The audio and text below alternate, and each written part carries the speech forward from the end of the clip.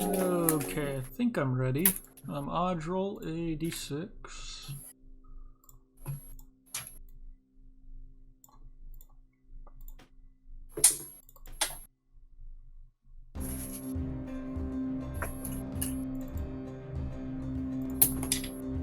Three. Okay.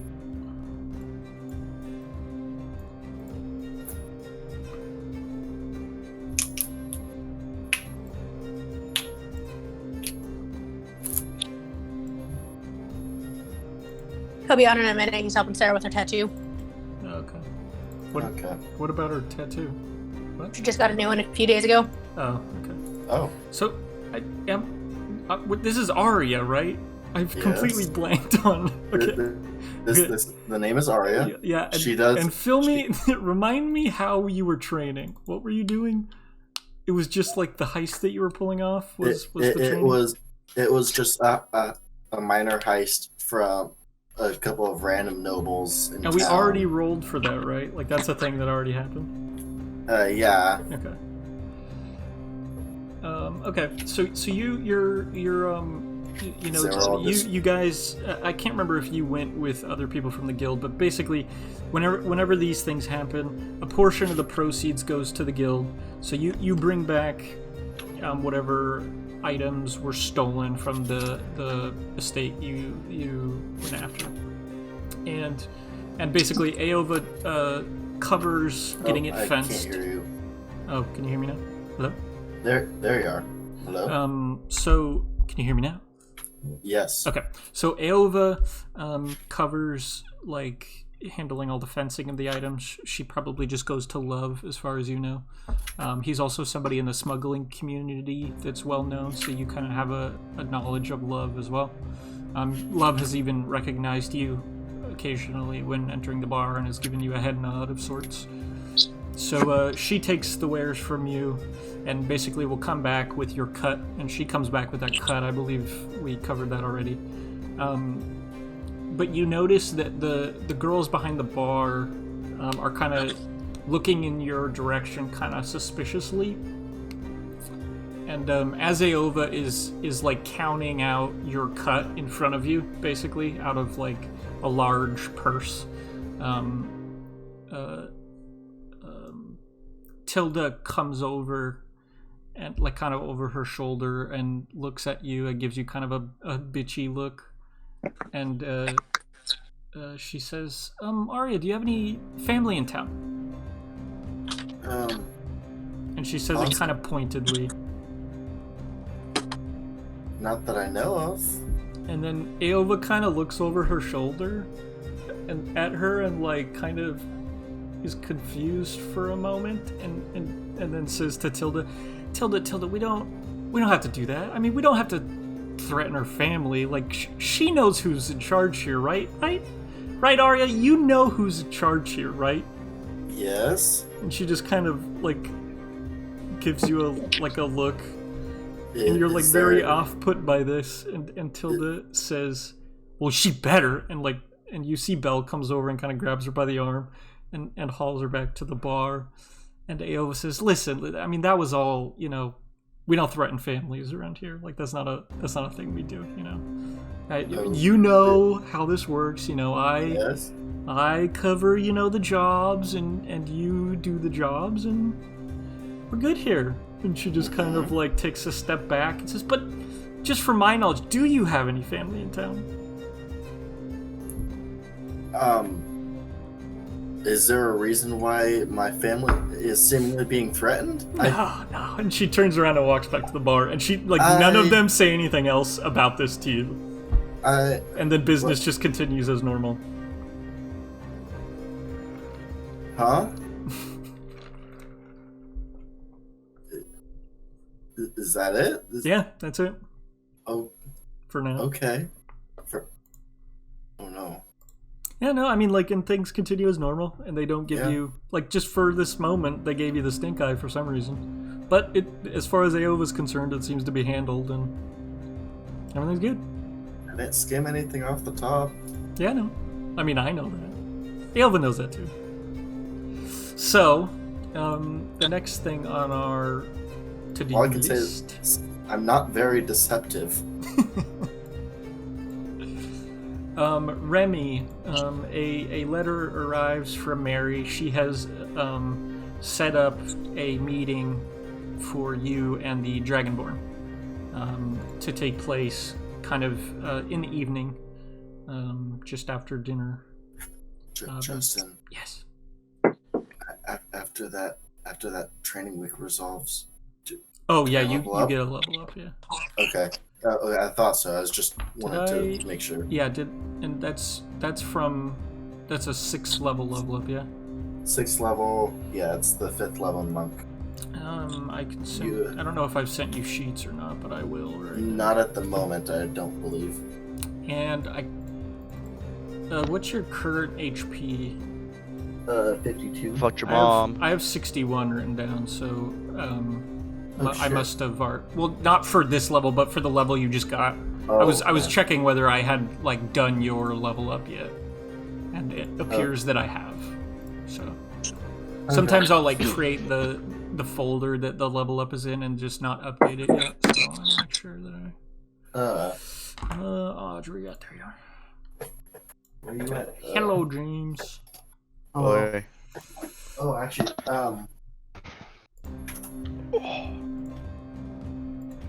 let's say. Actually, what? As I say, just a little bit of conversation from Tom before Remy runs off to do her thing. Go ahead. Before Remy fucks things up. So, Remy, Reb, Clint, I end up doing some shopping, and before you guys go out for your next round of the tournament, and for whatever meeting you might be going off to, and before you go blow yourself up downstairs, I got you guys a couple of gifts. I'm gonna blow myself. So I pull out just a paper sack, brown paper bag. I blow that as you pull out. Okay, so for Remy, I got you this. I got you this hat. I pull out of the bag. It's a cone-shaped hat. It's bright red, and it's about 1.5 feet tall. It's got some structure to it. There's also a couple slits on the ends and a little sewn beard that can be attached and detached. I fucking love it. Thanks, man. You're welcome. I love it. Yep. Feel free to wear it, especially to your official meetings.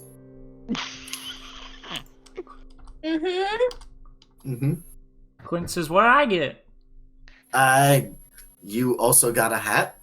This one, it's a dark brown top hat. It's got a little bit of engraving mixed into the leather, and there's a pair of like Coke bottle goggles strapped around the top of it as well. Super like steampunk fucking looking shit. And he puts it on backwards on accident. Yep. Reb, I got you this for while you're not fighting in the tournament. You might quite enjoy it. And I pull out probably one of the largest sun hats, the largest and floppiest sun hats you could have ever seen.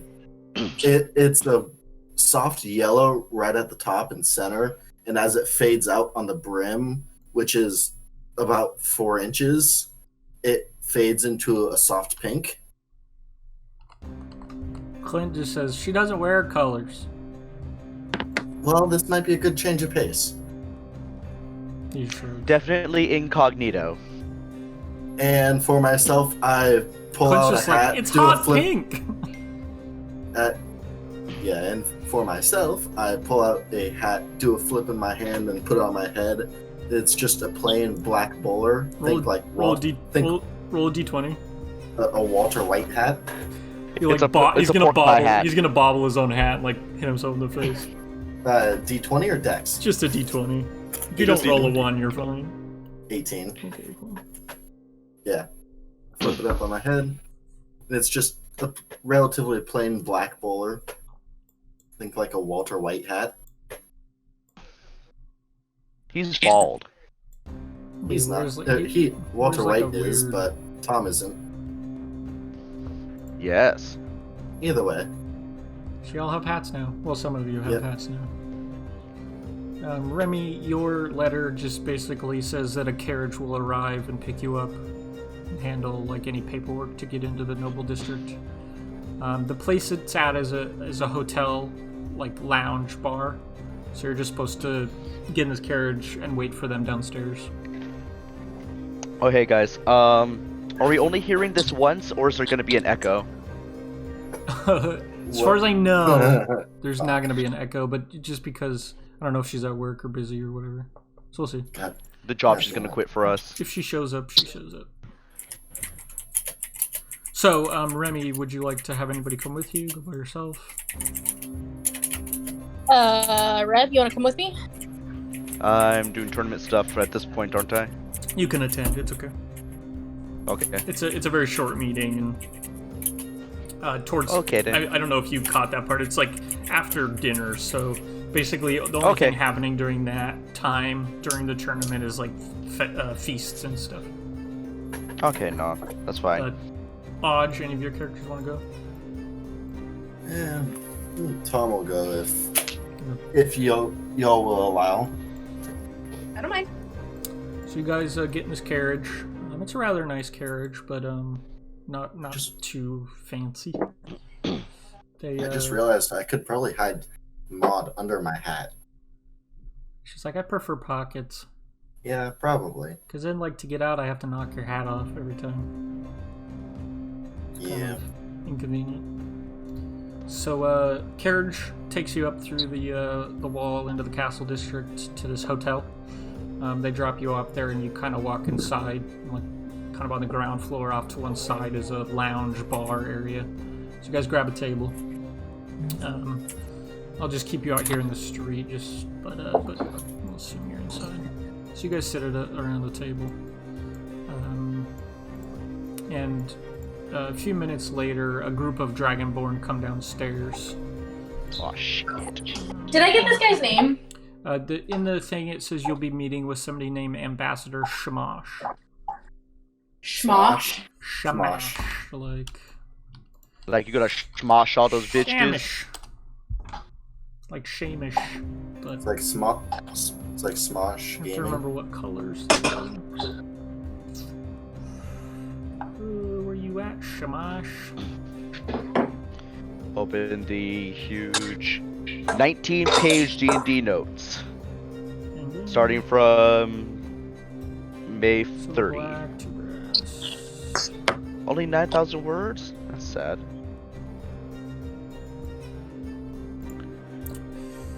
So you see one large black dragonborn that seems to be he's dressed like formally, but he seems to be probably a bodyguard of sorts. He kind of walks in and stakes out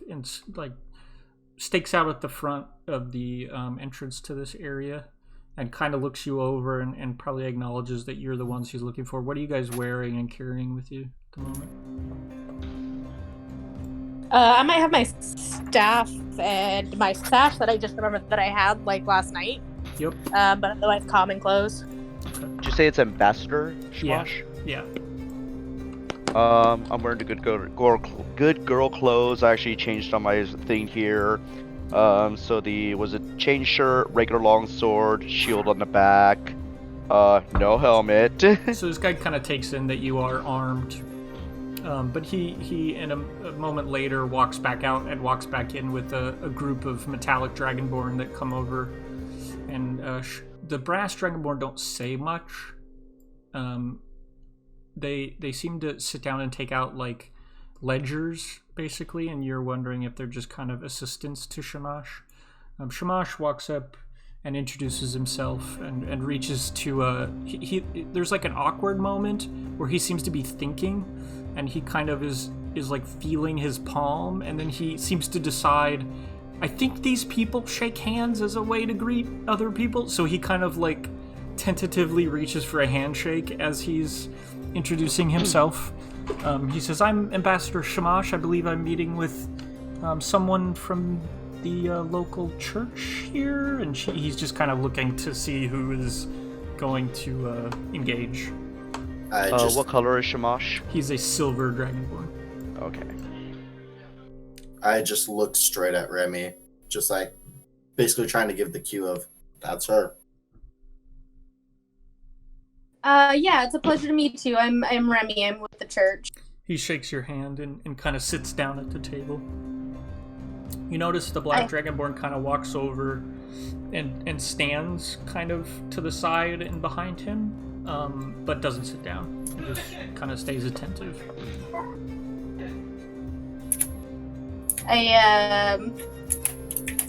Morgan is forgetting why we're meeting with these guys. We're looking for the rumor, right, to do with the end of the world or something? Yeah, The there's prophecy some from the sort elves. of major prophecy. There's a prophecy from the elves that was written in Dragonbone over in the far east. The elves haven't told anyone what it was, but except they were able to show some of the Dragonborn, and the Dragonborn are saying it's legit, and everyone's freaking the fuck out, but nobody knows what it says. Did I do any divination for this by chance? No, No. I did not. not Okay. until this point. No, I don't believe so. So Um, he sits down and says, well, what did you have on your mind, Remy? Does Remy sit down too? yeah, Remy would probably sit down across from him. So I'll kind of like push her chair in and then like mimic the Dragonborn's movements, just kind of like stand at the back, kind of at her shoulder. Yeah, and Shamash just kind of sits like kitty corner to you, Remy. And the brass dragonborn sit down in front of you, like across the table. Damn thing you're saying, y'all are cutting out real bad. Is it just me, James, Aj? No, I could hear you. No, you guys are good. It might be my Wi-Fi, I just disconnected. Hello, well. It's contagious. Yeah, I'll sit down next, basically on the side of the table opposite of the other guy that's kitty corner to her. Okay. Just so it's like one person on each side. You see Maud's eyes peeking out, but like over his chest pocket, just watching. So Morgan, he just asked you what was on your mind. Why did you want this meeting? Oh, so I will just kind of how do I want to do this? So I had heard that you, as well as yeah, how do I want to say that? Just like that. We're spending,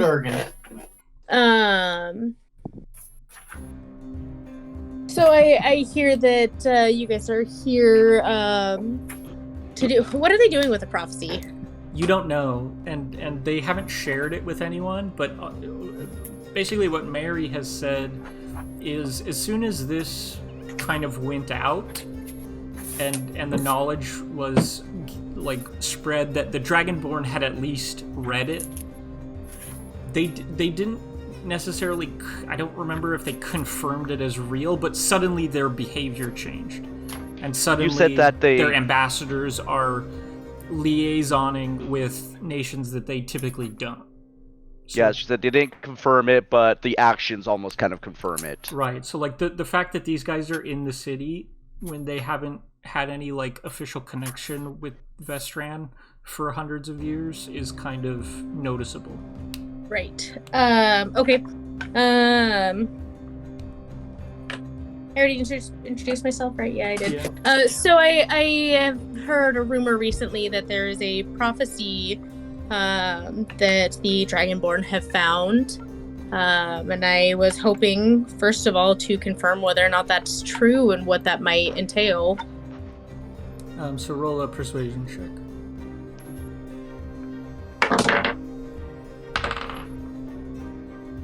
Where's my binder? You have like a +7 or something, don't you? Or +10. +6, bringing that to a 19. So Shamash kind of thinks to himself for a moment. There's a little pause. And he kind of looks over to the other brass dragonborn and says, well, so to be upfront about our business here.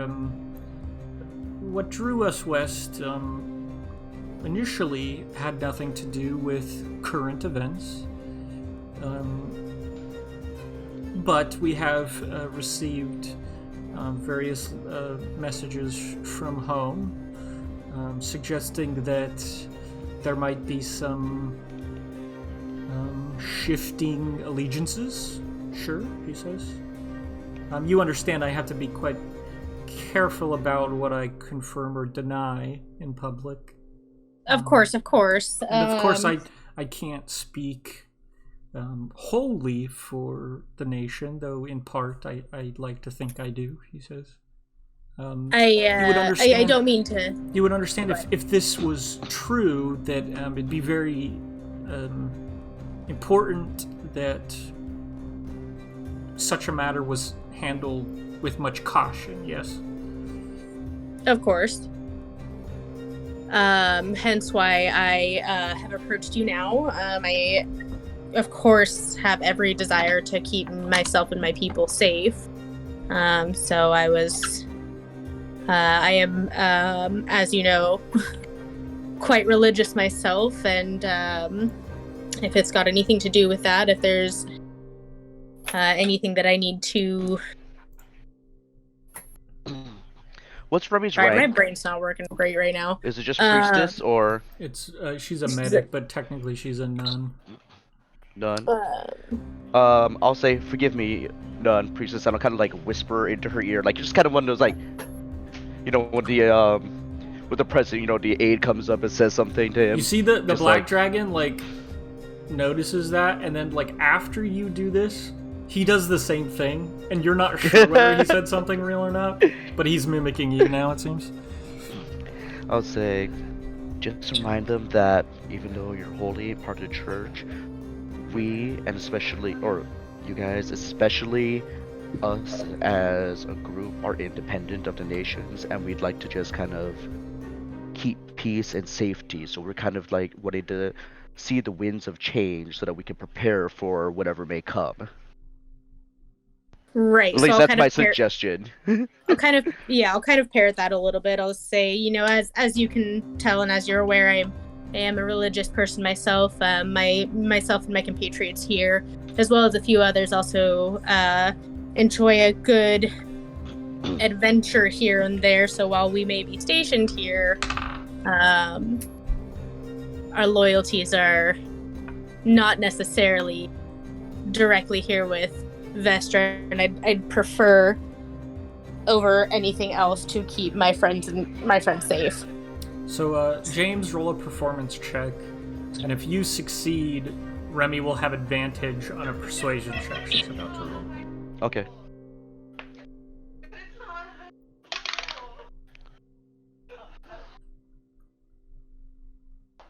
You said performance? Yeah. 16. Okay, so Remy, you have advantage on this persuasion check. Unless it's a deception check, in which case you could decide. Nice. That's 16 plus 6. Math is hard. He kind of 22. nods, and he says, well,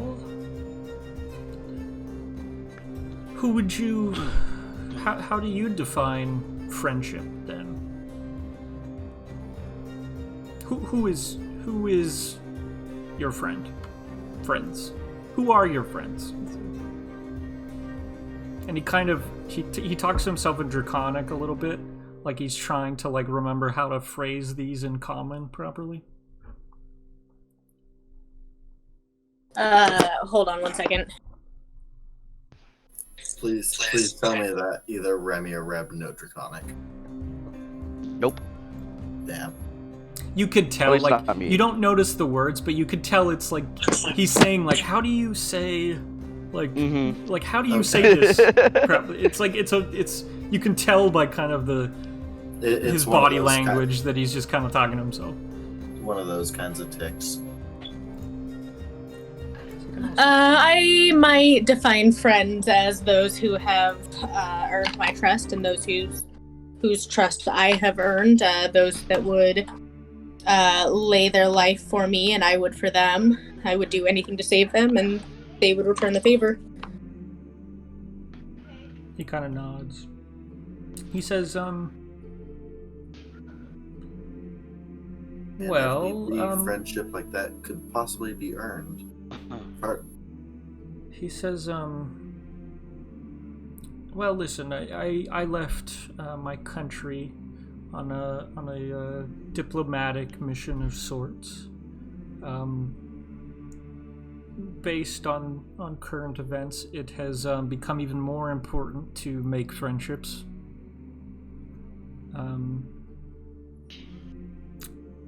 Let's say a friend had something stolen from them that could be quite dangerous if used wantonly.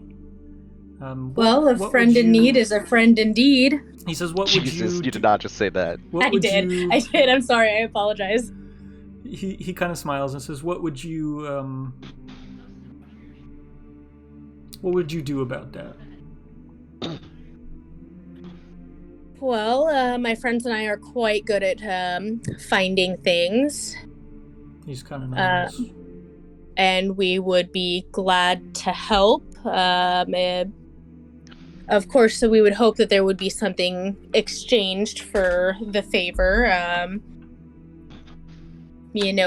Perhaps knowledge is, of course, always the most powerful thing out there. He says, so this would be some sort of reciprocal exchange? You expect reciprocity? I mean, that's often how a friendship begins. He says, who defines that then? Who defines what each goods or service is worth? I imagine the parties at hand are the ones that decide that. For instance, if you and I were to be making a deal and beginning a friendship, you might say, I would need you to go get this, and depending on how dangerous it might be for me and my friends to go get it for you, we might ask for reciprocation equal to such. That we view fit, and of course there would be some debate in there. He says, what if we disagree? If we disagree, then we compromise. We come to an understanding, or it doesn't happen. He just kind of nods. When would that negotiation take place?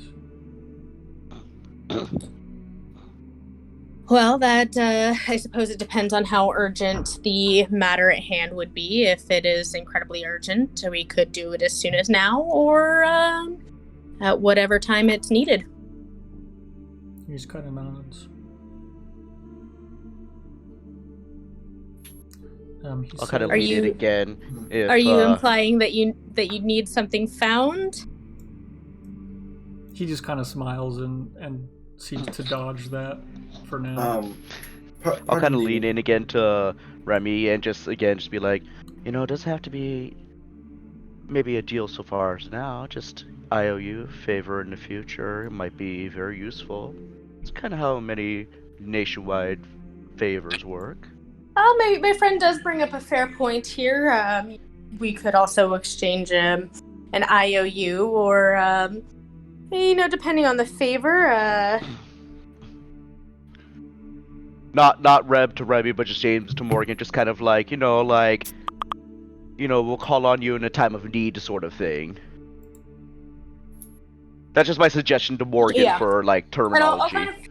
I'll kind of parrot that, but I'll phrase it in a way that's like, maybe we go find this for you, and you cover our asses if we need something, like with the nobility or something like that. Like. So Shamash, while you're saying that, he's just looking at the brass dragonborn across from you, and they almost like flinch when you start talking like that. And Shamash kind of smiles. And he says, you must understand, us metallics, we dislike the formality of a contract, but we see its utility. We like its structure. We like things to be defined and to stay defined. And he points at the brass dragonborn and he says, for many of our banking guild members, such an IOU is something we avoid. Completely understandable. And he continues and says, so far, during our time, both in Aldnar and locally here, we have come up empty on our goals. During that time, we have taken a more undefined approach, just suggesting that people keep their eye out in case that they see something useful, and it hasn't panned out for us. So in a moment like this where results are needing to start to be more concrete and more real, we find an undefined arrangement without a deadline or without a, how should we say, a guarantee, makes our accountants a little... You just kind of go like that. That's it. Making a question. We would need he just kind of goes like this to you, Tombe. Remy can continue, but he just kind of like gives you the floor. If of course, if there is need for specificity, we would need to know what we're searching for and details about it so that we could find it. But of course, he kind of nods. And he says, "Of course, you understand that I can't go on the record as far as what our liaison is pertaining to until such a time we decide that that's a step we need to take." Would this be pertaining to? And I'm lowering my voice a little bit for this. A series of draconic artifacts that had been lost at sea from the banking guild, I believe a series of months back. I had traveled around and ended up meeting a couple of Dragonborn similar to yourself over in Aldnar, and they spoke of hunting for something similar. He kind of looks at you. And then They did not say what the artifacts themselves were, but similar to what you're saying, to keep an eye out. He says, "Are you sure you didn't just meet us? Because as far as I know, we're the only ones."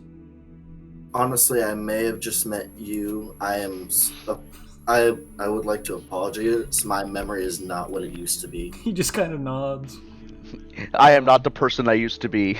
I am not the body that I used to live in. That was just some body that I used to know. He says, apparently we don't keep as tight a secret as I thought, but... And he just kind of points. Sadly, I haven't heard anything at the moment, but if need be, we could attempt to start looking a little bit more actively.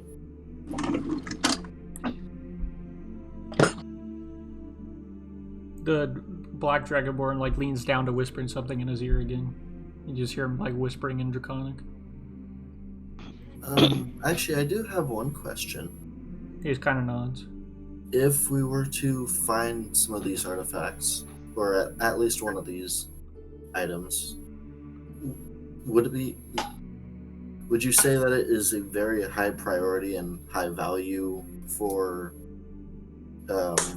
you and your nation? He just nods yes. Since we're looking at trying to find some sort of compensation or find some way to possibly strike a deal, even without a formal contract, I do not know what capabilities you or your connections may have. Would you have the ability to obtain anywhere between 1 and 3 silver dragon scales given willingly? He kind of cocks his head and says, "Now, what would you need of those?" Need to know basis, my friend. Let's say I'm sure you're aware of the situation at hand. He just kind Smart of ass, and I love it. He says, that would be, of course, something that I'd have to pass up the train, but not impossible. Okay. Now, being aware that you don't want to tell us what these artifacts are, perhaps you can also spare a man that does know what you're looking for. You know, we need to bring the wrong thing back, of course. Shamash says, in a number of weeks, a small group of, let's call them diplomats, have been scheduled to arrive to the east in Aldnar. We could, of course, arrange for them to meet you. I just would hate to bring the wrong thing back, you know? You're sending us on. He nods and says, we do, of course, have a list of approved characteristics that we can share with you. That more or less will narrow that down. Of course, that would be more helpful than not. He says, what kind of... Granted, assuming that these objects are within your reach here in these lands, what kind of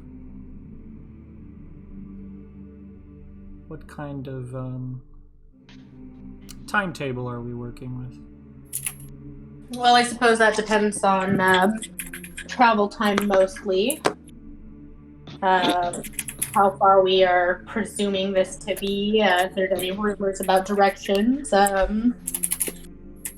many items, how possibly scattered they are. There's a lot of variation there in time frames. He says, I guess the most important thing for me is that this search is one in which we have no leads. So you would need to be connected or have some other means of discovering such a lead. And that would be something that you would have to feel quite confident in being able to acquire for us to move forward. Well, there hasn't been very many things yet that we haven't been able to find. We do, in fact, have a few different connections that we can call on that are... We do have quite a few connections at this point. That are quite trustworthy.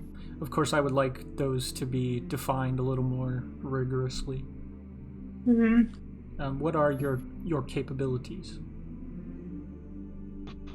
At least this one, nudging over towards Remy, has some... How to put it correctly, some arcane abilities that may be able to help divine where, at least to begin, the first step on the path, so to speak. He kind of looks at you, Remy, and says, how accurate is your ability to... Morgan, I'm thinking of the spell divination, and I hope it works that way, because I think that's how it works, but I don't know. It's okay, they don't know. How accurate is it? If you were to use said ability to get on the right track, as it were, I would of course need some proof that that's something you can actually accomplish. Would you be willing to test your skill? Of course. So he takes out a dice. I have full faith in my abilities. He takes out a dice, a d20, no less, and he rolls it and covers it before anybody can see what it rolls. And he says, "What is the die number?" No fucking way. All right. What? You'll see, maybe. Did you roll I saw the orange die roll. It's a fucking nat 20. Like, the thing is, I didn't even stop it from rolling. Or I didn't even let it roll completely. I put my hand on it, and it's a natural 20. Yeah. But Remy, how would you like to decide what this die roll is? Insight. Just be like, that's not how this works. How did you get so many sides onto a die? Normally they only have 6. I'm a dragon, bitch.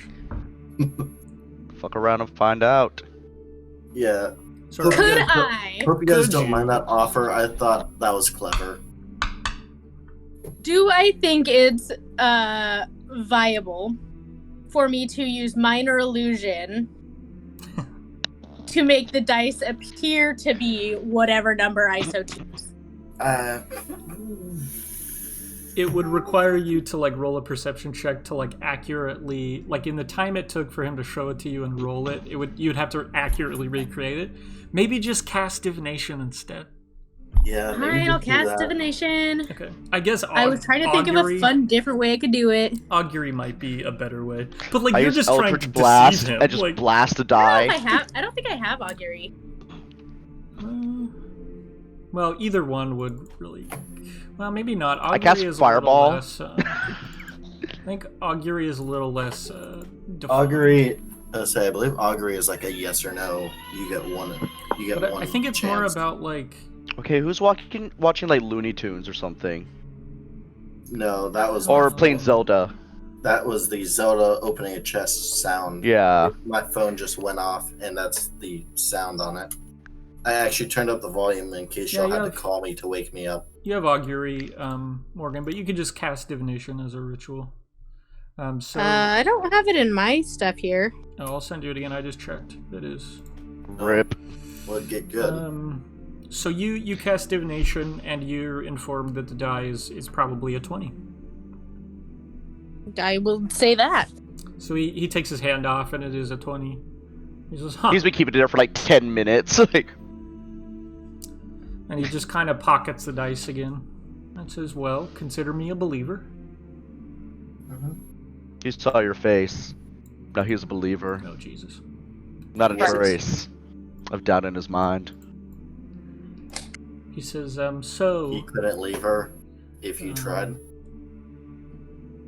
are we? Or are you resolved to undertake this search?" I'll look at my friends. Kind of. What do you think? Well, priestess, also there's the, while we are capable, the, not option, the problem, basically, the need for means to travel and search. That is something we've run into trouble with before, timing, schedules, boats, etc. He just nods. Means, rations, places to stay, you know, people to know. What are the things when you look up, when you know somebody in a town, what's that called? Connections. Connections. That is a fair point. We do have another meeting to attend to.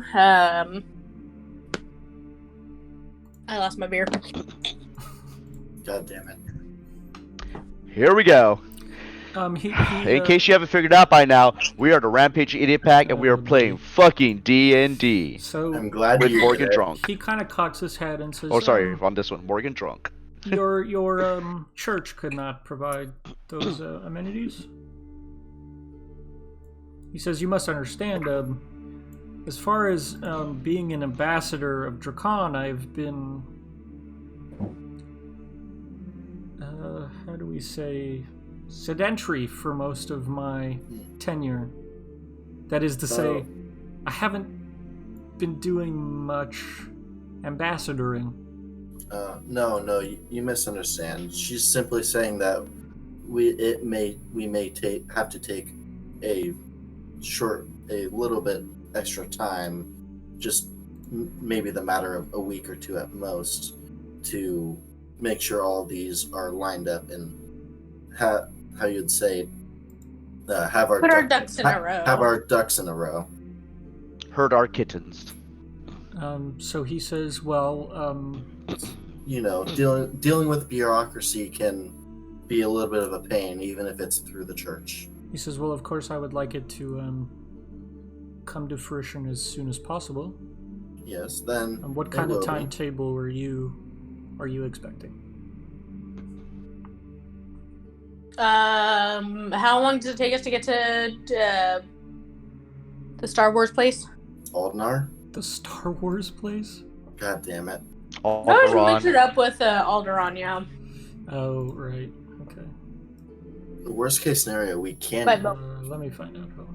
And Morgan, unless you lost it, worst case scenario, we can cube there. Well, we need to be on the boat to meet up with the whatchamaffucker. Well, if we And then I can can get cube us back. silver scales from these guys, we don't need to Okay, worry but about the boat. the cubic gate, you could get there instantly. So do I still need to calculate all this? Aren't they getting on the boat here in Vestra and going to They're going to Alderaan? No, but he's saying for us investigating it ourselves. And I'm pretty sure the reason we were needing to get on the boat was to talk to the silver dragon to get a silver scale. But if we can Yeah, do that's what I this, mean. we can get a They said- silver scale instead by just hunting down the They said they would artifacts. pass it up the chain. Like, maybe we should, like, get I as would like many chances Try as we that can. to the silver dragon. We can try. So you think, as far as like traveling to Aldnar, you think you could get there in like 18 days or less? That's That doesn't sound right. By boat?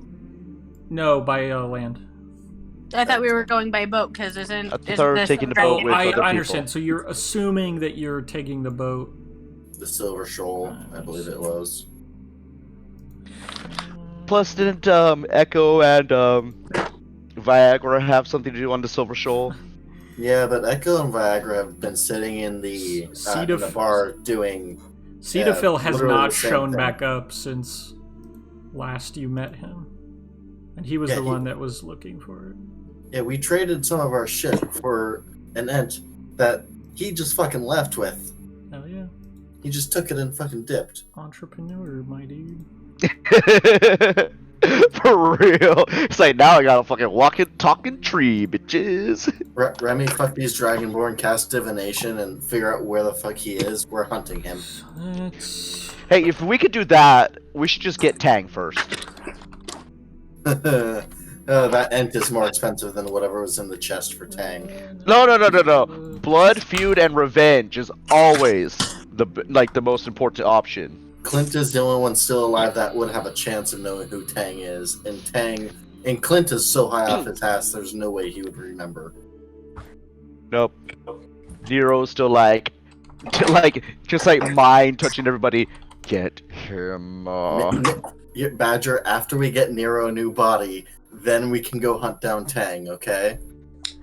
Son of a bitch. We'll make him a clockwork too. That's what I'm saying. That's why I said hopefully up to 3 scales. Because we need 1 each. So that'd be 1 for Nero, 1 for Kay, and 1 for Farrell. Not in that order. That order exactly. No. What about Vair? Jeez. Vair wasn't in there, I thought.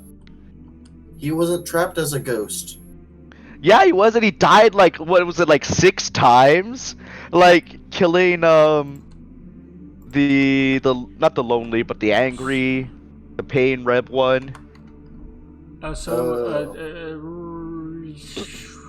to like roughly 10 days. 10 days to get to Aldnar by boat. 10 days to do that. And then if we give ourselves, 2 weeks after that? Just to be safe? 2-3 weeks? I might tell them a maximum of 3 weeks, Okay. less than a month. Roll a But we'll be persuasion looking check. for info on that way, in that time, on the way. Persuasion check for me. That would be a good point. Use that. We would be able to search for clues in that time frame. That is an 18, right? Yeah. 12 plus 8. 12 plus 6. 12 plus So he 12 kind plus of my persuasion. he nods and looks at the other brass dragonborn. They also nod, and he says, "Okay." He puts his hand out to shake yours, Remy. Says, "I feel comfortable moving forward." I was trying to shake his hand too. He says, Or I guess his finger. okay, so he shakes her hand. And then he He says, fingers you. Oh, Jesus. He says, Rule 34, bitches. Quite a few months back, some artifacts of great importance were being transported from the Dracan mainland to a fortress off the coast, western coast. And the ship never arrived. We have so far been unable to locate the shipwreck, but we believe that the ship was beset by pirates, by someone, and these objects were taken. We have really no leads on who took them, but we're fairly confident that they're not sitting at the bottom of the ocean, that they were removed from the ship and that ship was destroyed and sunk somewhere. He goes on to say they were being carried in 2 iron chests, and he kind of gestures that like about a kind of a medium length chest of about 2 feet. And he says in each of these chests were 4 identical artifacts in shape of draconic origin. He says if they have been removed from the chest since, they may have gotten bigger. They tend to expand to fit whatever container they're placed in. As far as we have been able to gather, they haven't been used by anyone or mentioned to any extent that we've been able to find. Is anybody taking notes on what this guy's telling us? Nope. Yes. Well, yeah, but no. Hey, I actually remember this shit. About the expanding of the size, and it was lost at sea by most likely pirates. And if you take it out of it and just leave it be, it theoretically could expand to the size of the world or some crazy shit. Because magic. It's really bad if it gets too out of hand. Because there's no container. Anyways, feel free. Please continue. And so he ends there. That's all you've been given. Justin, just so I have this right, in each chest there was 4 items, or there was 4 items total? There's 8 total, 4 in 8 each total. chest. That's what I thought. Just making sure. Is it 7? I think it's 4. Or I think it's 8, rather. But it might be 7. I feel like it's 7. Let me check. Hold on. That's not the right thing. Well, I mean, we gave one of them to, what the fuck was her name? Morrowind, right? What the fuck? Oh. No. I don't even. Well, I know what you mean. No. but no. I don't even remember what you mean. I don't either. Good. I think I Good. was trying to. Oh, No, do you you weren't. mean the rock? No, he was laying to smack down somewhere else. Huh. I think I was drunk that night. Because that was No. back in. That was back in. That was It's 8. no, that was in the Love Shack. 8 Oh. objects. Morrowind wasn't alive when we lived there. Or when I lived there. I'm Yeah. pretty sure that's where she died, I thought. isn't it? She died at Morgan's place that was Yeah, like yeah. fucked up. Yeah, Yeah. Yeah, actually, I think Morkel Wind did die at the Love Shack, where if you flush the toilet, the lights The flicker. lights get fucked. Right, yeah. That's I thought what she I died meant by before playing at Badger's place. No, I'm Nope. pretty sure it was there. No, I'm pretty sure that was there. Kay and Vayer both died at the Badger Burrow. Reese died at the Badger Burrow. I don't seem to remember when Reese died. It was like the beginning of this wave, and I just like you never remember where it starts. Tear. So, Remy, anything else? What did it look like? All that. Which direction was it? Which direction was what? He said that they were lost. Which direction? West of Dracan. They were going to the eastern coast of the continent we're on from the west. No, they actually said they were traveling to like a sea fortress of theirs. Oh, it's a sea Yeah, fortress. where is this sea fortress, and can we visit it?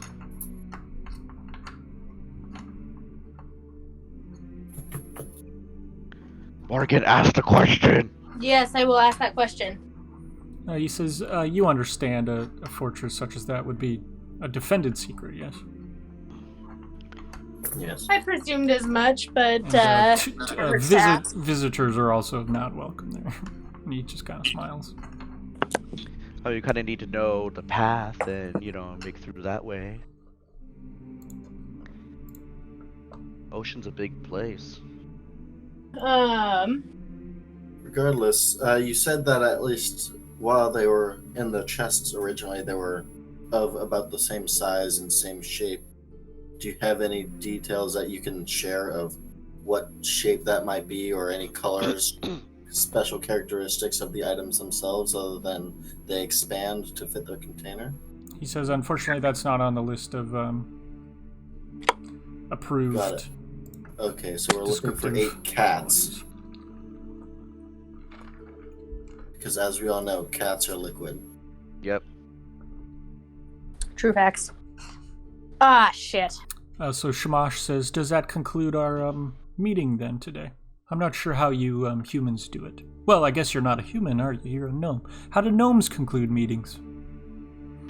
And then run away. Often dwarves drink a toast. We haven't ordered drinks. I don't know if that's rude. Shall I order you drinks? Would you like a drink? You're a priest, yes? Do you drink? I do, in fact, although not as often as I He kind maybe of should. waves over a bartender and kind of awkwardly goes through ordering drinks. At the comment of, you're a priest, do you drink?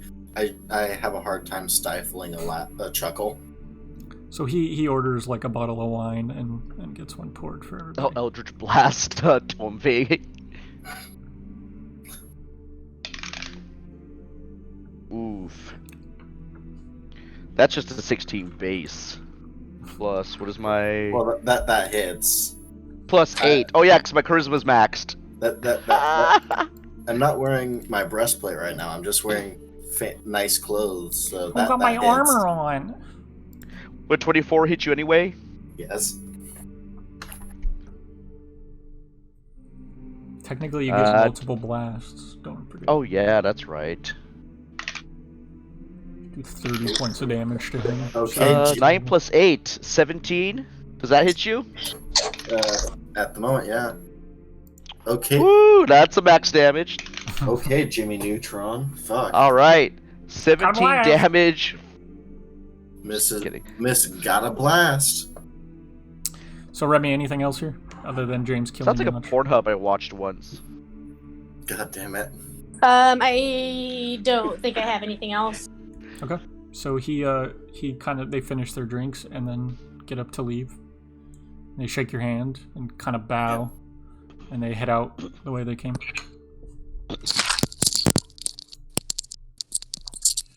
It's not until you guys are headed back to the Westwood that you remember that Remy didn't ask anything about the prophecy. Yeah. Wait, I did ask about prophecy. Yeah, And they said, no, and we're not going to tell you. They gave you a runaround. But we didn't ask any closer about it. So, you back to the Westwood. What's the plan now? So, hope you guys don't mind that I brought that up as an option of payment for finding the artifacts. I figured it'd be easier to find a couple of whatever they are than convince a dragon to let us peel off and take a scale. Or 3. I mean, they could have some that have just fallen off. That's not willingly, I think. Do they just fall off? I don't They know. Do dragons molt? I imagine they can lose scales, and perhaps he has extras. I don't know. I mean, yeah, they could probably lose scales, but I don't know if they would just fall off. Wouldn't scales be like fingernails where they kind of just grow and grow? I don't know. I don't know what scales are made out of. Neither do I. They're made out of scales, last I heard. He's not wrong. So, unless anybody objects, I think the next thing on the list is Reb's tournament goings on. Yeah, 2 words. Tournament talk! So, Elise is the squire, right? Yeah. Is there anybody else going with? Remy, do you want to continue doing not research, but religious stuff? Yeah, I'll do some of the religious shit. Okay. So you guys head out for the tournament. Who's Morgan, where are you going? I gotta go to the store. Maybe. I thought you were Get just your at the booze store. or what? Morgan, don't D&D and drive. Also, haven't you been drinking?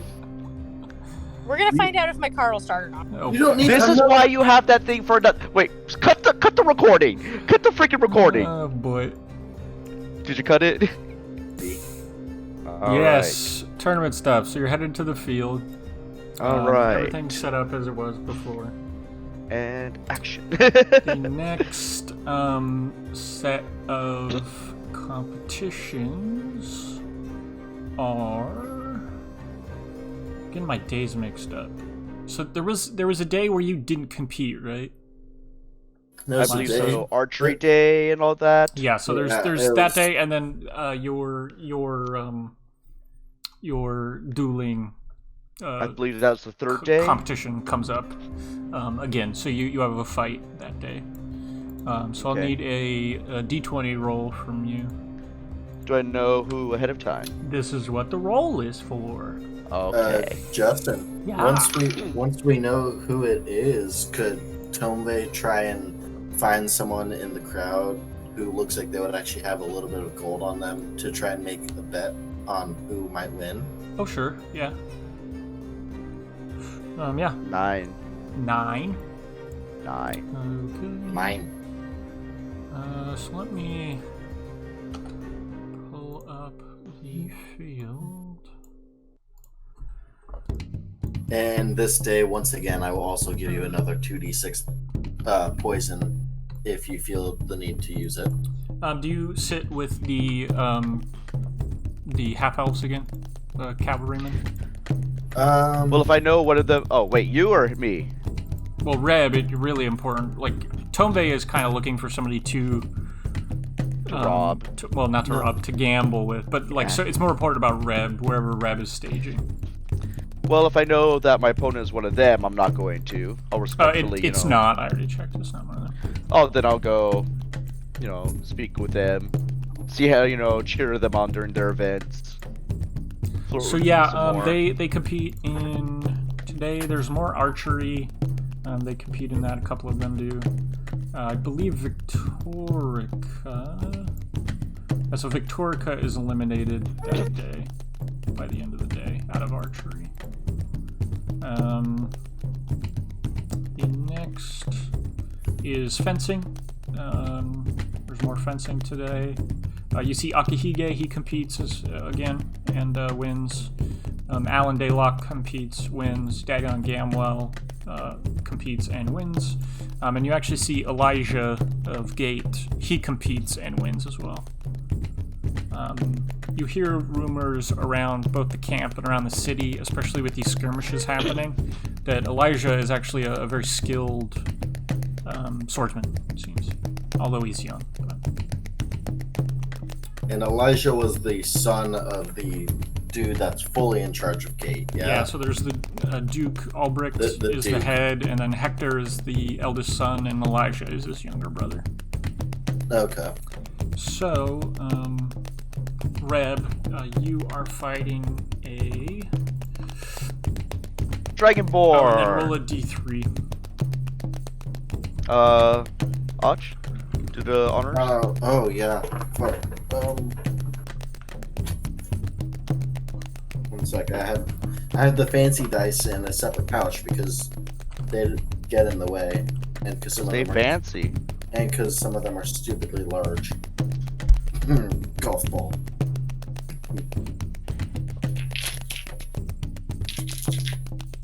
Aha. Is that a D3? Yes. Yes. 2. Okay, so the competitor you go up against is a local knight. Where's his name here?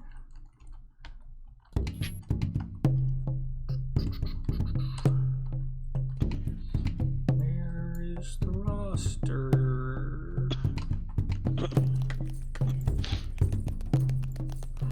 Did Adeline make it through archery as well?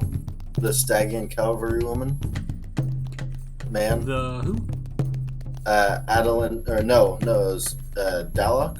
Oh, Adeline Alan Daylock. Yeah, he Daylock. he did. Yeah, Okay. I believe Dagon is in that category as well. Yeah, there's Dagon, Adeline Daylock, and then It's Sir Owen is the knight you are fighting today.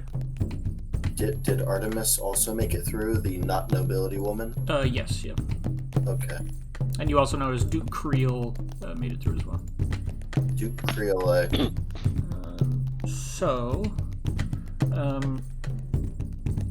Tombe, roll an investigation check to try to find somebody to bet. And what are you kind of trying to bet with the lords, or? I'm hoping either like lower noble or upper knight, if possible. Sure. Ooh, you said investigation? Yeah. That's 22? No, 25. Is that right? I don't know. You tell me. 24. 24, I can math. So you find a small table of people that seem to be taking bets. They are staged as if they're going to be competing today, so they might not be completely kind of armored up and stuff, but they definitely look to be as if they're competing today, and they're actively throwing out coins and things. And as you approach and ask to kind of get in on this, they say, and you kind of are intending to bet on Reb, who is getting ready right now and is being announced and stuff, and so people are looking. Well, is he though? Is yes. Who? I am, Are you intending to bet on Reb? Oh yeah, that's I what am, That's what Odd said. I am intending to bet on Reb. Oh, I see Okay. what you mean. I see what you mean. I was like, I don't think Odge actually explicitly said that, so So- I never wanted to assume. So Betting they against Reb. so- Gotta so- hedge my bets, you know? right. They say so. Why suddenly are you interested in betting on these two? What information do you have that we don't? I've simply seen at least. I've seen at least one of them with doing a few of the training routines, at least. Not a whole lot, but I'm willing to wager some coin. I have the hopes of being able to, how would you say, get lucky in terms of striking a good hit. Roll a deception check. Up all night to get lucky. It's like bomb. Natural 20. But They all kind of nod at each other, and the one that seems to be taking the lead of the table says, "Of course, we have a 10 gold buy-in." Okay. 10 gold buy-in minimum, yeah. Is what's knows? been And you see there's upwards of, probably the largest, kind of pile of coins you would assume is around 200 gold. So maybe that, somebody is willing to bet between, probably less than 500 would be a good. okay. And one of them does kind of take the stance that Sir Owen is going to win. Because I know Owen, he's a master with an axe. He will beat this. And he just kind of points in Reb's direction. We don't even know who this person is. There's no service record. They've never fought in a tournament before. They have no. And a couple of the other guys are like, well, that's exactly why we would bet for them because they have no record. They could be, excellent. Their only record is they've had one fight and they took out whatever that guy's name was in like 3 blows or something. And so they're kind of arguing with each other. You think that guy that is like kind of going down the Sir Owen path would be a good person to bet against. Well, it seems like you have confidence. I'm okay going with the underdog, and the business that I've been I've been running has been going well, so I'll put down, you want to say wager 200 against Sir Owen? He says, what do you got against Sir Owen then? Oh, no, it's not against Sir Owen, I should say. It's for the It was against me then. You don't like my opinion. Okay, apologies. They all kind of laugh. He says, I'll take it, and puts his arm, puts his hand out and shake. I put the hand out, and his squire starts counting coins in front of you. Not like in front of you, but they give you like a seat, and like basically he comes and sits next to you, and his squire starts counting coins out. Mm-hmm. So 200 on Reb is what you're betting at. Yes. Okay. That's like the fucking like curse of death right there, man. So that's Morgan. She got locked out. No, that was me for you. So Reb, you see a knight ride up.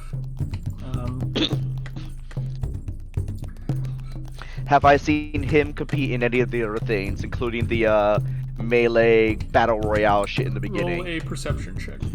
Or the first round of duels, because we were here for all of that. A D21 on the floor.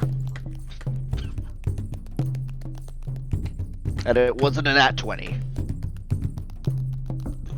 I like the fact that everyone in here is pretty much using like a sword, a spear, an axe, and then there's Red with the fucking scythe. What the fuck? 12. So you recognize him. You've seen him around the various tents. He is a kind of a higher level noble.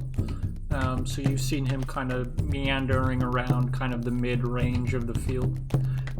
You've seen him fight. He fights with a sword and board. Thought somebody said axe. As he rides up, he does have a halberd in tow. And this is a shift that earlier in the duel he fought with a sword and board, and when he rides up today, he has a halberd in hand. He does have a sword on his waist, but no shield. Halberd also has reach. He waves as you kind of acknowledge him, and says, "Do you have a preferred ground for today's contest?" Do I recall what he's fought on before? Let's roll, not with a 12. Let's roll for weather though. Roll a d20. 13. Another one.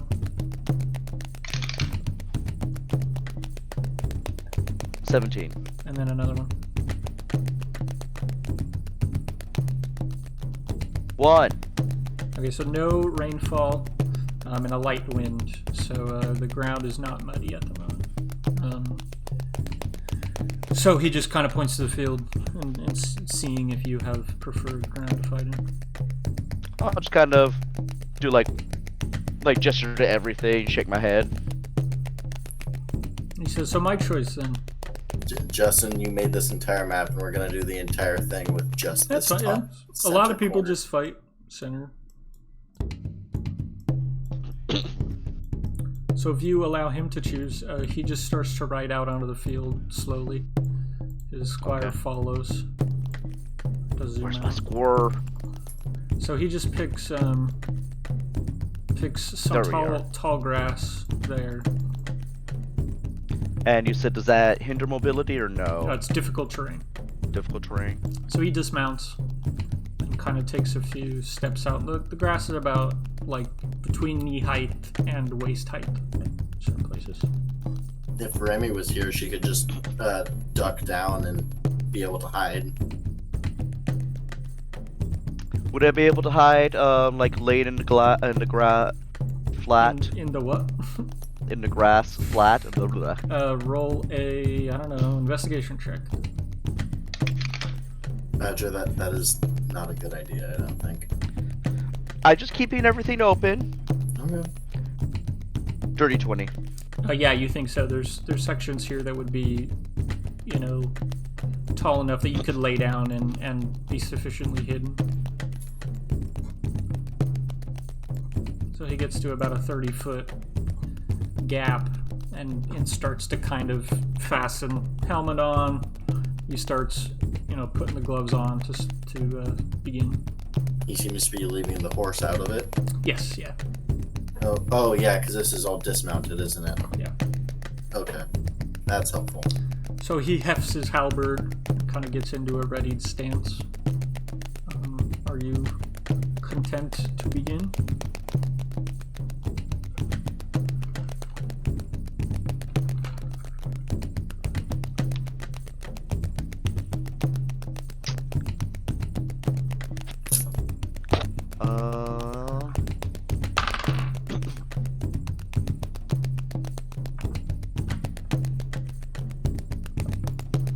Trying to recall a few specifics on rules here. I think I got it.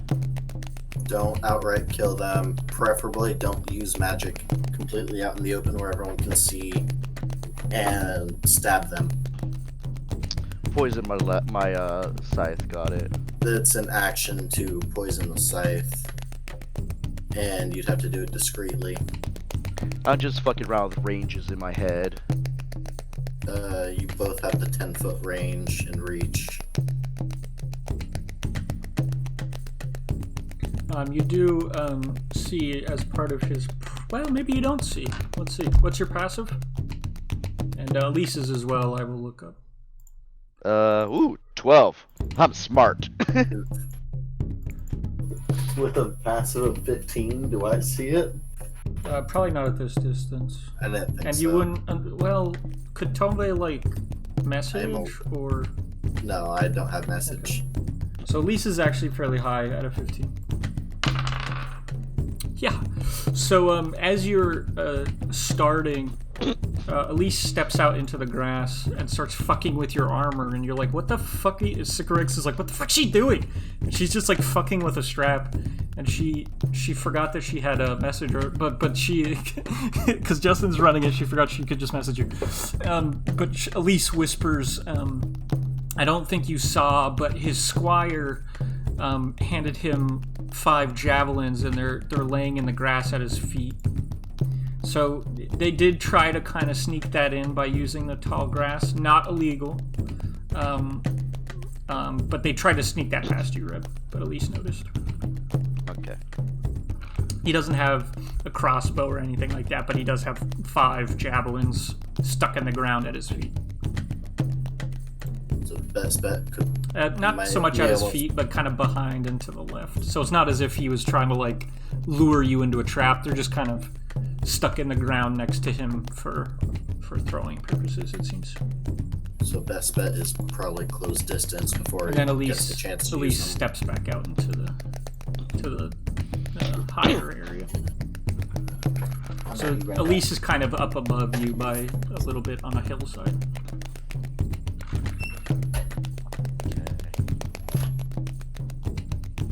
So if you're ready, we can roll initiative.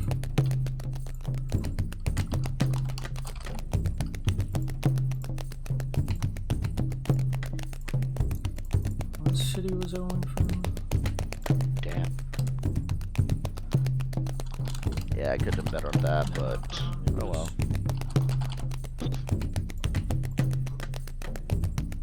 Initiative? Yeah, okay.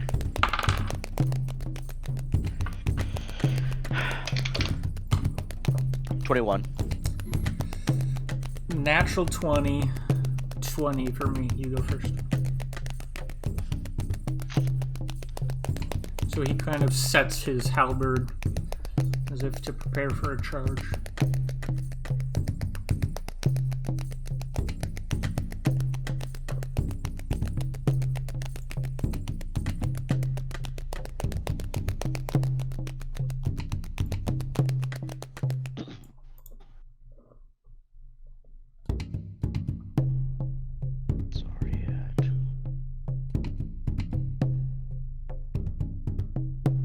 damn. You looking for us? Can't find us? No, I got it. Oh, okay. Strategies again. Gotcha. I have my deception cape on, so things are already a disadvantage for that. Alright.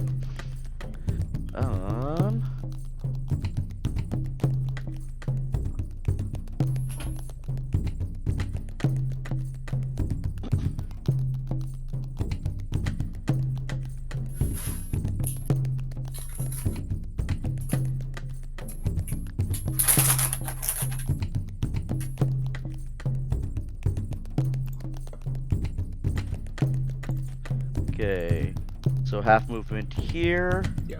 2. Does that count as just 1, or does that count as half movement? I'll count that as one. Okay. 3, 4, 5, 6, and I'll hold an action. Okay. So he will, on his turn, scoop up a javelin and throw it. Okay. Disadvantage because of the cloak. So that is still only a 14 to hit. His Okay, dex is nope. not good. So it falls short, lands in the hillside below you. That's his turn. I'm gonna use my held action to dash. Say, use your held action to pick it up and throw it back. That would be 2 actions, wouldn't it? No, Or it'd be, no? be Well, you pick wouldn't it be up. able to dash. You would just No, it'd be pick it up. Well, I mean, with if I the picked it attack up from action. like, where did it fall short? Like 1 square, or? Yeah, I see what you're getting at. Like you're trying to dash and attack at the same time. I'd let you do that. Oh, would I be able to just like scoop it up and throw it back at Yeah. him as my held action? Yeah, if you just didn't want to move. Yeah, you could with the attack action draw it, off the ground and throw it. And then you'd have your turn. I don't know if it was more economical to do that or not, but Either that or you can move. What kind of armor is he wearing? plate mail. So he's covered head to toe. Are javelins exclusively dex, or can you use strength instead of dex? I think they're only strength because they're a thrown weapon. So Would that be only? they're a simple melee weapon which uses strength, and Okay. a thrown weapon that is strength based is still strength. Simple range or just ranged weapons use dex, but because it's a strength based melee weapon that you throw, you still use strength. Could you use a javelin as a melee weapon? Just like Yeah. poke someone with it?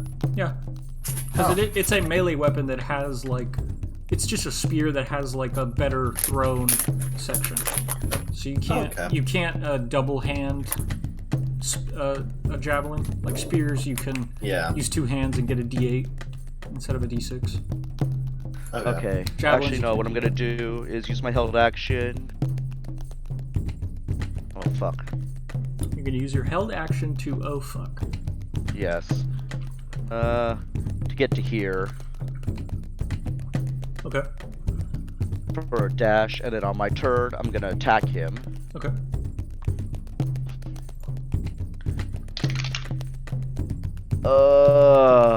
18 plus 9, 27. Yes. In fact, hits. That'll be shit. 9 damage. Okay. 21 to hit. Hits. Motherfucker. 8 damage. Okay. And booty hit 17. Does not hit. So you get 2 kind of solid blows in, where he kind of uses the grass to get low, and you strike hard enough that you break his guard both times. But the last time, he finally gets the halberd up and blocks it, and kind of hooks the blade of your scythe. Anything So else? then, use the last 2 of my movement. Well, did he have the halberd up, or was it with the javelin? He like attacked with a javelin, but because it's only a one-handed weapon, he still has the halberd in his hand. Okay. He scooped it up with his left arm and threw that. Well, crap then. Okay. So then that's gonna be bad for me, because if I move out, he gets attack of opportunity, right? Yes, you believe so.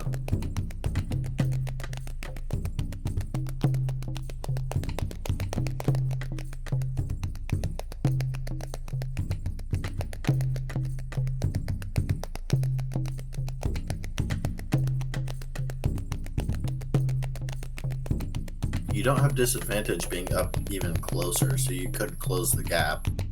I know. Try and get within the length of his pole. See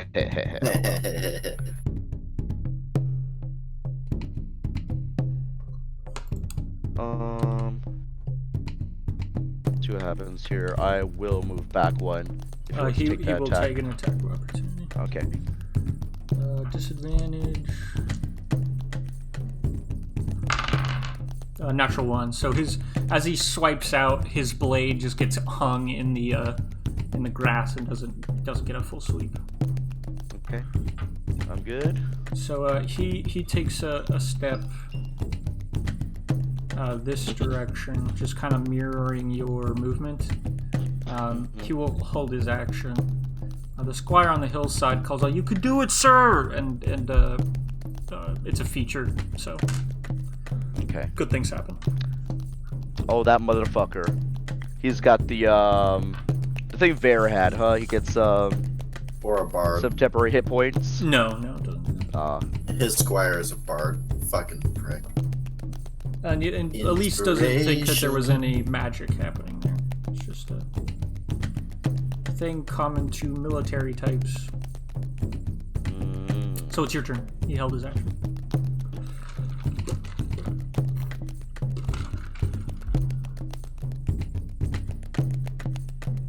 Interestingly, I think the squire probably says something like, we talked about this. We know what to do. Stick with the plan." And he seems to set for a charge. I'm gonna pick up the spear, javelin, whatever, and huck it at him. Okay. And that's a strength, but no proficiency. That's a 12. So he just bats that out of the air and it lands in the grass to his left. Fuck you, that's why I don't use those.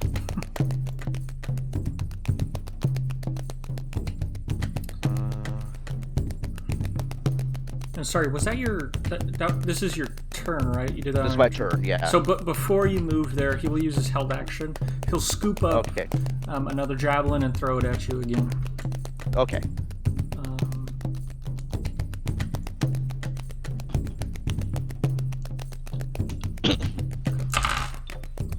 Jesus, natural one again. So that spear hits one of your trailing images, and he's confused, like he's not sure what he's seeing. Like there's a moment where he's probably wondering, did I like drink too much last night? I'm seeing double. and like that spear throw felt good. Like you could definitely tell he thought he had hit home on that one. So he just kind of is confused and prepares for the charge again. So now it's his turn. Or no, you were moving. I'm sorry. Continue. Okay, I did that one. I can't pick up and throw another one, right? No, because my second attack. Yeah, I believe it has to be a packed weapon for you for extra attack. No shit. That's right. That, and then I'll take another step back, kind of biting around there, and end of my turn. So he will again not move, or actually he'll move. I forget exactly what square he is in, but he moves back to where he can reach the other 3 javelins, and will hold an action. So let's say that we're here. So there's 3 javelins in the grass here. There's Taunt him. one like over here, and there was where was the other one?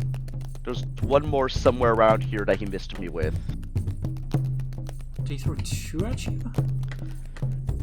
He did, but I threw one back, which I'm guessing might be that one. Let's just say it's over here. Right? And then he just missed me with one somewhere here. Okay. Let's say there's one there. Okay. That's the one My he just turn. missed you with. My turn.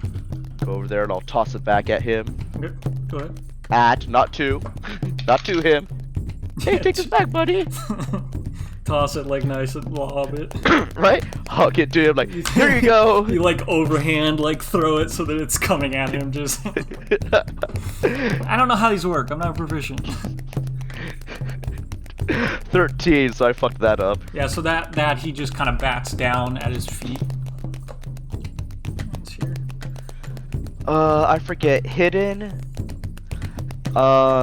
It's not just a disadvantage. He has to do like a perception check to even see where I am.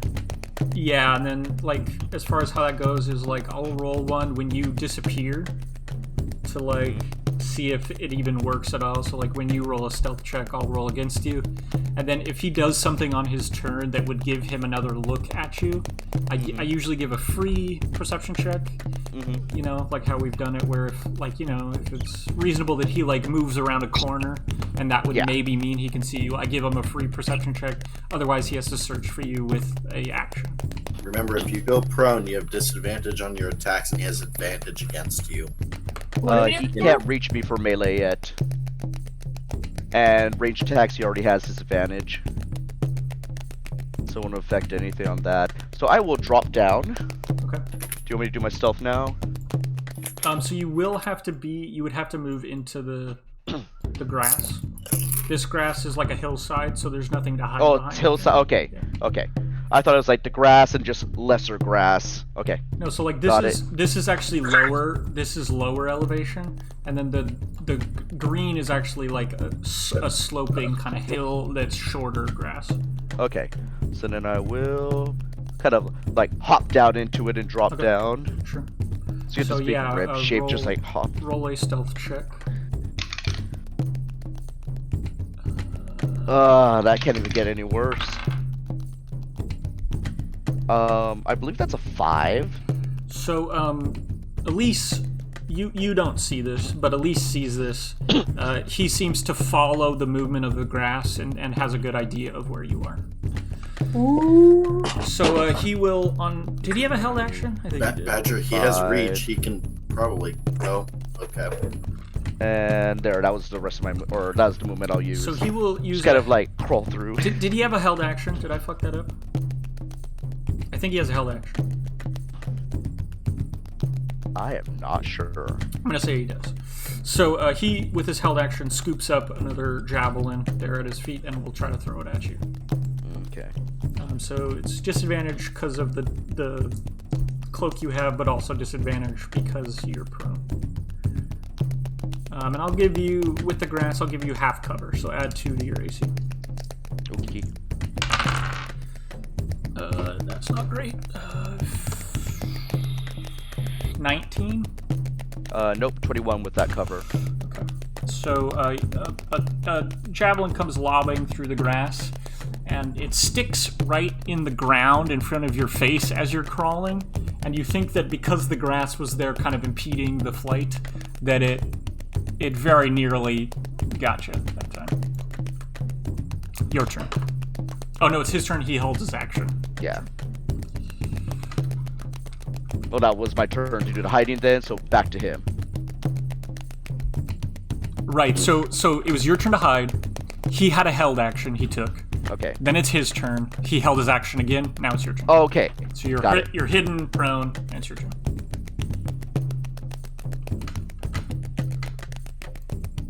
Oops. That's not what I wanted. Yeah, kill him. That's like the equivalent of knocking his mini over on accident. He's dead! He fell over, he's dead. Heart attack. Did I hear Morgan? Morgan, are you here? Yeah, I'm back. Oh, hello. Elise is on a hillside, if you're seeing what we're seeing. Okay, W my movement. I don't know if I get another stealth because you knew where I was. So you don't think you're hidden right now. So to become hidden, you need to use an action to stealth again. Okay. Your line of sight is broken, so you can do that if you'd like to do that. Natural 20. 10. So you move, and Elise, you see again his eyes follow the grass waving as I'm Red not very is good at this hiding shit, okay? army crawling through the grass. Alright. What's with the orange lines? Stabbing. The what? The orange lines? They are javelins that he has either thrown or set in the grass beside him. Got it. So he will, again, held action, scoop up a javelin and throw it at you. Disadvantage. So that one is a 14. Again, plus 2 to AC. But that's a 19 to hit. Nope. And would that hit you without the plus 2? Is your AC 19? Yes. Okay. So again, a javelin comes screaming through the grass at you and lands kind of next to your ribs. And you think without the benefit of the grass, that one would have got you as well. So that one's Alright. your turn. He, again, holds an action.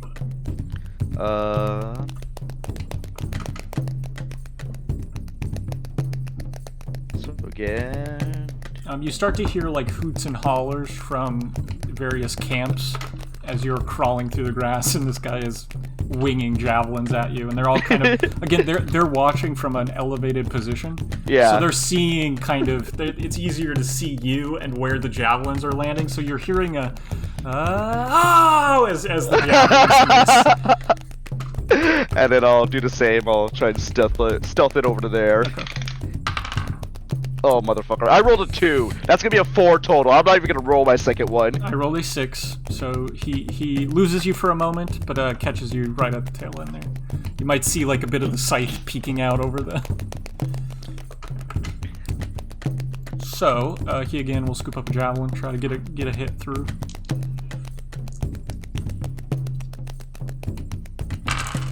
No. So that one actually sails high this time. He's starting to get pissed. And so lands behind you here. So you can sense that he's kind of getting frustrated. And he, again, holds an action. Okay. 2, 4...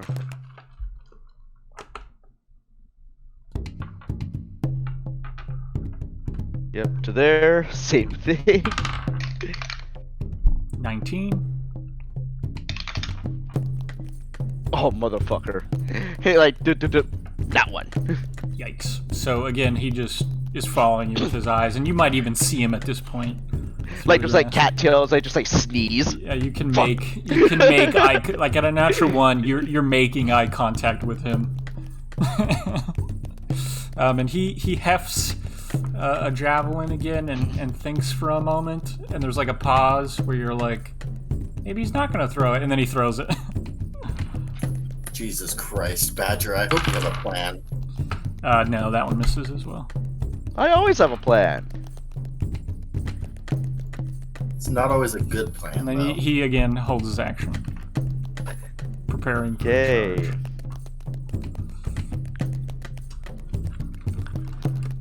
So half my movement to pop back up. Yep. Hi.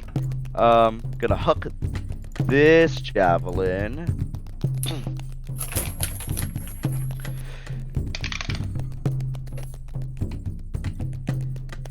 That's a 23. Hits. So you stand up and return shot. Is that a 6, a D8, or? D6 plus strength.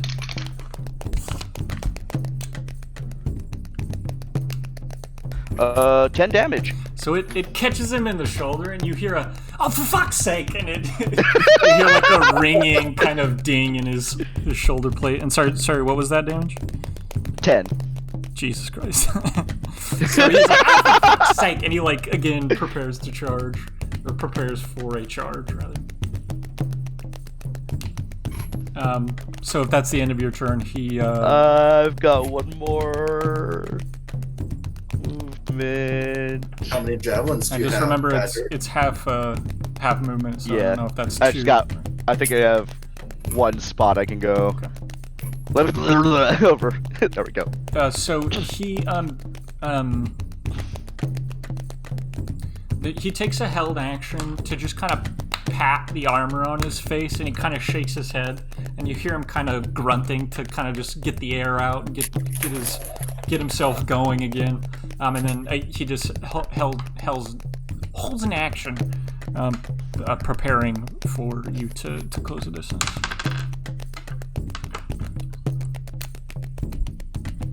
That was a bonus action second wind, for reference. Yeah. So your turn.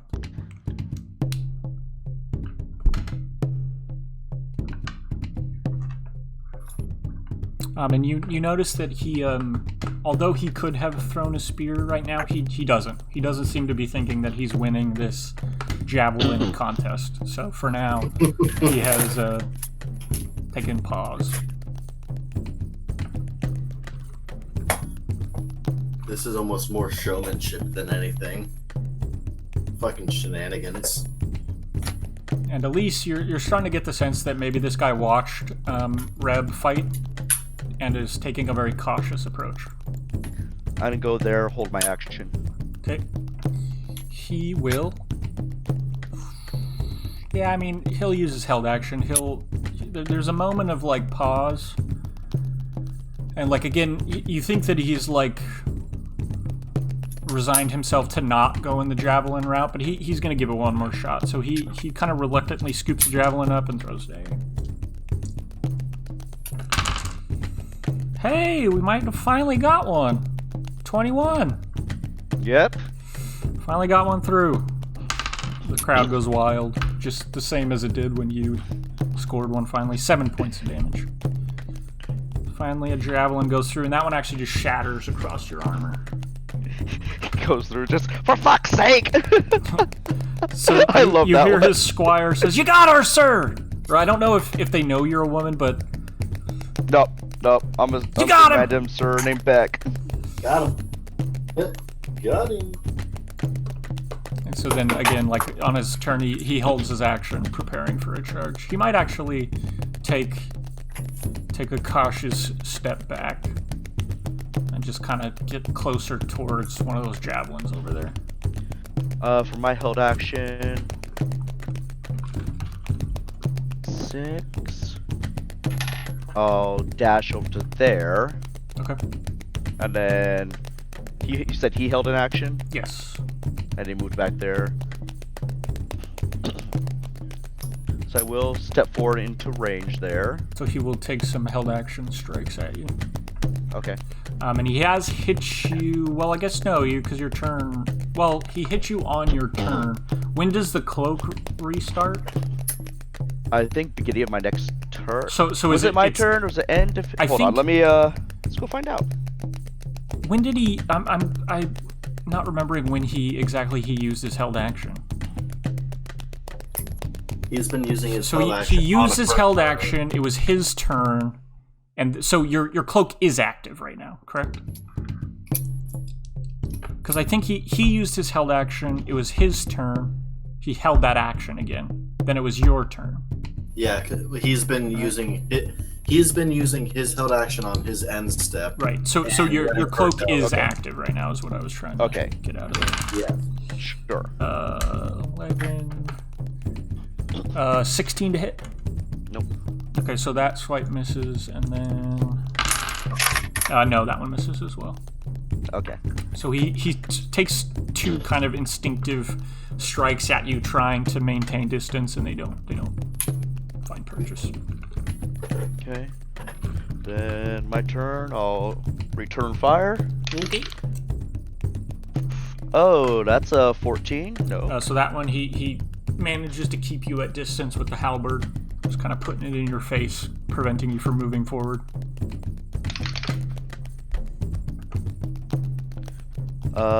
Dirty 20. Dirty 20. That one will hit.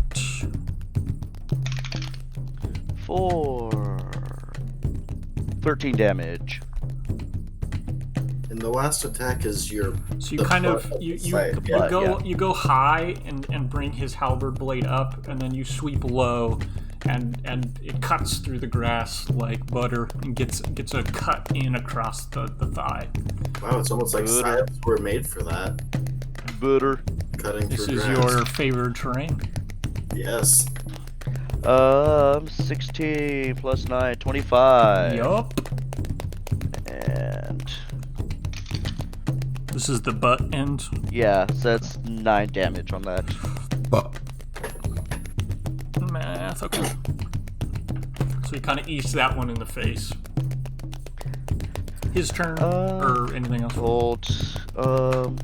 My turn's actual movement.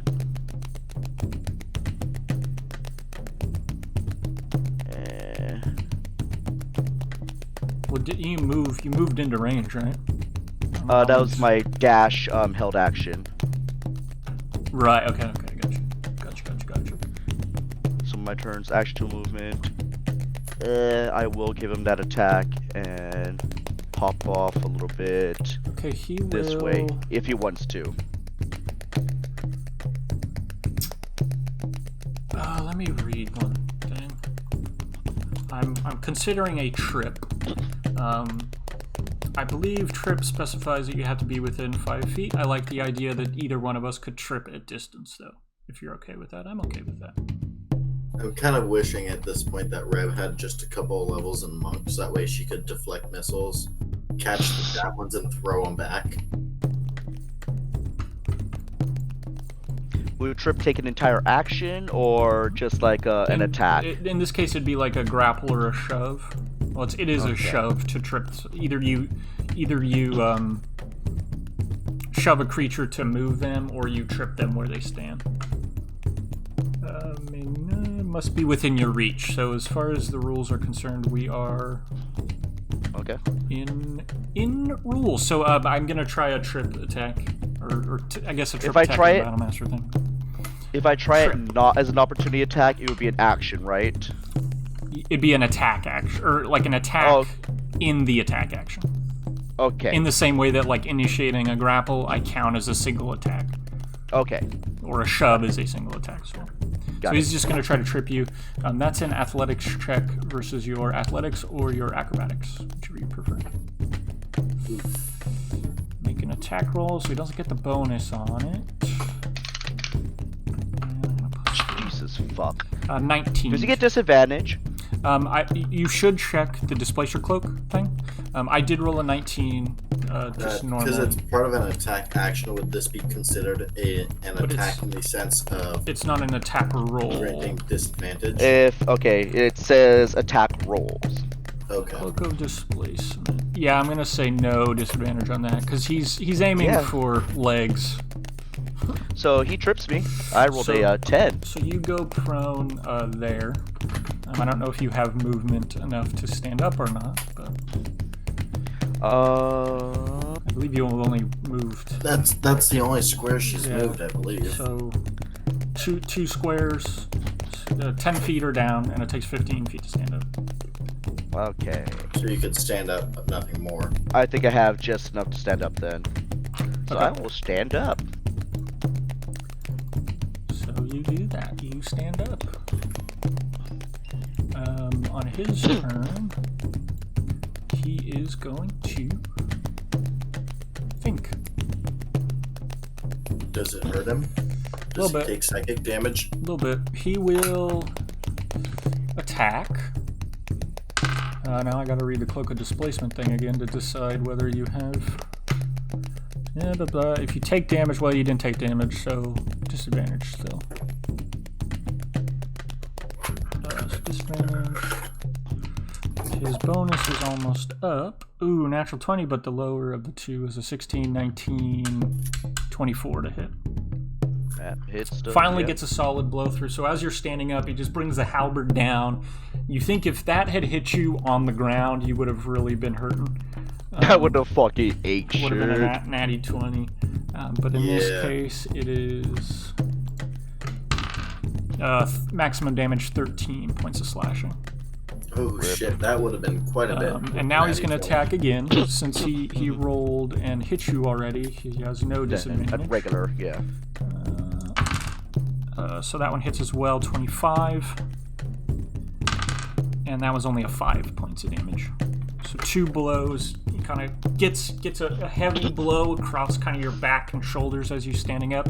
You kind of stumble to your feet and halfway block his kind of strike coming in the other direction, but it catches you just kind of under the plates of the shoulder, and you feel blood kind of running down into your gauntlet. And it is your turn.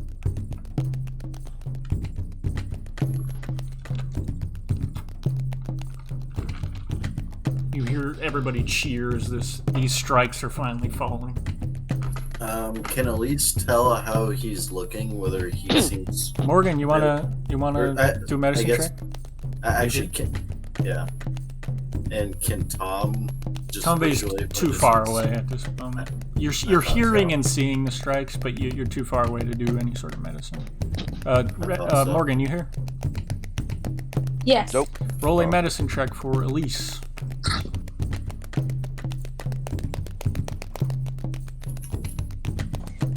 Okie dokie. Just curious as if to see this guy is bloody or not.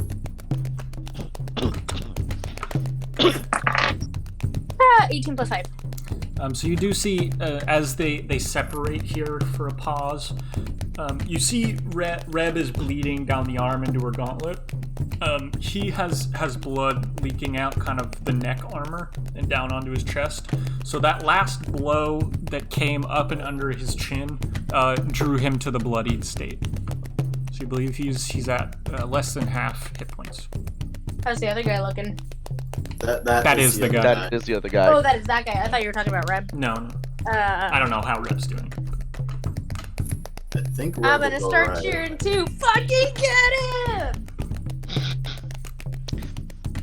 So The other squire says, I'm no, you, sir. I'm just gonna attack the squire. No. I'm gonna behead his squire. Badger, which I'm one? gonna fireball his horse. Which squire? I will fireball right here. I attack not him. fireball. Wall of fire. Okay. 24. Hits. Oh, fuck. 8 damage. Okay.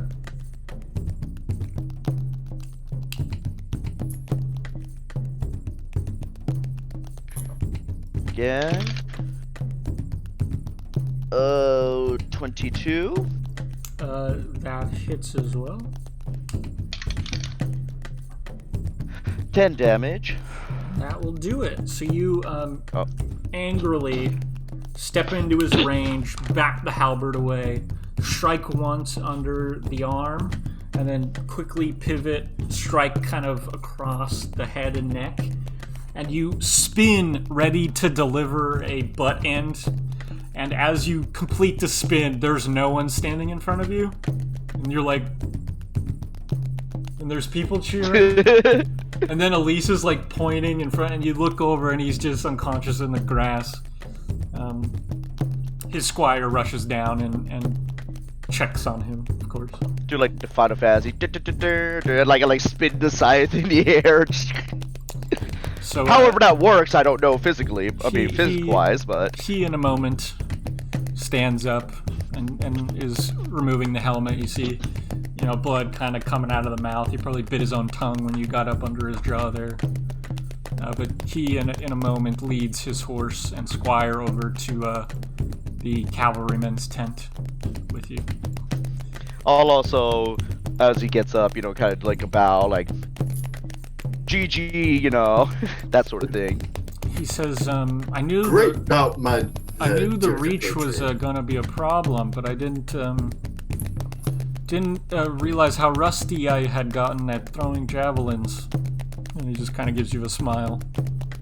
Justin was adding his dex bonus for a majority of that until we talked about javelins, and I remembered, I was using the stat block I had has a heavy crossbow. So I was using the heavy crossbow bonuses, not realizing a crossbow uses dexterity and a javelin does not. Yeah. So as soon as we talked about it, I remember. That's one of the reasons why I brought it up. And so, with that, Sir Owen sits with you, and Tombe, you won. The guys are kind of pissed by that, but They seem to be good on their word, and they again count the gold out for you, and you have 400 gold sitting in front of you. Yeah, boy. Well, that was Probably one more than I'll get. That was a wonderful bout. They all nod. The guy you bet was like, yeah, he's bullshit. Justin, I earned 400 gold. Well, so you bet 200. Okay, you yeah. bet 200 that's and you won 200. So 400. That's what I thought. Just making sure. Well, you didn't do like 2-to-1 odds, 3-to-2?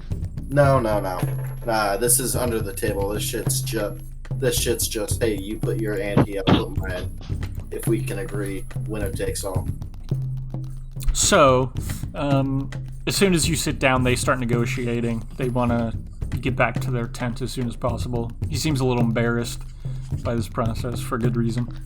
Morgan, I'll leave this to my help with the at least my children. So, you can get a good bit for his warhorse. You said he's from Rom? Konun is his home. Oh, okay. So the squire says, what price were you considering? Justin, can you remind me if I'm remembering correctly? Is it, 200 or 400 for a warhorse if it was just being bought straight up? I forget, I'll check.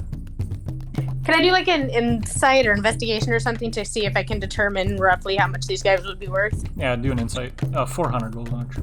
Yeah, Remy or Morgan, don't forget you can sell the guy and sell his horse, and the horse. In this case, because the horse wasn't part of the combat, you can't. Okay, never mind. If I will sell his squire though. You can't. 24. The squire is the thing you don't have captured. He's the person. Well, I'll sell his squire anyway. Okay. Okay. Well. 24, you said. Yep. So he's a kind of a mid-level nobility. Armor is quite nice, though it's functional. It's not like a ornamental piece by any means. And we're not selling his armor. That's a dick move.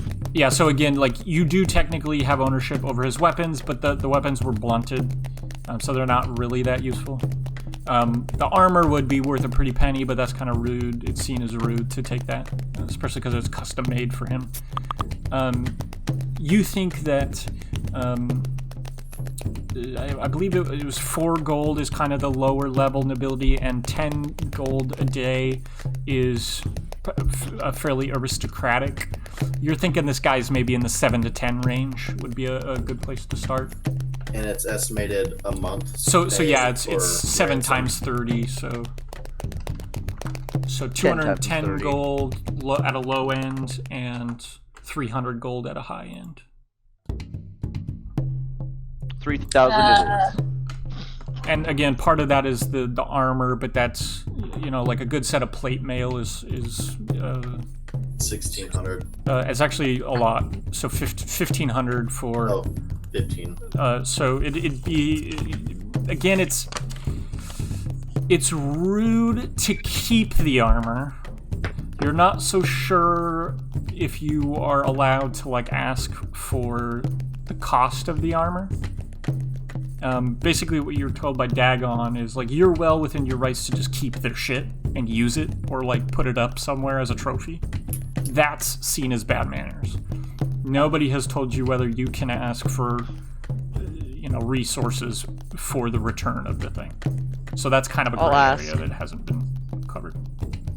I'll quietly ask some of the guys at the table. Who would you prefer to talk to? All of them? They're all kind of there, but it's up to you. If you want to only talk I guess to the half of the table that Sir Owen and the Squire are away from. Okay. It's got those 3-4 guys who would be hey, so I know I can't keep that shit. You guys probably sat at a side table while this is happening, because the table that they're sitting around is pretty packed. Though there's space for you, there's probably not space for all of you. So you can head over in that direction and you ask the table. Boris says, "Fuck it, I'd take it." And Alan is just kind of playing his lute at the moment. He doesn't answer. Victorica says, asking the she kind of hems and haws over it, and she says, I could imagine that they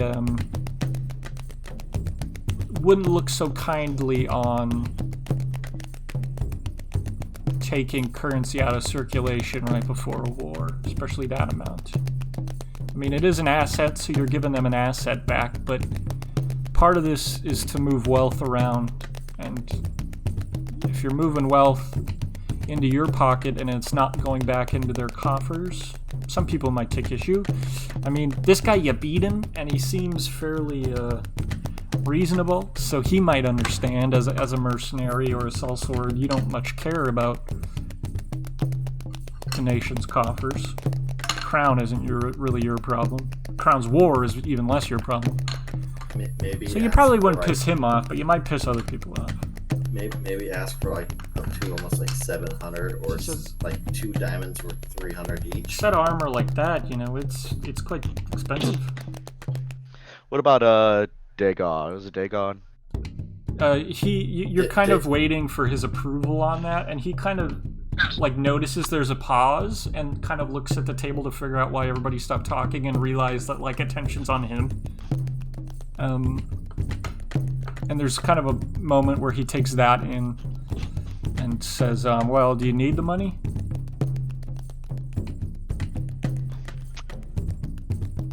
It's always useful to have resources when you go to battle. I agree. So, do you need the money? He reiterates.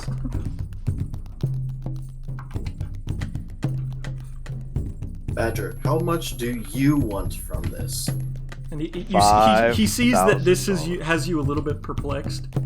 And Dagon says, if I were to have lost, and you were to take my armor, which it's nothing special, but if you were to take my armor and sell it back to me, I would at least like to know that you did it because you actually needed that purse. If you were to pull something like that and have that money just sitting in a safe somewhere, I'd be a little disappointed, I guess. You know, I don't much care if your money ends up in Stygian coffers, but if it ends up in coffers that aren't circulating, yeah, it's kind of worthless, isn't it? That might be the most insightful reply I've gotten. He just kind of nods and goes back to what he's doing. You see, Alan kind of rolls his eyes, but there's a warm smile on his face. So I'll kind of whisper over or get a message, you know, from Elise or something. Yeah. I do have debts to pay. If 3 is higher, make it 5. 5, you can lower it down a little bit. You said you have debts to pay? Yes. Do you? Yes. Okay. Oh. I'll look at the. Elise, is this something you would share with him? With who? With Sir Owen and his squire.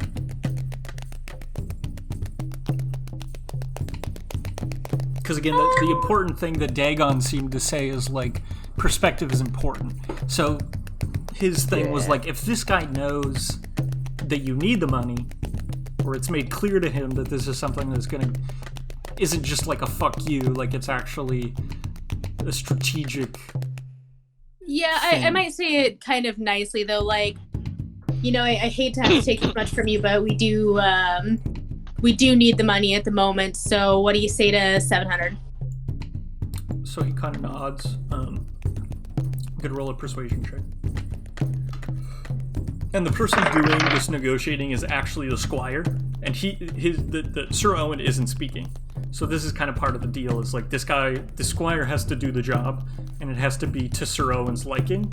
And whatever ends up happening is decided by the squire, because again, this is supposed to be like he's captured during wartime, so they can't like discuss this during wartime. So the squire is the one you're negotiating against, not Sir Owen. So persuasion was? 15. The squire kind of nods and thinks for a moment. And sorry, say again what you said to him. I got sidetracked. I hate to say so much, but we do owe a little bit of money here and there. He says, who are your lenders? Who do you owe money to? We might have some beneficial connections, we could maybe spread the word. They're not from anywhere close by, so I'd be quite surprised if you do know them.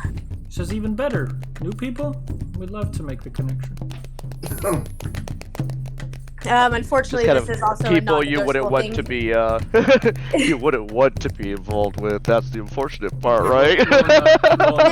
They're not the kindest of people. Unfortunately, I would highly recommend against ever meeting these who are we folks. talking about? Oh yeah, Justin. It doesn't matter. But Justin is asking, who are we talking about? I don't want Justin to remember. Is the problem? Who do you owe money to? I don't want Justin to remember. Who do you owe money to? Justin, I'll just say this: it's not like it's money. less It's of like owing money. potentially. It's having it in case owing money is a thing that has to happen. Yes. Is this the Baraka's contract you're planning for? Fuck yes. Oh, okay. Yeah. I'm holding that money just in case. Gotcha. Okay, roll a persuasion check, Elise. I was Another thinking, or did you just roll one here? Like you rolled a 15. Did you roll one after that? No, I did not. Roll another persuasion. 16. One more. He kind of nods off. Fair. I see you've been given orders to keep things close to your chest. I understand that. So 700 then for my lord and his belongings. I'll reach my hand out and kind of smile. He'll shake your hand, and 700 gold is shortly. He runs off, of course, and then 700 gold is brought in a chest. Sir Owen shakes your hand, Elise, and then gives you kind of a wave at a distance, Reb, and calls, nice bout. He mounts his horse, and they head off to their tent. I will eventually meander bow back. towards wherever Reb and Elise have been sitting and watching. Well, that was something of a fight. He got me with the javelin thing. Had to think fast. Yeah, well, you survived, and that's the main thing. Think fast or drop fast. Had to think fast so I didn't permanently drop fast like he did. Okay. Well, not permanently, but you know what I mean. And thanks to you, I was able to, how we say, make a little. Oh yeah, never mind. Somebody doesn't get anything. No. Wait. As I say, if you hand that over, yeah, I was able to make a little bit extra off the top, and I figured I'd give you at least the warrior's sum, and I pull out another pouch of 100 gold from the 200 that I won, and here for you. So I guess, James, you're losing only 50 gold for Tombe's section. Sweet. The remainder. That was. I forget what has competed today. Archery, fencing. Okay, so that's duels. three competitions. The day concludes there after fighting. You fight kind of late in the day. And again, there's feasting to be had. People are kind of milling about. There's another day of competition the next day, which you're not competing in. And then there's a couple days of like just kind of festivities. And then the competition begins up again next week. Okay. So the night of this duel and then the next day, unless anyone else has something that Tom would be wanting to take part in, I'd like to be just cranking out 3 healing potions. He's just going to be cranking it. He's gonna be cranking it What do you weeks. Think? What do you think gives it that nice red glow? Jesus Christ. Jesus fucking Christ. That's a medical condition, Hodge. You need to get that checked. Get Remy to work with you on that. And I mean that in all meanings of that. God damn it. BRB. Yeah. I Remy, Oh, but keep going here. anything for you? during that amount of time? Just doing more religious service? You gonna divine where the artifacts might be, and then forget Yeah. to tell us? You know what? I'll do some research. Because I still have time in Eno's library, right? I don't know if I've used any of I have that. that written somewhere. Hold on. We had it like It's a not the month Krober of rope. time. I have the Krober rope written down. It's not that. We had a month worth of time saved up that said we could use it. Oh yeah, going forward. But I think Remy had saved. Maybe that was Reb. Justin, were you having me roll for making the healing potions? I don't think so, unless there is a roll. I don't think so, but I also have written down one healing potion and one healing potion with a star next That's to the it. one Remy fucked with. Oh, okay. Yeah. I forgot about that. And I also can't remember if Remy we did 2 full weeks of downtime with you already. I don't remember if I did that or not. Let's I feel in my heart like I did, I think we did. Oh, okay. but I don't remember for sure. So is there any like people you want to talk to specifically? Any divinations you would like to do? Any? Yeah, I'll see what I can divine about it for now. About what? About the artifacts. Okay. Let me bring up that spell. I cast. Eddie getting on it that with Tomve that you want help with. Remy divines it. She casts look at the DM notes. So that would be way too straightforward for a divination. Morgan, True. ask me a single question, a specific goal, event, or activity that's going to occur within the next 7 days. I'm very gentle on that 7 day. You could push it maybe more towards a month. I don't really like the 7 day. I think augury is 24 hours. I don't like those limitations. So anywhere between a week and a month. Ask me a single question. Will Reb win the tournament? Ask again. Or what is it? Like an 8-ball, like a magic 8-ball. Right? Is there a get fucked? Answer unclear, ask again. Is there a get fucked option on an 8-ball?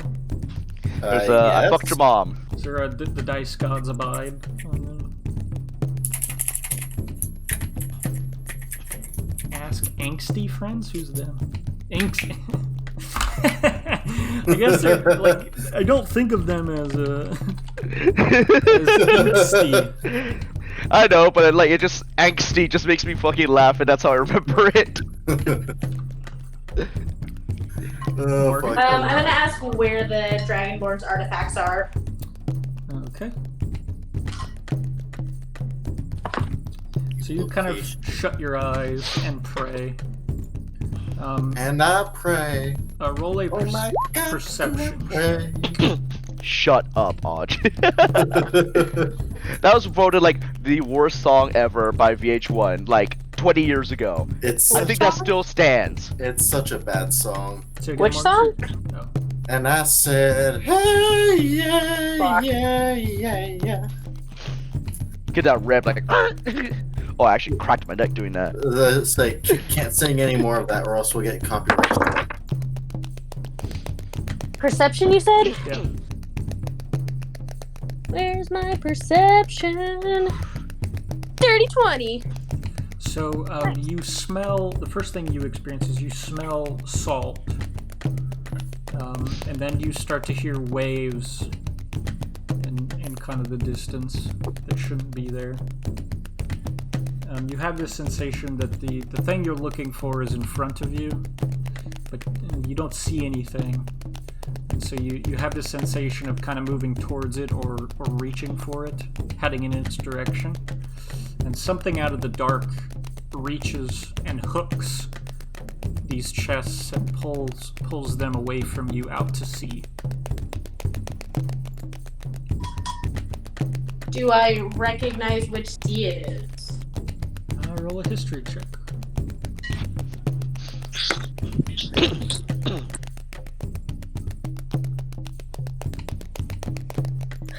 What's my history? Very questionable, actually. Hey, fuck very, very questionable. Hey, fuck 12. Roll another. Or sorry, what was your perception check earlier? Dirty 20. It was a 16 plus. I think No, my perception was 4. unless you for like again, you can kind of cast the spell again to get further information, but again, there's a 25% chance that it's false information. With the perception check you rolled earlier, you do feel as if you're standing on a beach that's of sand. You know the beaches around here are mostly rocks. Okay. So it's up to you. Remy's well traveled. What other? Aldenar has. Yeah, I mean that's a desert city. Yeah. Are there any other beaches we've been to that are sandy? Particularly over Lake Rock? Yeah, I assume so. Let me bring up a map.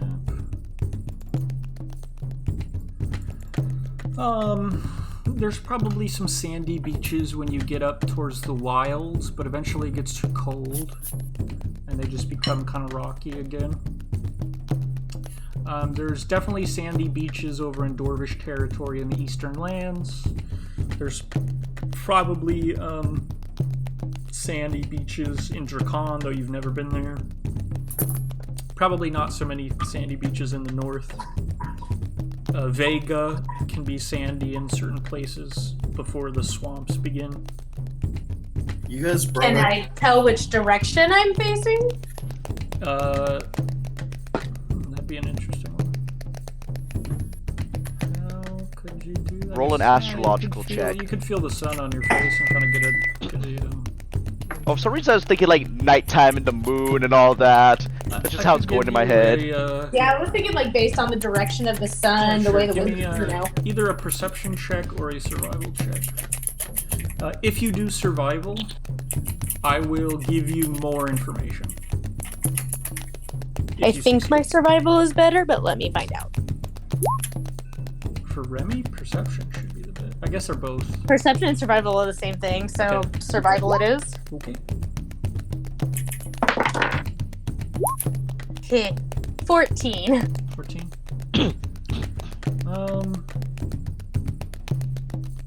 So you feel the sun on your left, and you're facing the coast is like ahead of you. So that's What the time of information. day is it? That's what I'm not telling you. So either it could be early, or it could be. Is that right? Hold on, that's not right. The sun Yeah, is. could you- I did that opposite. Hold on. Okay. Hold on. This is a Slightly towards Easter this is a and then Feywild- this towards is a- dinner and south. This is a Feywild problem. Are we into So the Feywild? sun is either behind you. Or, hold on. If it's sun- behind the you sun or in is- front of you, it's a eastern coast or a western coast. If it's to Yeah, the side of that's you, what left I'm or saying. right, So it's the a sun northern or is southern behind coast. you, shining on the back of your head, and you're facing the coast forward. So either it's a western or an eastern coast is what I was trying to get at. And can she feel the climate? Is it warm, cold? Yeah, it's warm. Yeah. like desert warm, or I mean, it's a coastal beach that's actually sand, so I would assume that the climate is a little warmer. Palm Beach, It's Echo. maybe not. I don't think you would feel extreme warmth in this place. But again, you're kind of on a coastline, so it tends to be a little cooler. I would imagine. It's also like beginning of winter, so everywhere is gonna be kind of cold.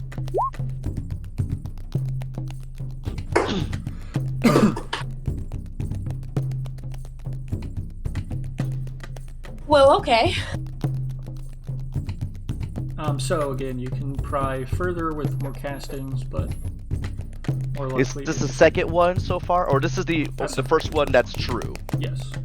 Okay, so the next one will be the 75% possibility. 75% of being true. That is true. Yeah. I don't think I need to cast any more today. Okay. So you conclude the next day. Okay, so I wanna just make sure for my notes that you're verifying the sun is on her back. Yes. So she's facing a western coast.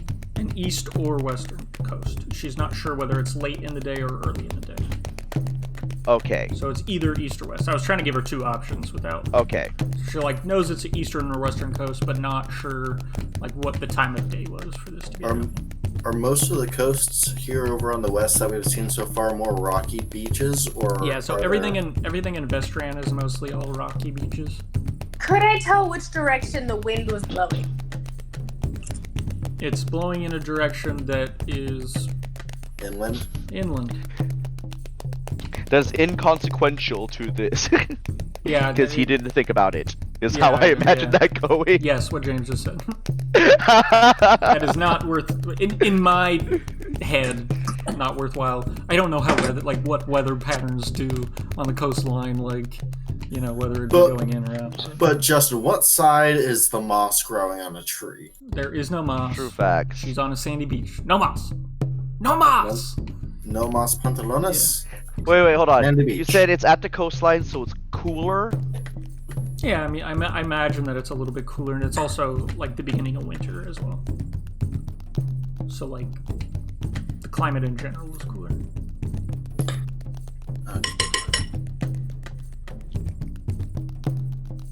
I don't know, usually if you're getting to the coastline and the sandy beaches, it gets warmer. You think? In hot places. I mean, I think it's warmer than where you're at currently.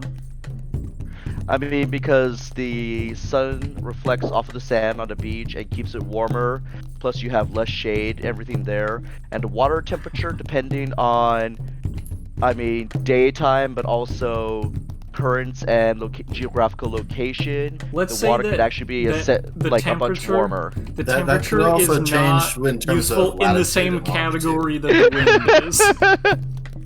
Justin, you gotta remember, you're talking about beaches to someone who grew up on an island. I'm like, wait a second here.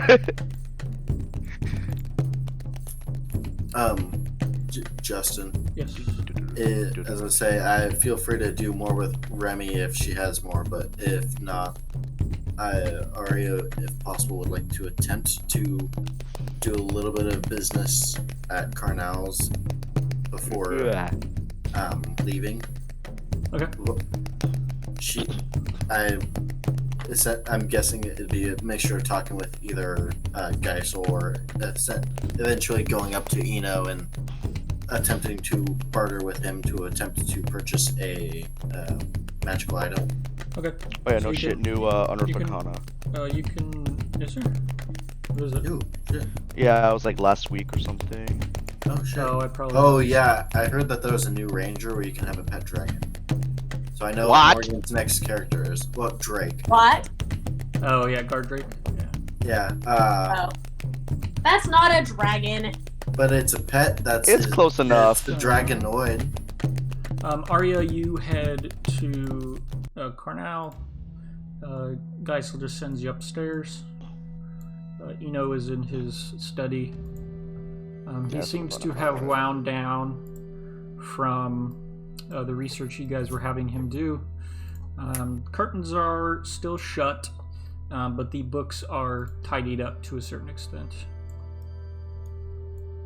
Would anybody like to go along with something you could be doing at the same time as other activities? I don't imagine that this is going to be extensive. No, it's only gonna be a few minutes. Clint would like to go along just because he's not doing anything. So I'm bored. Sure. Okay. Anybody else? Remy, Red.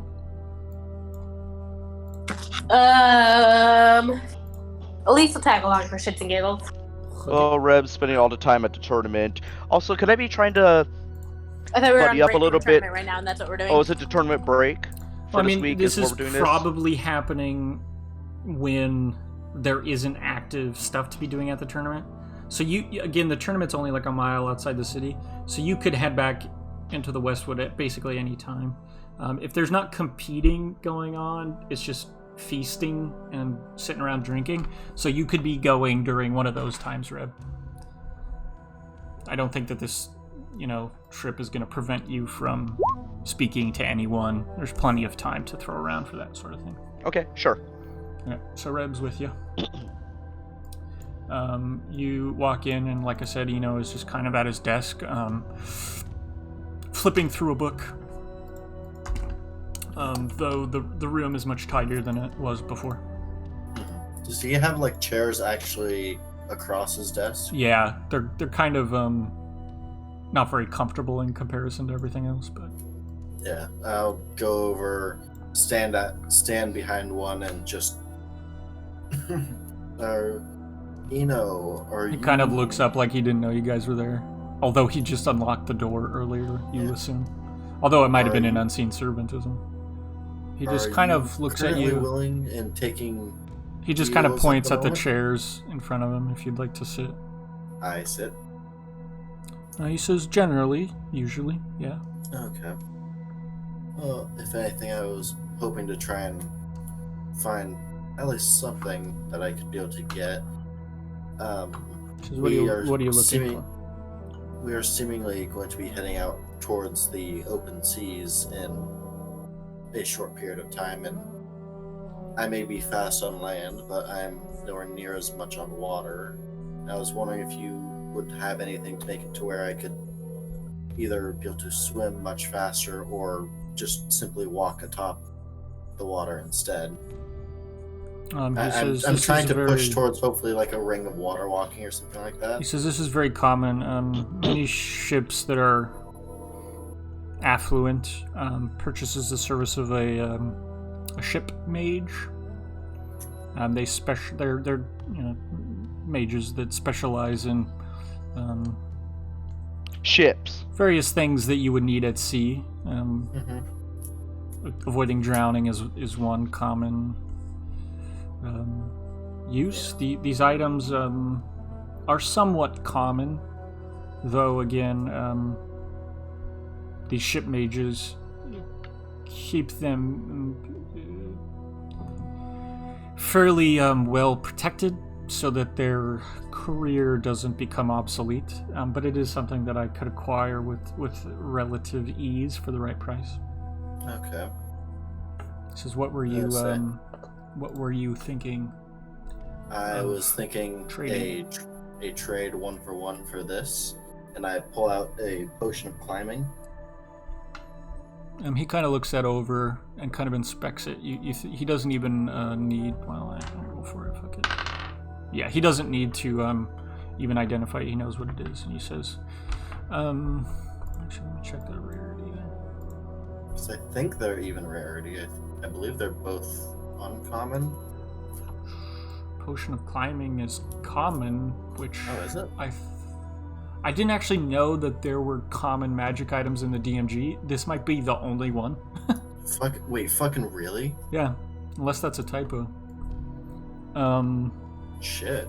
That's weird. So he kind of looks it over and he says, though this is useful, it's not quite. Well, I should probably check the other as well. I'll say. If I'm checking one, I should check the other. If possible, or if needed, I do also have a cachet of gold that I could add on top of this potion as well to compensate whatever price is missing. He nods and says, "How much gold are we? How much gold are you considering?" Enough. Yes. He just kind of looks at you and doesn't continue that line of questioning, seemingly waiting for an answer. I know it's a long stretch, a long shot, but can I roll an intelligence check? Say if I had talked with... No, because I wouldn't have talked with Tom before this. I'm not that fucking smart. Can I roll an intelligence check to see if I have an idea from dealing with him in the past of about how much I might be able to... Sure. You could roll investigation. Oh, investigation. Really? Not just intelligence? Yeah, do investigation. That's okay. Okay. That's still the same. So I rolled a 3. Yikes. So it's a total 2.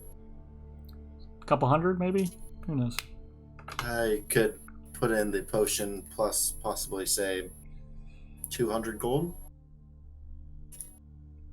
He kind of mulls that over.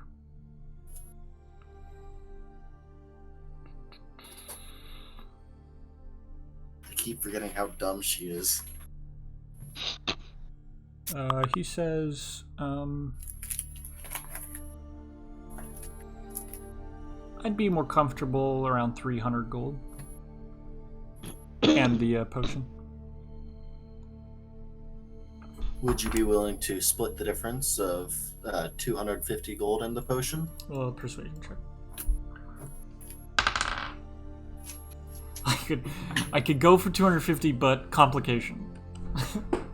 What? I'm kidding. Okay. Fuck you. Fuck. 14 is the persuasion. He says I'd be by comfortable I mean bottom 300 gold. All right. That will work. Because I guess I should revise my verbiage there. I So can yeah, do if you that. pay him and trade that potion, he will have that for you in 2 weeks.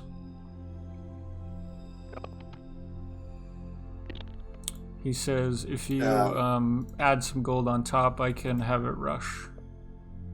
Say, and how far out are we from the end of the tournament? when this A is week, happening? probably, roughly a week. And you know that the Silver Shoal is leaving a week after that. A week after. Okay. I believe so, yeah. So, If not, we can revise that plan. for an extra 100 gold, would I be able to expedite that by a week? Sure, Have that ready in 1 week instead? sure, he says. Okay. That's a deal. You pay him 400 total. He has that 400 delivered. and the potion of farming. So by the end of the tournament, that will be delivered to you at the West. That's just one ring of water walking, yeah? Yes, yeah. Wonderful. Hey, Arya still has my the breathe underwater thing, right? Necklace of The adaptation. necklace of adaptation. Yes. Yeah. Yep. Okay. I know. So, any other business here at Carnal you'd like to do? Not here at Carnal, but I actually would like to buy another small cache of daggers because I seem to have lost all of mine in an undead horde.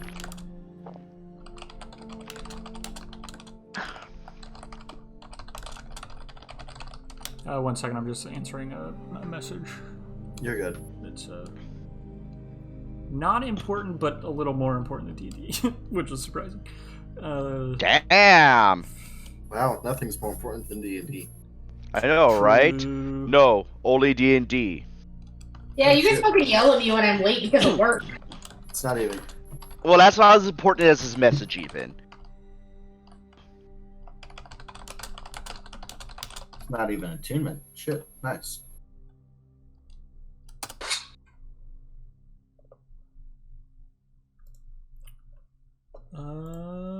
Okay. So if there's, I blanked because I was answering the message. Is there anything else we want to talk to Eno about, or head back to the Westwood? Not for me.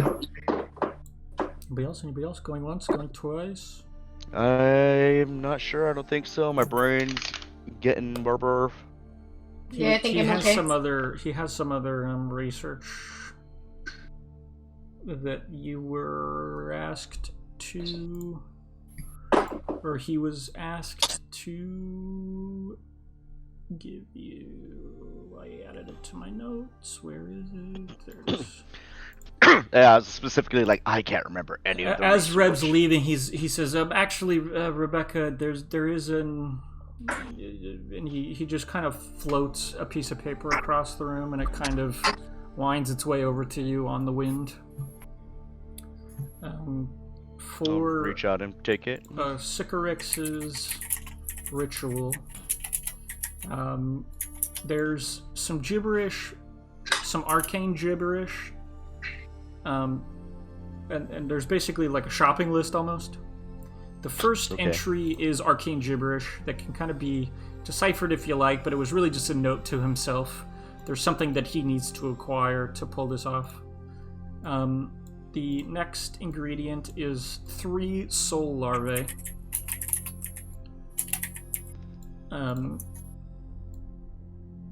In parentheses next to soul larvae, it says distinct. The next entry is a vial of blood from a humanoid killed within the last 24 hours. You think relative to the beginning of this ritual. The next entry is demon talisman, and in parentheses it says Sycorax, and then next to Sycorax it says pain, question mark, like he's questioning why you call it pain, or like, was that what I heard them calling it, pain? Why does it have 2 names? The next thing is an iron cauldron containing water from the river Styx taken within the last 24 hours. And then in parentheses next to that, it says acid.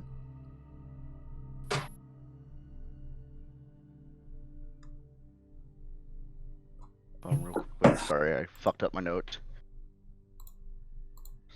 Where'd Sticks, you and in lose me? parentheses. Acid. Oh no, I'm good. Acid. I accidentally deleted something and had to undelete it. Okay. And he just goes back to what he was looking at. After you read that and kind of commit it to memory, the paper goes up in smoke, disappears.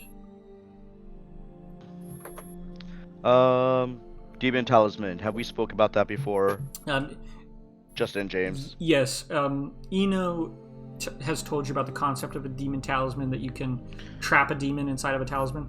Okay, He kind that of one. Yeah, proposed okay. that the armor Almost like the armor is the demon talisman yeah, right now. The armor itself is kind of containing her. And then distinct soul larvae. How distinct? Define distinct. You're not sure? You could ask him if you like. Yes. He kind of looks up and says, "What? Sorry, what was that?" Just define how distinct is distinct for these 3 soul larvae. Oh, Have to be different species, or no? He cuts you off and says, "We just need 3 of them. It's for 3 distinct, separate components."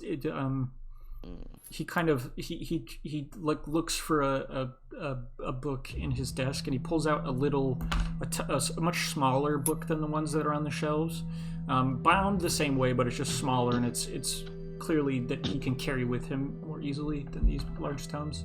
And he says, the first is for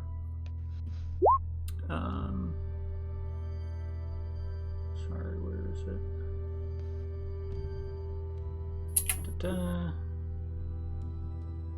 Of course, these larvae can replace any of the other ingredients to a certain extent. The 3 written there are needed for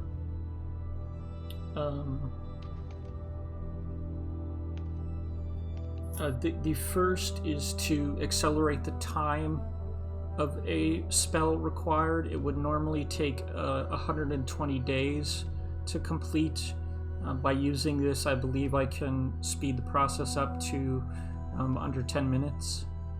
Damn.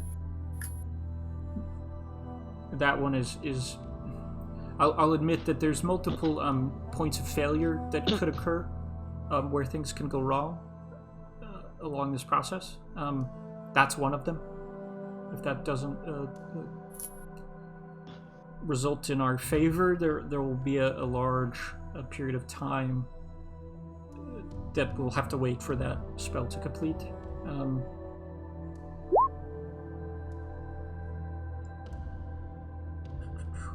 The other will be used in the construction of a demon talisman to trap the essence of the demon we summon, so that it can't, so that 1, Sycorax can take its place, but 2, when the body is melted and reformed, the essence of the demon is not pulled back from the abyss. Additionally, the demon won't reform in the abyss, basically removing its tie to its corporeal form. The third is for, although that we're removing that tie, there's still physical pathways that Sycorax could be trapped in its habits per se. So there could be bleed over of certain parts of the previous demon's personality and memories. And this is a physical limitation of just corporeal forms. And by using that solar ray, we can strip all, if not close to all, of that effect, so that she would not be modified during this process, not be warped by anything. That again is a very dangerous process, though. Catatonia in a vegetable state is very common with this type of body swapping, if anything goes wrong. It's something that they can eventually come out of, but some of the time takes quite a long time. It's also something that can be cured if you have a mage that's knowledgeable enough to do so. But again, curing ailments of the mind is quite difficult. Healing a wound is quite easy, but this is very intricate work. It's as if you asked a blacksmith to make you a pocket watch. Sounds like I can do that. He says, now, as far as smashing watches go, I'm quite good at that, but this kind of work, not so much. At least not any time recently. Is this the soul larva that creates the talisman? Is this separate from the talisman we need for Sycorax? No. So basically, you're summoning a demon. You're stripping it out of its body and storing it in a talisman. So you basically have to craft a new talisman that's specifically made to house this demon. Too bad Connie's not here. He could have helped. Rip. How do we craft a demon talisman? He says, I'll cover it. You used the corpse of another demon. I might, if at any point require anything from you, I will make that known. Which is to say, Justin hasn't decided yet. I was assuming at least the larvae and possibly the vial of blood. No, so the larvae is required. The blood is actually just for the summon greater demon spell. Mm-hmm. But as far as the talisman is concerned, it's kind of vague in the provided materials, so it's going to be something that I have to just kind of decide on. I just haven't yet. They just smite somebody on the way up to the stop, like up the stairs into Carnal, just like, all right, let's go. No. Like at the gate, just like walk inside the gate up the stairs. Might one of the guys outside walk in with the corpse. Here's your blood. Might be a little upset about that. You think? Not what if his customers. No. Just walking down the road, just those a random passerby, put him in a bag of holding. Christ. Take him out of the bag of holding. Okay, we got as much blood as you need. And then. Suspicious. God damn it. One of the all-time favorite things we will always remember about this campaign. You don't need a vial to draw. You can just crack off a finger and use whatever blood flows out. Jesus. That's fucking dark. God damn. So that's not even dark. That's just weird. Like, how do you know this kind of anatomy thing? I'm not even sure if that's accurate. There's veins. But even if it is or isn't, like, I'm not sure to know, and that's me. There are at least one vein that goes into each fingertip, so you could crack off a finger and whatever blood is in there will drip out. It won't be a lot, but it'll be some. Okay, so story time. Mixed in with the ligaments and muscle.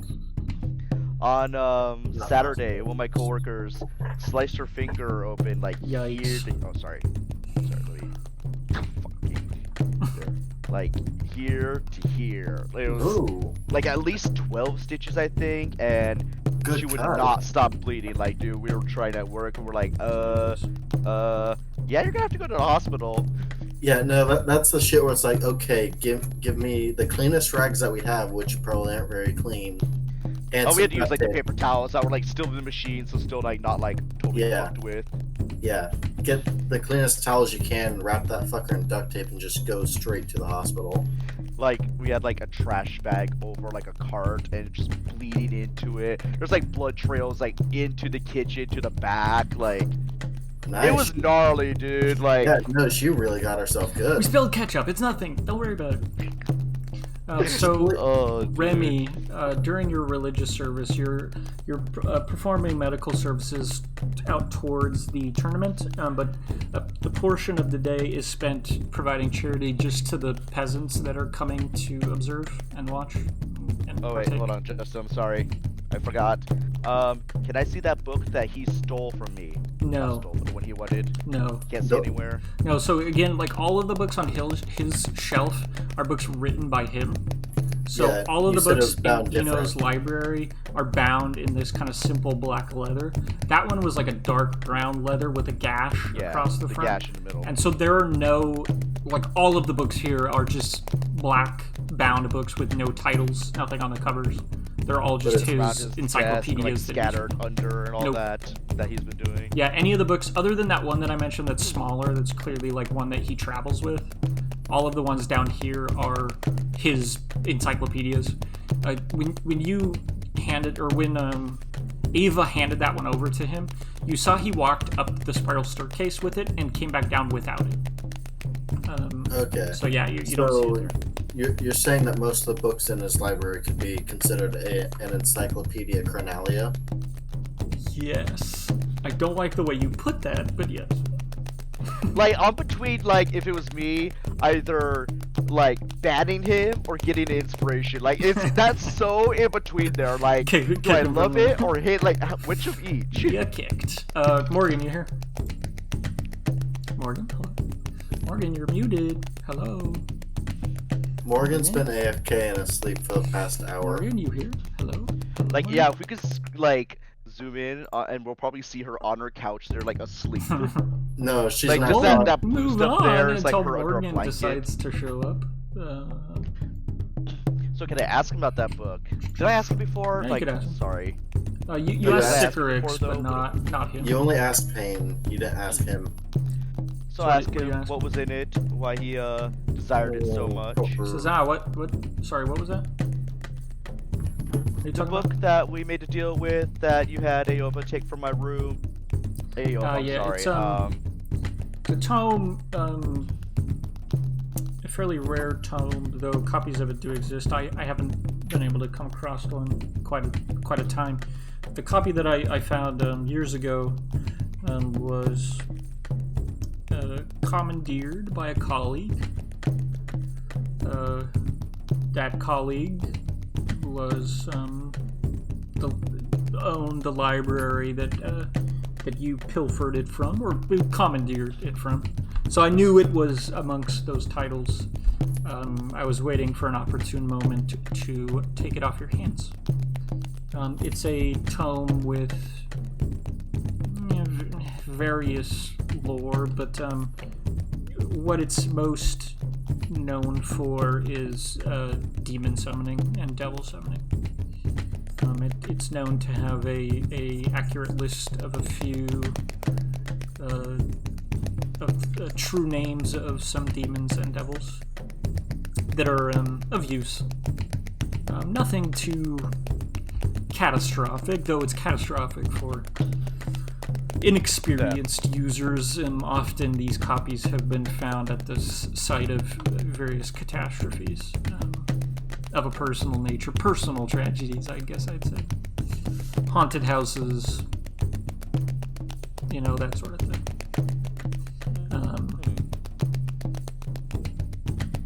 I'm sorry, did you say a colleague? Yes. When did you work with this person and for what purposes and on what I mean? He says, well, before being a lich, Nemanat was a mage colleague of some of my colleagues. I had met him in my travels a few times. We had worked together on a few minor inconveniences. Quite a skilled summoner. It was his specialty, I guess I'd say.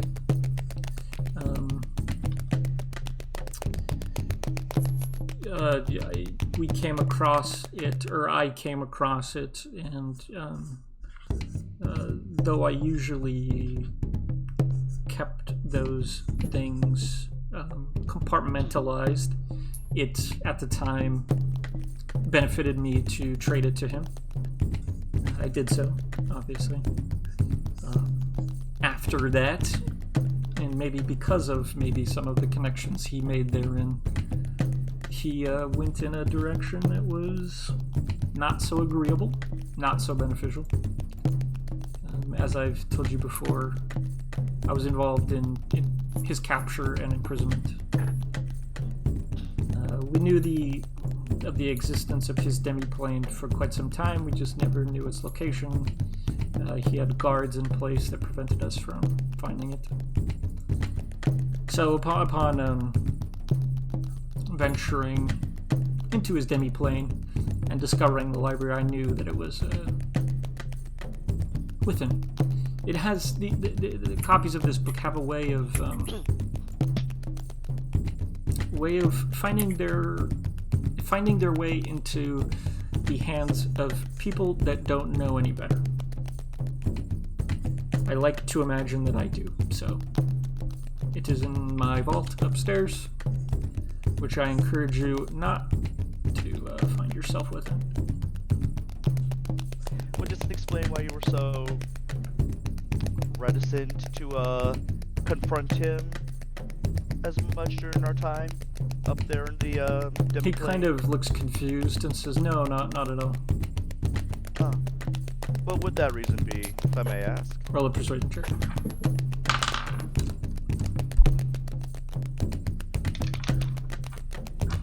Oh, fuck me, it doesn't even matter. It was a 2 plus like 4 or 5.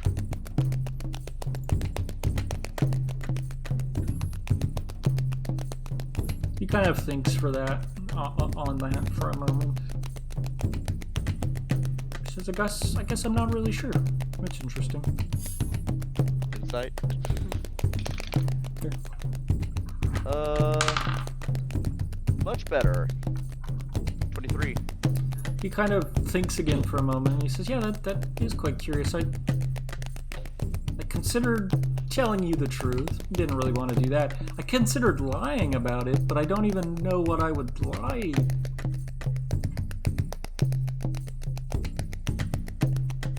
He says, "I guess that's a bit of a corner I painted myself into. I guess I wanted to see what would happen." Well, why would you not want to tell the truth? I don't know. I think I have to default to lying. It's beneficial if people don't know why you do things some of the time. I mean, being predictable or known is kind of boring, isn't it? Depends on the stakes of the occasion. I guess I agree with that.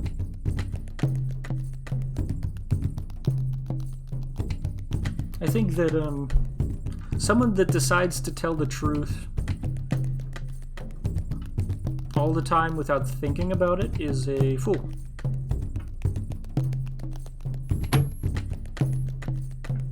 I think that the ability to lie exists for a reason. Sometimes the right thing is to lie. Often the right thing is to lie. You know, maybe I should have told you that book was a book about how to bake. How to Train a Dragon. Cupcake recipes. And Get out, Odge. Those would be some interesting cupcakes, you know, going by the design of the book, but... He smiles without smiling. It's kind of like an eye smile, like, yeah.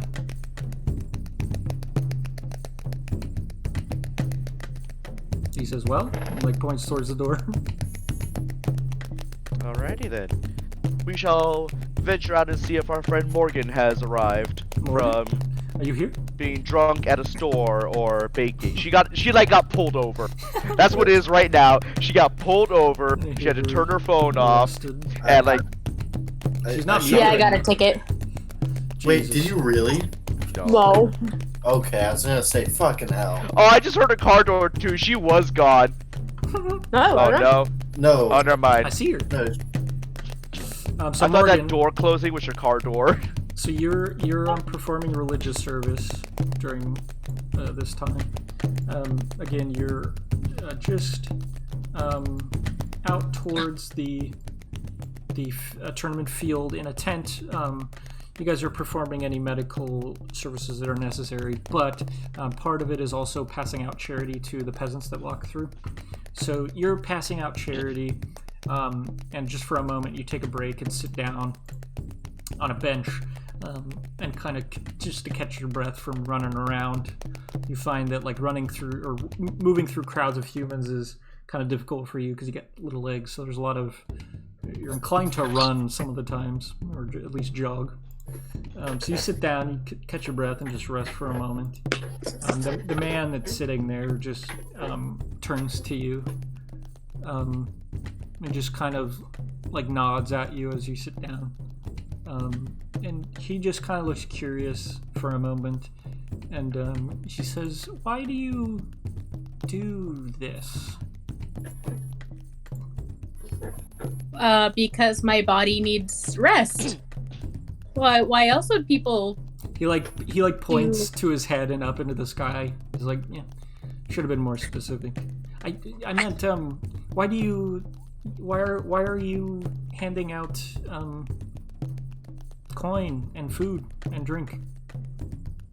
Because they need it. Why else? Because you like your bosses need, who needs it? The people need it. He just kind of nods. They need the food and the water and a little bit of money to get by. The church has extra, so there's no reason we can't share it. He kind of nods and he says, "Why don't they all just join the church then?" Well, some of them are. Some of them can't even afford the cost that it requires to maintain a church. But really, everybody deserves to live, so... Unless you're in America. He says, "So is it important that they all have their needs met?"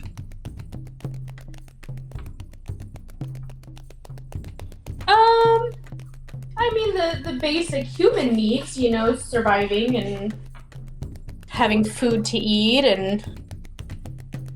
What about the basic gnomish needs? He just kind of looks curious and says,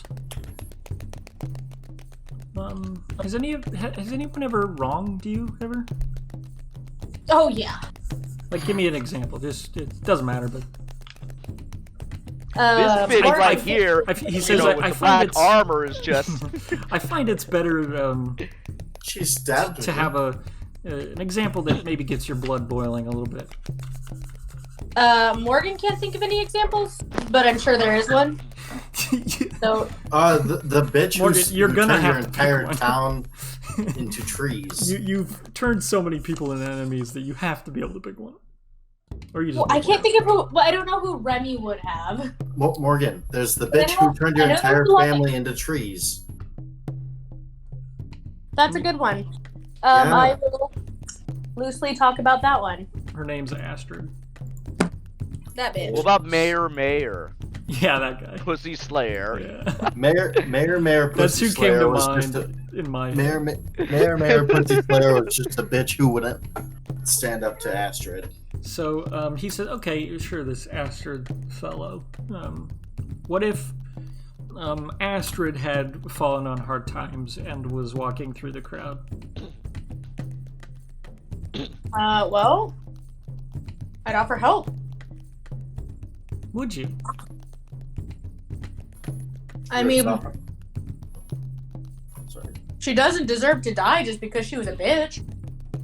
He kind of nods. But what if your family was still trees? Rips off. Well, no, I just don't think that's even a possibility. He just kind of frowns. What if she intended to make your family trees again?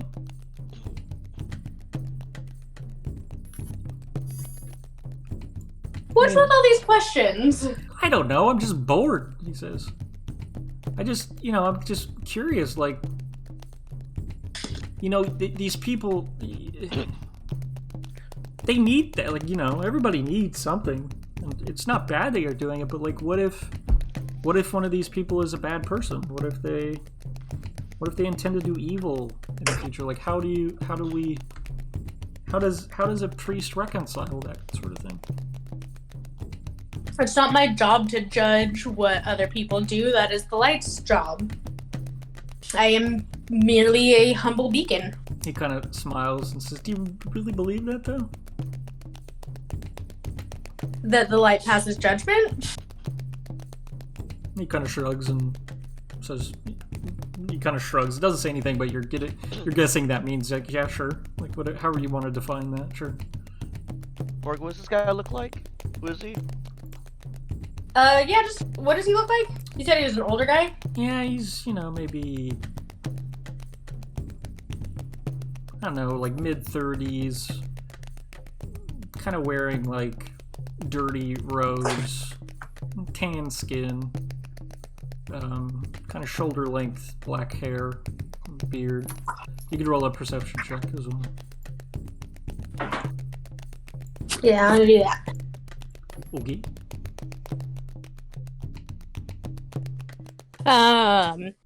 While I am perceiving his appearance, it's a 16 plus whatever my perception is. You tell me. At least +4. Dirty 20. Yeah. You notice his hands are very calloused. Like he probably works with his hands to some extent. Very calloused hands, and he's wearing some simple like sandals. So just kind of dressed like a peasant. Kind of has a, I guess I'd call it a robe, but like just kind of like a, I don't know, not like I'm a mage robe, but just like a peasant robe kind of thing. I'll kind of think in my head. I don't know. The light doesn't. The light's not exactly a deity, but there's somebody out there to pass judgment, and I'll kind of say, yeah, I do. So you feel like that's a deception? I would 100% call that a deception. Roll a deception check. There's nothing about Remy and the light, Remy and preaching the light that is not deception. Ooh, natural 20. So, when you guys watch this back, you're gonna have a laugh. Oh no. Why? No reason. I feel like there's actually a reason. He kind of nods and says, he kind of takes a breath and says, well, so that's interesting. So if I guess I've lost my place. So if a bad person walked up and needed water, you would give it to them, yeah? I don't see why not. What if a person walked up and told you they were good and needed water, but they were a bad person, so they lied to you? So not only are they a bad person, they're also committing an evil act in this moment. Well, maybe not an evil act. They're lying in this moment. Would you give them the water?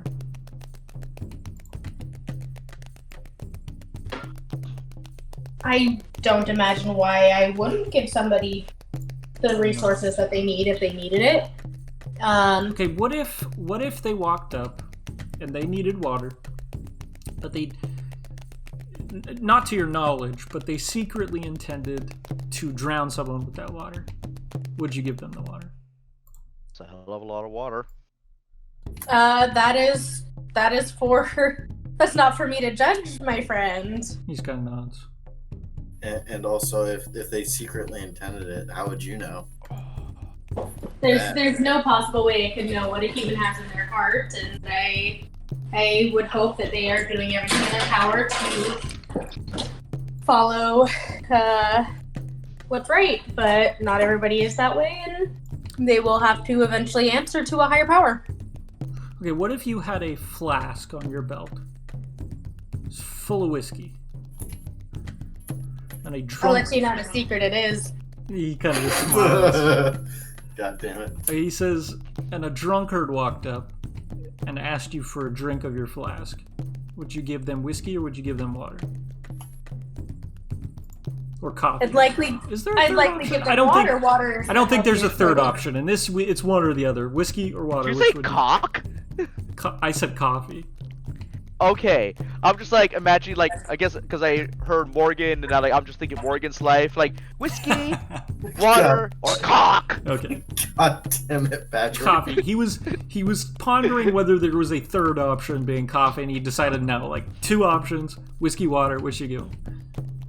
Likely water. It's the healthier choice. It's a necessity to live, whereas whiskey is not necessarily. Would you tell him it was water? Well, if he's drunk, I don't think he'd believe me. So you'd lie to him. Sometimes lying can be necessary. It's not the worst thing in the world. Oh, He just kind of nods. Of course, I try to atone for the sins that I do, and I will answer to a higher power when I pass. Doggo. So you really believe in all that, huh? Like really? Yeah. My dad is Tupac. He just kind of Shit, looks. say And what? he just says, I hear like about all these different gods, and there's all these different like demigods, like, and so like they're all true, like, because like everyone that has ever believed in a god believes that there's like some sort of judgment, right? But like, who does the judgment? If everybody's judging you, like, you gotta imagine that some of those gods are gonna be like wrong, right? They're gonna have like a skewed perspective. So like, who decides who you get judged by? I imagine it's whichever god you worship. That just feels like, what if it's not what if the god that he just thinks? I feel like this is less about in-game shit and more about Justin trying to get a grasp on how D&D can work with it's all just multiple actual deities. So it's all just relative then? Like, Well, I mean, if you think about it the same way we work here in the material plane, the what now? there's many kings to rule here on Earth. The what now? Imagine how there's many kings to rule the land. Okay. Do you really think that one god could just rule all of them? I mean, would it not be at least plausible that many gods help and rule maybe particular aspects? Perhaps I don't know. a god of pranks. Well, listen, I mean, like, we have all these nobles, right? And like, they're out in a field fighting right now. So I don't know if that's a good model for like ruling the universe, Like, I would hope that there'd be like, I don't know, a little more agreement, I guess. It's like troubling that they can feud, Mm-hmm. Well, And then like, where'd they come from? Like, is there like one that's like older than the rest? Where did they come from? Everything. Where did they go? Where did they come so from? like, I'm really trying to figure out where you're going with all of this. I don't know where I'm going, I just kind of talk sometimes. Like, so is the Justin first in one the in that mind chain? space. Like, is that the first one in that chain the right one? Like, or is he like supplanted? I guess I should say he or she. Is he or she supplanted by somebody like lower down the list that's like better? Well, to tell you the truth, I don't know. I myself am not a god. I could not answer that one for you. He says, but like also it would kind of suck to know, wouldn't it? Maybe. Probably. I don't know, like what if you knew everything? Well, then nothing would ever be a surprise. Then you would be a god. Or you'd just be an egotistical person. He just kind Or of you'd shrugs. forget it all like Eno. He says, well, Remy, this was a good talk, and he like reaches to shake your hand. Did I introduce myself to him? Hmm. Did Justin forget? Maybe. He You're reaches also to shake well your hand. known. It was definitely a good chat. He like cups your hand Sure. and shakes it with both, and you see him just walk off back towards the city.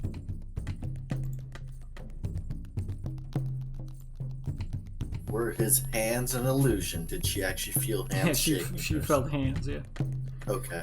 she felt So hands. So she did get handsy with Gonna the throw peasant. hands with some random peasant Justin decided to create.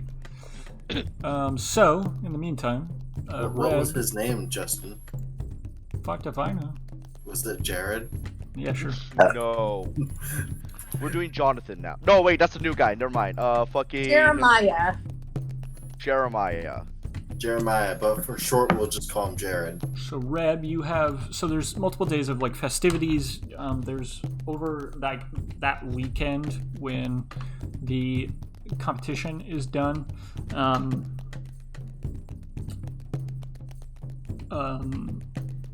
There's like a carnival of sorts that's placed out in the field, and although like the terrain is pretty bumpy, they managed to get little carnival games going in different places.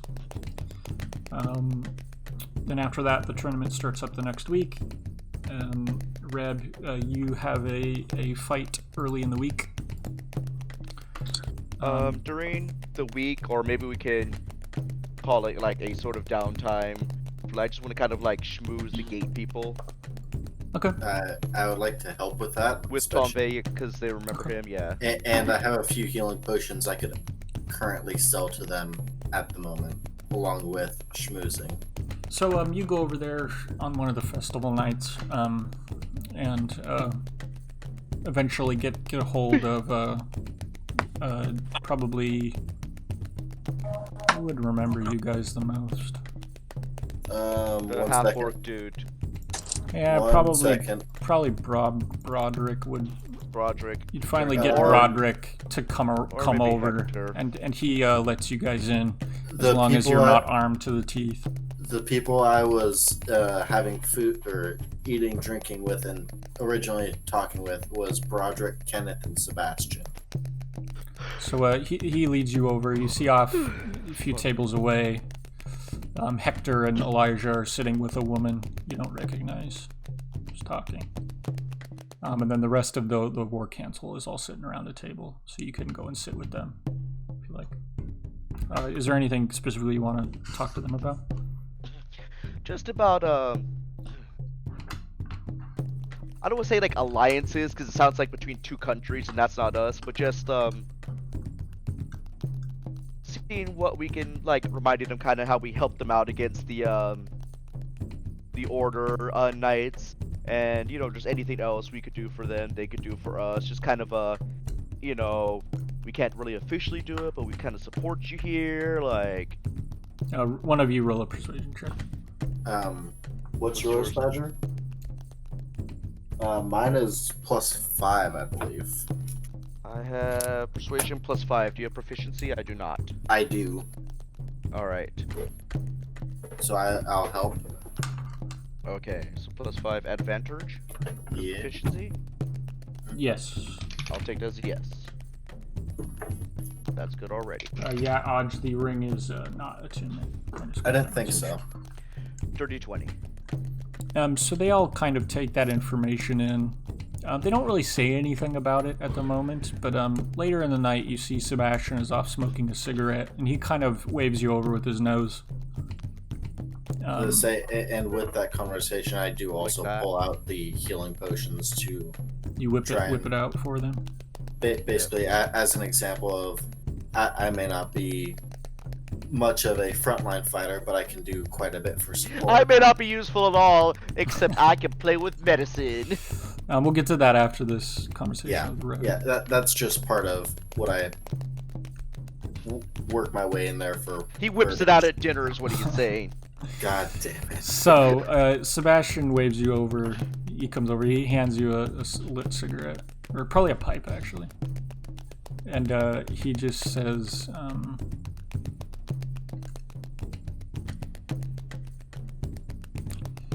you spoke earlier as if you had some sort of asset that would be to our benefit. What specifically did you have in mind? And he kind of checks that nobody's kind of around.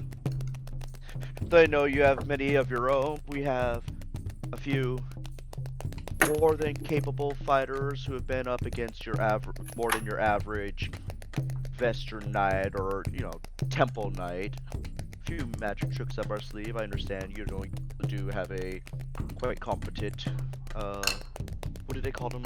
Just court magicians? Court mage, yeah. Court mage is just also people on the inside who may be able to look around, see things for you, get some information. I mean, not so much espionage, just a friend who can tell you things, so to speak. He kind of nods, and he says, why would you do something like that? What's in it for you? He says, I'm not so naive as the others. I know that most people are in this type of business. He kind of just points at you for personal gain. I'm not judging you. I'm just saying that it's a factor that is often overlooked. He says there's a reason that I'm where I am. Let's just say I don't think I should be, but here we are. He says. Justin, is it just Reb out there, or is it Tom? Just Reb. Okay, I thought so. Just making sure. Sorry. Please continue. Well, part of it is altruistic in a way. He kind of gives you a skeptical look. There are goings on that, I mean, ideologically, I'm pretty sure you nor I believe in. Do you really think that this assault on your city is wise, justified? He just shakes his head no. Reasons they put in. I mean, so on one part, it is that. It is a belief. It is that part of this is not correct, and you do want to be helping or aiding the side of history that should be on the right side. The other part is, as you say, a bit personal, particularly the things the orders come to them, such as trying to assassinate, your comrades. Was he part of that troop in the woods? He rode in kind of later when Kenneth and him and Rebecca showed up. Okay, such as try to assassinate your comrades in the woods. That's not exactly a holy thing to do. Would you say? Incidents like that have left a bitter taste in my mouth. So it's those sort of things I wish to help combat against. He kind of waves his hand. He's like, yeah, I mean, fine, but what is your tie to the situation? I mean, you came upon some people in the woods. You didn't know who they were. You helped out. I'll give you that. But you don't go to war because you met somebody in the woods sometime. If you had met them first, you're telling me that you'd be on their side? No, I think you have a personal reason for being where you are. I'd like to know that. As I said, it was actually more who I found in the woods first, which was not your crew. It was the Order Crusaders. And again, it is a slightly personal thing, what they've done with people, the city. He kind of nods. He clearly had that the wrong way around. He thought you ran into Elijah first, and then the order showed up, so he had that mixed up. Clearly, some lines got crossed, or And then again, communication whoever lines. they're against and listening to the tale, this side adds up more, and as thus, it's something more to follow. And if along the way, I happen to strike a blow or two against someone or someone who I feel are wronging others, He says, you do that does actually know, put me in a better place. you do know, though, that, while the others prefer to rationalize, I recognize that we might not always be in the right. Something that I have to prepare us for. So, if you were an opportunist in that instance and decide to go with the larger force, we're probably not going to be the larger force. If you're going to prefer to go with the good force, we might not always be that, though we think we are now. When you start whispering of alliance, part of my role here is to decide if... Listen, I'm not much of a tactician, right? They covered that stuff. When shit hits the fan... I guess fans don't exist. I'm gonna say that anyways. When shit hits the fan... Technically, They have like this yeah, kind of but I don't fan, think I don't think that that's where the origin of that. Maybe it does. Yeah. Maybe Oh, it does. it's not, but We'll When- just say like the horse explosive shit and I mean, hit the fan like but this. like maybe it's more about the smell and less about like the it doesn't matter. When shit Yeah, hits the right? fan on the battlefield, they got that covered. I follow orders. When shit hits the fan personally or on a religious level, they're not prepared for that advent. They're preparing as if they're always going to be the righteous party. If they're not the righteous party, are you going to disappear? Or, worse yet, start fighting in an opposite direction? Let us speak plain then. If you turn Please, he says. to the side Smiles. that I feel is not only if it's unrighteous, I will not just disappear on you. There will be words, as there should be, debates. We should figure out the who's, the what's, the rights, the wrongs. If there is a disagreement, then perhaps, at that point, an agreeable parting of ways. If you shall turn to the negative side, I cannot promise that I will not turn against you in some capacity down the line, but it's not my plan to. He's Simply, I kinda nods. prefer to, much like the order itself, they pursued one path, I split off. When they got too far, it comes time to turn against, to try and rein them in again. He just kind of nods and finishes up his pipe at that moment. Says, well, Rebecca, wasn't it? Something like that. Yes. He just reaches to shake your hand. we don't need you. We already have a Rebecca. Right? Like, damn. So he reaches to shake your hand. Yes. And he walks back to the festivities. Tove, you're trying to sell some. Oh, may I do an potions? insight on Yeah, sure. that or that's how I felt about Sure. his read on all of that? Motherfucker. You know what? It's a nat 1 plus 5. Like, I'm like, this motherfucker's got it! We got this! You're not sure. That went swimmingly. Okay, selling a magic item. Okay. Yeah, I've got Persuasion 4 of them. check, Tombe.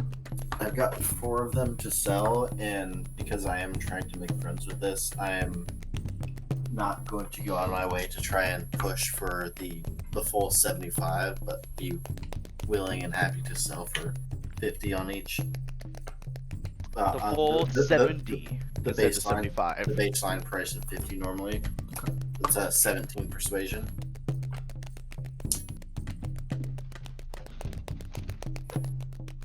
Okay.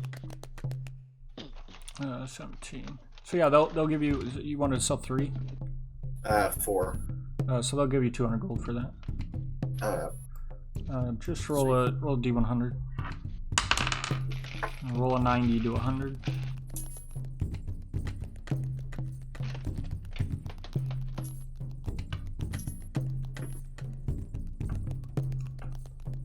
$96. Yikes. God damn it. That's what I get for not using the golf ball. Roll a d6.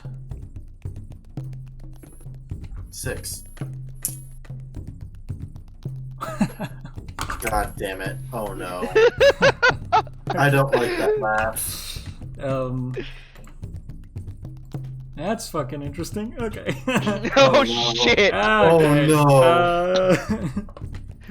no. Calling an audible. Not in the least bit flustered right now. Oh, Totally no. planned for this to happen. So they didn't just fuck everything up. You didn't have to make me roll. You could have just let me sell it and that be that. You said, yeah, I was gonna say, you said roll a 90 to 100. I rolled a d10. Saw that, I was like, 9. Shit. Okay, let me see if I can roll a 0. So, tell me when you start talking business, Hector it's brought to his attention, and they would prefer not to do business out here in public, so they lead you into a large tent and shut the flap and basically lay the wares out. They have a court mage with them who identifies and makes sure that they're real. Are you selling the one that has an asterisk by it? No, okay. No, I'm not selling that. They identify them and confirm Going out of they're my way real. not to. A purchase is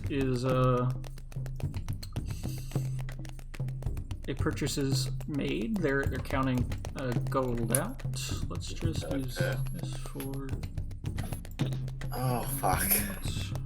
Okay, so date. Where are you at though? Here you are. Probably Elijah would be there. Hector would be there. There's this. Well, you met. She probably won't be there. Never mind. We're fucked. Oh no. Like 2 guards at the entrance of the tent. Oh no. Oh no, no.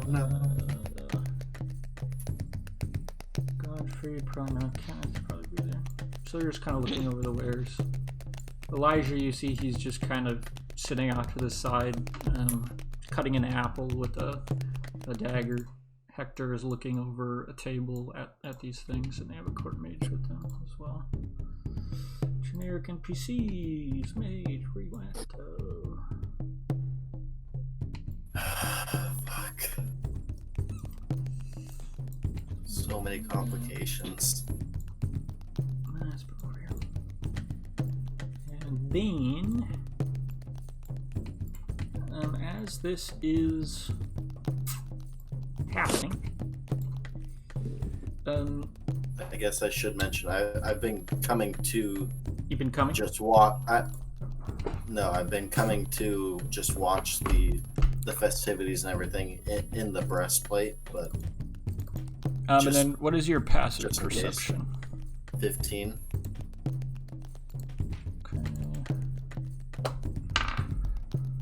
Okay. I also have alert, so I can't be surprised. Okay. Good to know.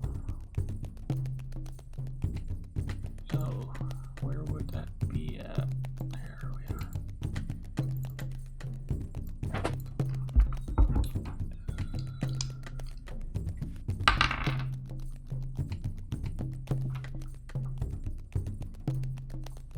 Okay. Interesting. Okay, roll initiative. Oh, fuck.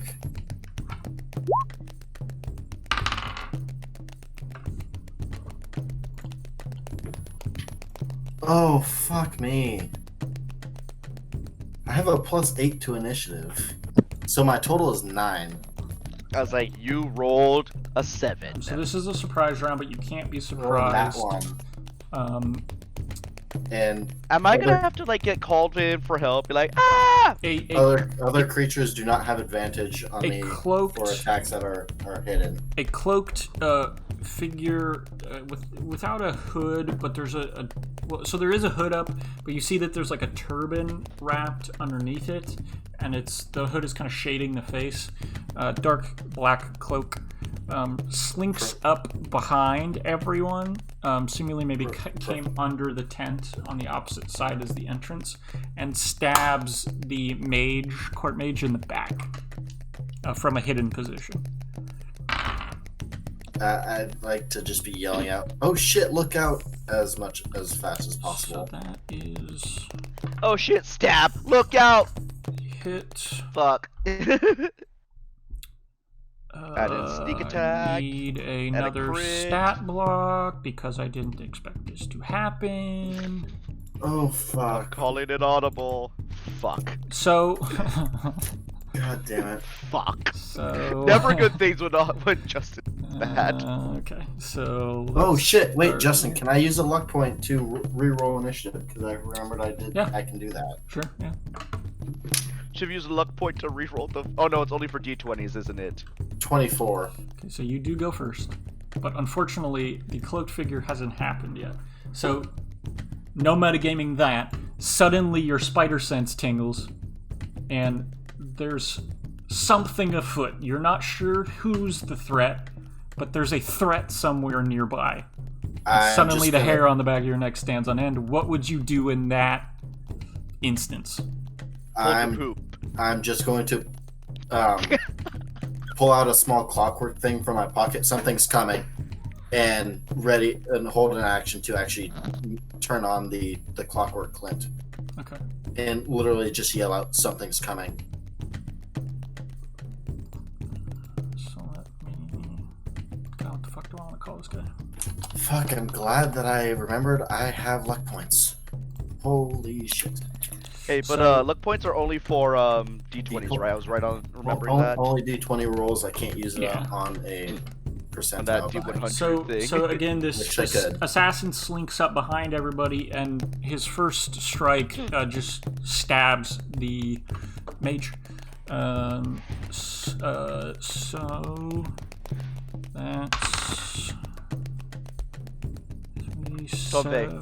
You know what you do, Rimothy? When like he comes in, you just shit your pants. I like to draw attention to everything, just try to be like, shit your pants.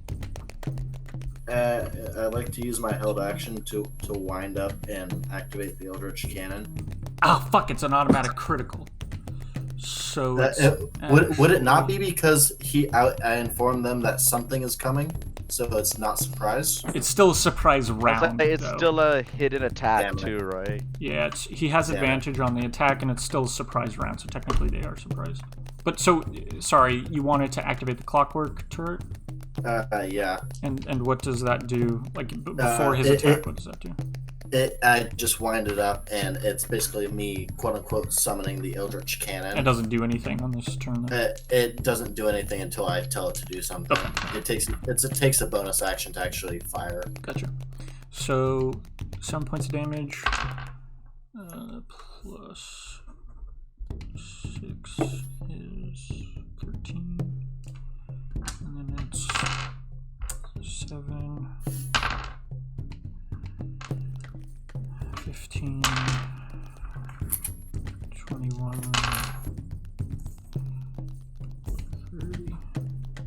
So in one strike, a scimitar appears out through the mage's kind of chest, and there's just a cry of pain before he just kind of goes limp across the table, covering your healing potions. Justin, would we allow him to have death saves? No. Please? No. I literally have... He's just a random. He's not even a good court mage. Like I imagine they don't travel with their good court mage. They probably travel with the shitty one. Could I at least cast Cure Wounds on him and make him not outright dead? Because I have No. Cure Wounds as a spell. No, he's full dead. Okay. This guy did 40 plus points of damage. Oh, shit. Gotta be dead. Oh, fuck. The second strike is The mage at against least- Hector at advantage. Oh, no. There's more? So that actually misses Hector. I gotta bring up fucking Hector. I got so many shit going on right now. Hector's stat block. Justin, I'm so sorry, but you did this to yourself. Hector's stat No, block. you did this. He could have chosen not to make me roll for complication, and he knows my dice luck is fucking shit. Actually, he rolled high, and that was the worst option. So his AC without any armor on would be 11. That's rough. Oh. So that hits. Yeah, that hits. He rolled a 5 and a 3, but it still hits because nobody has armor on. So that's a D6, but it's an automatic critical, so it's 2D6. Sneak attack is only once a round, so Hector takes 10 points of damage. Why does he have temporary inspiring leader? Does he get inspiring leader for himself? Also, he probably didn't do a speech right before this happened, so fuck that. 60. Okay. One more attack. There's 3 attacks with this thing? Jesus Christ. Definitely hits. Also, an automatic critical. Oh my god. Christ, everybody's dead. 15 points of damage brings him to that amount. So he strikes up through the mage and then kind of pivots, pulls the sword, slices once at Hector, and Hector has halfway dived across the table already and catches the sword on his forearm, but it bites deep into his forearm. You hear it hit bone. And he kind of throws it off and is still diving over the table, and another strike comes in with an offhand scimitar that slices across Hector's back as he gets across the table. With that, the assassin is going to Run away. take a step. What is he gonna do? Let you guys go. Would Hector really not have his armor, though? Because Yeah, we are still in enemy territory. Okay, so I'm scrolling around looking for this, You know, and I just to see that Jake. to that end, he might have a chain shirt on. That attack still would have hit. Yeah, because you did say even at the I'll put him beginning down that as a chain shirt. they had some armor on because AC 14 for him. they're not in friendly territory at the moment, but they're being allowed here. So that is the end of the assassin's gonna stay put for now. So now we need to roll initiative for everybody else. Hector and Elijah are a 10. Do you want us to roll perception to see if we hear the oh shit? You don't over the festivities. If something does pop off, we will be rolling against your passive perception. Okay. I think that's a fucking 12, so I don't like.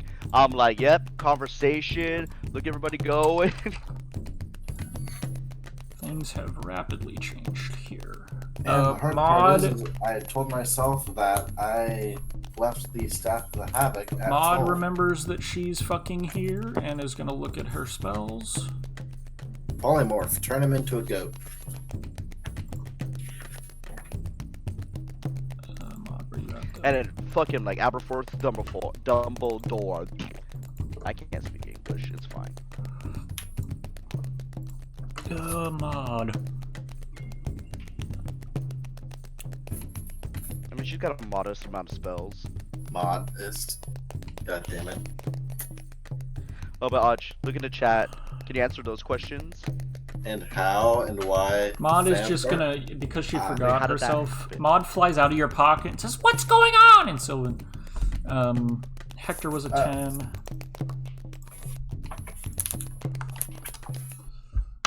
Elijah is a 16 out of 17.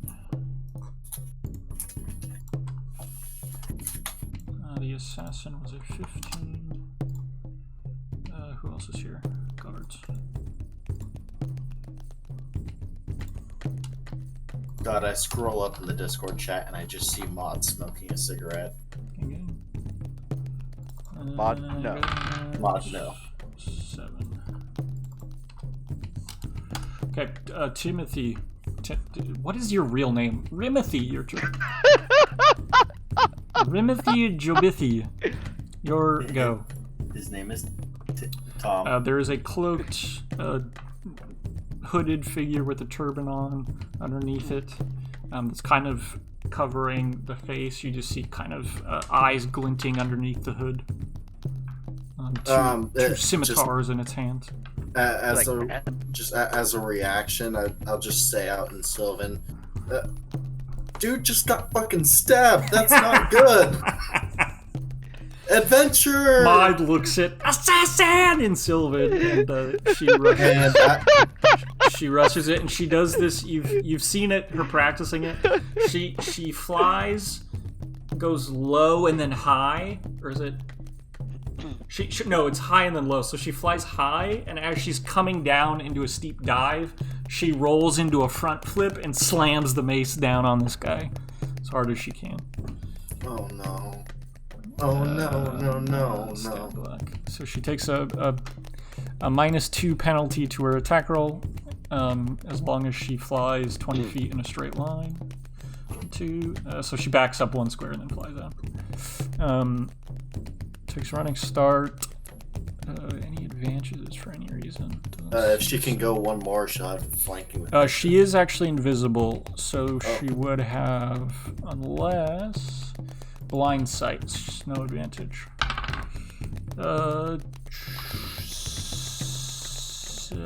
Where's the mace? Who the fuck 18 is this guy? to hit. So that actually hits. So Maud does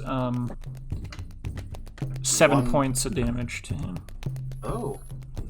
Slams the mace into the top of the head. You don't even see it, but you hear her doing this barrel roll technique that Conrad has taught her to use, like spinning force to add force to her Oh Jesus. her strikes. And then you hear her. What's her movement? 30 feet. So she flies just back a little ways there. You just hear her. You can't see her. And it's your turn still. And I will bonus action step forward a little bit. Bonus action, have the small Clint on my shoulder fire a shot at the assassin ghost thing. And you see that Maud's mace tears the hood away, and you see like a turban wrapped head that's the only thing that's visible is like the eyes. And in this low light situation with candlelight here, it's kind of hard to tell any detail unless you look a little more closely. Oh fuck. Okay. 19 to hit. Hits.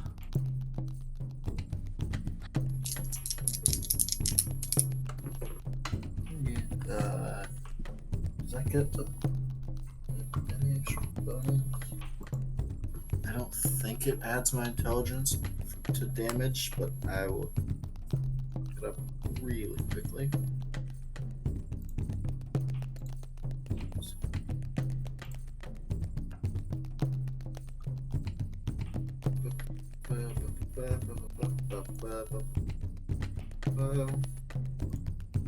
Whoops. Just clicked on Eno's tower for some reason. Didn't mean to do that. You and Elise have fucked off in this direction, so you're like, go On a ahead. hit, target takes. Okay, it is just Not 2d8. in the field, but So 2d8. it takes 9 force damage and is pushed 5 feet away. okay. And if he will allow me to reach out and touch him, I would be attempting to Reach cure out, wounds. touch me. There. Okay, yeah. You can cure wounds against his will. if necessary. I do so. Then does the Clint? It can move, yeah. It can move, yeah. Normally, I just keep it on my. I've been keeping it on my shoulder because I can have it be a tiny creature, Okay, I'll do that. which is like the size of a parrot, I think. And Yeah, it's like not mod much. size. Yeah, it's not much, but he heals 5 HP. Okay. So he kind of notices you grabbing him, and it's just chaos at this moment, so he's not sure whether that's a good grab or a bad grab, but he does feel the healing energy eventually. After the healing energy, I take my hand off and focus back on that thing. Okay, is that the end of your turn? That's... Yeah, I don't have the stuff. Elijah... I'll draw a dwarven dagger. Okay. Elijah dives forward, draws a rapier, attacks. What do you use to draw it? A quill. His hand? One miss, but one hit. So he stabs out once, and the figure parries that, and he just kind of uses the momentum and whips around and gets a cut across its face, kind of tearing the bit of the fabric, and then he leaps back using a feature I believe he has to avoid attacks of opportunity. I gotta check though, because I wasn't prepared to be in combat right now. Well, neither was I. Oops, that's wrong.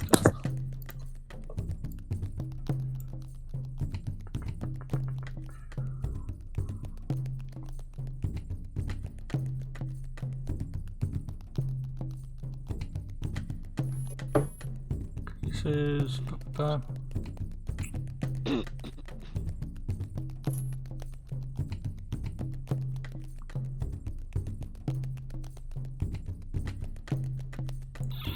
Yeah, so he'll use a defensive flourish to add to his AC. So I roll a d8. So his AC is 19 at the moment.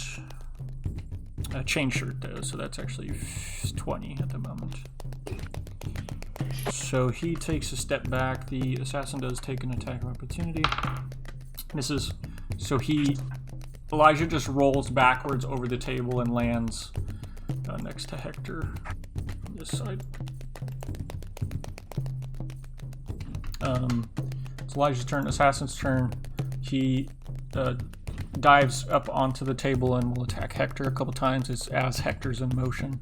I figured the table was like here in the center of everyone. Oh, right. I kind of said that the mage... So are you on the table? No, I thought it was just like a 5x5 table. No, I imagine that it was... I guess I can just draw it. For sake. Okay. We can change your movement. I thought he was like under the table hiding. We never got dimensions for shit. We can change the... So that was... Take your movement however you'd like. That was the table. So let's say Hector is like diving across it, and the mage died like on top of it. So this guy is roughly there. Okay. So then Elijah wanted to give Hector space to move. So he takes a step back. Okay, well, yeah, if Hector's still within reach, I'll probably just stay about there. So yeah, the assassin jumps up onto the table, slashing out at Hector.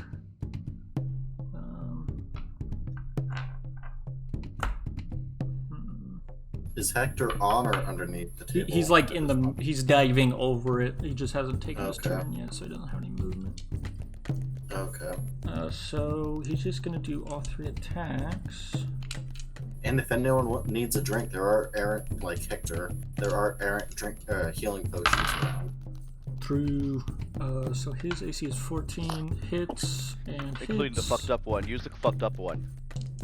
I did not offer the fucked up one. Speaking of the fucked up one, here's Morgan again. 4, 11, 15. 15 points of damage. She's literally like on a call. She has heard none of anything we've done in the past hour. So that was 2 folding laundry. slashes. 1 more. Also hits. Say more again? For Huh? What'd you say? 5 points of damage. I was folding laundry. So this assassin is just whirling swords at Hector. You see Hector's cloak is kind of torn to ribbons as they're diving across the table together. That's the assassin's turn. Hector's turn. He continues Yes. movement, Yes. drawing a sword as he goes.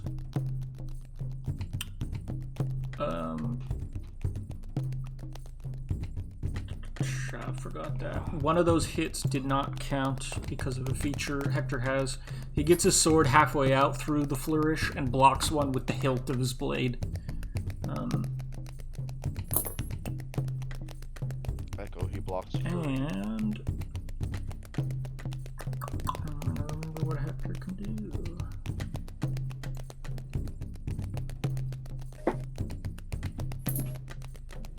He draws his blade and goes forward at this thing and tries to trip it.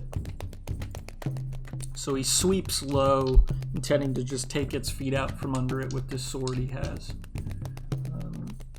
So Hector's is a +8.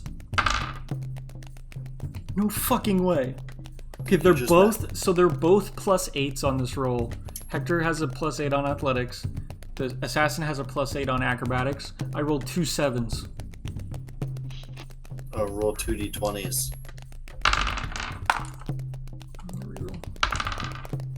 Natural 1. So Hector sweeps low, and this thing backflips on the table and lands. And he just like cocks his head at that, and he like goes to swing again to like do it again. He thinks better of it and just takes a slash straight at the thing. And misses, I want to say. Yeah, so he swings high this time, and the thing just kind of ducks backwards and then rights itself in a really unnatural way. He's quite confused with that. He completes his roll across the table and still is intending to go at this thing and continue attacking, but both Kenneth and Elijah have grabbed him and are pulling him away. So unwillingly he does move back. The thing already used its attack of opportunity on Elijah, so it doesn't have another attack. No, it just took a turn. So it does have an attack of opportunity. He'll take it. Hits.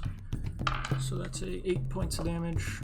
So as Hector's being pulled away, another slash with the scimitar cuts kind of just across the chest, narrowly avoiding a deathly blow. Guard's turn. One of them rushes to block, and the other steps outside the tent and starts blowing a horn. And so Reb, suddenly what you see is Tombe goes into a tent. Moments later, a guard comes rushing out, blowing multiple blows on a horn, and chaos breaks out. And you're like, of course, here we fucking go. And so you can choose to enter the fray next round, basically. Okay. So you can, at least 2. yeah, you're there as well. Morgan, you weren't around when this whole thing started, but you can be with them because you were with them earlier. Odds rolled bad on a pure luck check. Rolled the best. No, on he the failed a check. complication and then just rolled a 6. That was it. A 6 on D6. So Reb, roll initiative, and Elise, roll initiative. I just wanted to have a fun tournament arc, and you guys turned it into an assassination. Whoa. You're making it sound like I assassinated somebody. Hey. I have no control of what's on your table. Oof. We're rolling like odds. I rolled a Jesus. natural 1. Yikes. Hey, so did I.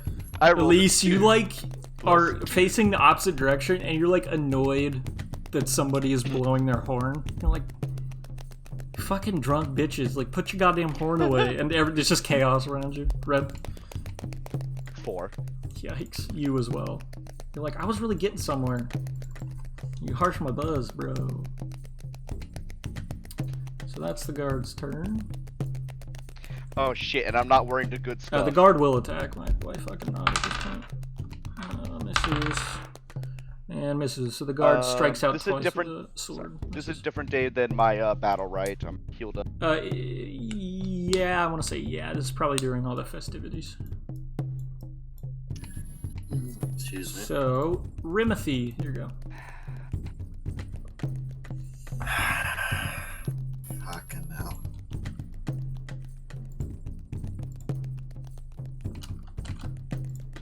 Fucking hell. God damn it. I will bonus action Actually, no. For my action, I will attempt to. Oh, fuck. Shit. It looks like it has a couple of cuts on it. Yeah. It's been cut. It's been hit and cut a few times. Yeah, I mean, Maud got a fairly good. I mean, Maud got a hit in that would kill a peasant. So, yeah. Okay. Then I have one question. Uh-huh. If I was, instead of taking an action to put it onto a weapon and then another action to attack, would I feasibly be able to pour poison straight into one of the wounds on it? Oh, you could try, yeah. Would that just be considered like a dex check or something? Yeah, I would do that's like kind of an improvised idea. So you could do a dex check against its AC. Okay.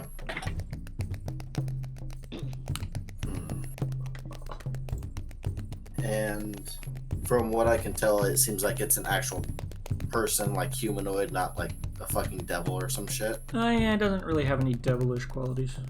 Okay, so I will. Fuck it. I've got it out. I'm gonna pull out the silver dagger that I have, Okay. the dwarven dagger, and attempt to stab at it. Okay, go ahead. 16. Actually, I'm gonna use a luck point to roll again. Okay. 'Cause I feel like that won't hit. That's much better. It's a natural 18 plus. Hits.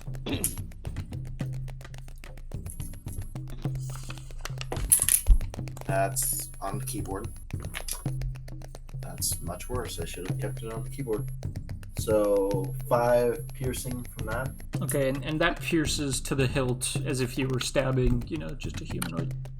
Okay. No resistance to that attack by your imagination. Seemingly. Yeah. All right. Maud will again do a flyby strike. Are you telling me we're in the deep grass? I think no. I just put it where you guys were sitting earlier. Okay. Yeah. So this is all just flat, kind of hillside. But before she. I mean, technically she's your friend, so if you have a yeah, suggestion. Before she does, I would actually like to attack with the bonus action Clint on my shoulder as well. Okay, go ahead. Because it does get that push a little bit. That's 12, 20. 18 to hit. Hits. Another Reb now. You're looking in that direction. You see a flash of light that is definitely Tombe-esque. That's 8 damage. Okay. Force, and it's pushed back 5 feet. So it's pushed off the table, but it flips and lands on its feet. Oh fuck! And now Maud does what Maud does. Maud will fly by it, kind of just straight through like that, and she's actually gonna try to get distance. So she's gonna go to there and make another attack. Her advantage because she's still invisible. Hits, so it takes 2 points of damage that time. How did it do 7 before instead of so 2? when she takes a -2 to do that front flip, she gains a +5 to damage. Is that not why she also? Oh, next turn. Never mind. She also has to move 20 feet. Yeah, like a she's charge. lining it up for next time, which is why she went so far this time. So Elijah's turn. He is gonna grab Hector and try to just push him out of the tent. So they move at half movement. So he gets to there and kind of puts himself in front and just has the rapier out. I forgot to. I can't. Fuck it. So as you blast this thing and it flips off the table, it does lash out at you with a sword, and because it was pushed, you realize its strike was short, and so you're like, I'm kind of doing okay. And then as you kind of refocus after thinking that, you see it has drawn a dagger and is throwing it at you as a legendary action. Oh shit! This thing is. And it rolls a 21 to hit you. That. You take 5 points of piercing as the dagger kind of comes across your shoulder. Are you gonna want this back? So now Elijah moves, pulling Hector. It's the assassin's turn. It is feeling pretty good. So it disappears under the table. We'll use the disengage and come to here. It'll go to there. So it suddenly like appears almost at the other side of the tent, almost too quick for people to follow. And as it dives under the table, all of the guard and Kenneth both try to grab this thing or stab at it, and it blocks with scimitars, and it's just chaos. The table goes up, and things are flying all over the place at this moment. Table gets broken in half. Suddenly across the room, and takes 3 attacks at Hector. Hey guys, what do you call a headless centaur? Hit. I don't know. What do you call it? A headless horseman. Jesus fucking Christ. Jesus. Is Remy anywhere near these grounds doing her medic stuff? She's like a couple hundred feet that way. 6. We might need her. 10, 14, 18 points of damage. So Hector takes 18 points of damage. And has multiple wounds across the chest. You see blood kind of flowing through the chain shirt that's underneath his clothing. So, Tombe, congratulations. Yeah. You were the hero of the Marine. You ended it, all that. You just started another fucking war. No. I'm the hero of the light in the church. I ended the war before it began. Which is you began a new war. This is to be blamed on you. You started this by rolling bad. You started the next war. I cannot control how badly I roll. Yeah, you can. No, I can't. I didn't know he was gonna make me roll Get to good, sell noob. 4 potions. Get good. Okay. Fuck. Hector is heavily wounded. Still trying to fight despite Elijah pulling him away. So he'll take 2 attacks. Alright, get some hits in. Longsword is a d10. 14. 14, 18, 22. Uncanny dodge brings that to... I guess that one's a 13 halved to 6. And that one is a 9 halved to 4. And that is Hector's turn. Guard's turn. This one turns and just tries to shove the assassin kind of away from Hector and trying to like fill that space. Guard has a +2. Acrobatics for the assassin is +8. That's 9 for both of them. How does that keep happening? Just a straight roll. Hey, you did it! Oh wait, no, hold on. This isn't a normal guard. This is a heavy infantry. That's actually won that. So the guard is pushed 5 feet. The guard fills that space. Elise, so you're here at the festivities. If you see that to the north, to the west, and a little bit south. Southwest. You say a little bit. That's almost directly southwest. Also, 4 goes before 3. Oh yeah. Yes. Hey Red. Hey Elise, it's your turn. What do you guys want to do? See chaos. You see Hector is being shoved out of the tent. You see a guard charges back in with his sword out, swinging at something. There's gonna yell, "Fuck me!" There's chaos, but everybody is confused. The War Council are headed in that direction, and they're kind of directly south from here. but everybody else is kind of shocked. So everybody stands up, and there's various people drawing weapons, but nobody really knows what to do yet, and nobody has moved quite yet, other than the War Council and you. And I definitely saw Tomve like shoot off something. You said. Yeah, you saw a flash of light that was very like Tomve-esque, very like it was force damage.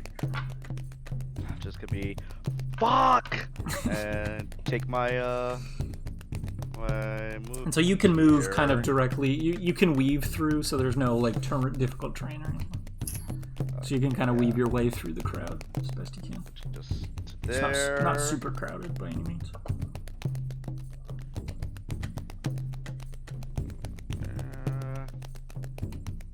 And Action. fortunately, so in all the confusion, I'm going to try and like reach at my sword, but summon the scythe and just like make it look kind of like I'm just pulling a regular Yeah. weapon out. You don't think anybody's gonna notice you pulling the wrong weapon out of a scabbard at this moment. Everybody's focused on the tent. Haven't Pretty you- much that is what I want to do. Just Yeah, keep no going. problem. No roll But that's required. my movement and action. Okay. Is it? Oh It's an yeah, act it's to to summon summon it. Yeah. Elise. I just, what the fuck, Tombe? Charging it. It's not my fault. The fuck did you do? Or pretty much, the fuck did he do? Morgan, Morgan disappeared. Oh, there she is. Muted or you're thinking. her Chimera is gone for me. For what? Camera. Alvin. Camera? I see you. You should reconnect. That one. Hers was the only one that I wasn't getting. Oh, there she is. Where's the opening to the tent? Right here. Oh, why didn't I go that way? Because Red went that way.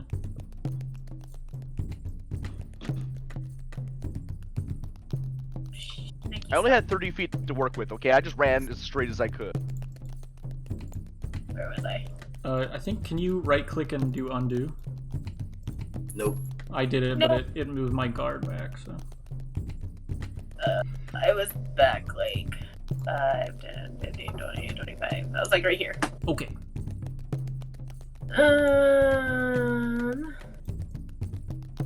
Which way? Where did that put me? Whoa, cool, I didn't know I could do that. Oh Oh, yeah, that's you still can give 30 yourself feet. auras. Is it Because 6 squares? non-Euclidean. What was it? This one? Yeah. Down. This one? Down. Can you make anything else? It has to be a square? You can make it a circle, I think. Oh, just give me square options. Eh, Fucking square. Fuck it, I'll dash if you over here. if you uncheck square, can you uncheck square? There we go, okay. I just thought it just So wouldn't you turn dash on the across, aura. you just see kind of bodies in movement. You see this guard dives back towards kind of something. When I get there, I'll ask what's going on. Okay, Rimothy, Just like that. Ah! Tombe. What's going on? What's up, guys? Mod says, Mod- "This guy's tough. What do I do?" And so Can you make him like, I don't know, not know what he's doing, confuse him or some shit? you just hear her say, "I wish he was a goat," in Sylvan, and she casts polymorph. That works too. So he needs to roll a Wisdom save, which is a +0 for him, Okay. and her DC is 12. So I was little, like watching little get like under. a 16. Could it be a baby goat so that way it doesn't have like horns or anything? The goat's not gonna be able to attack. Not these guys.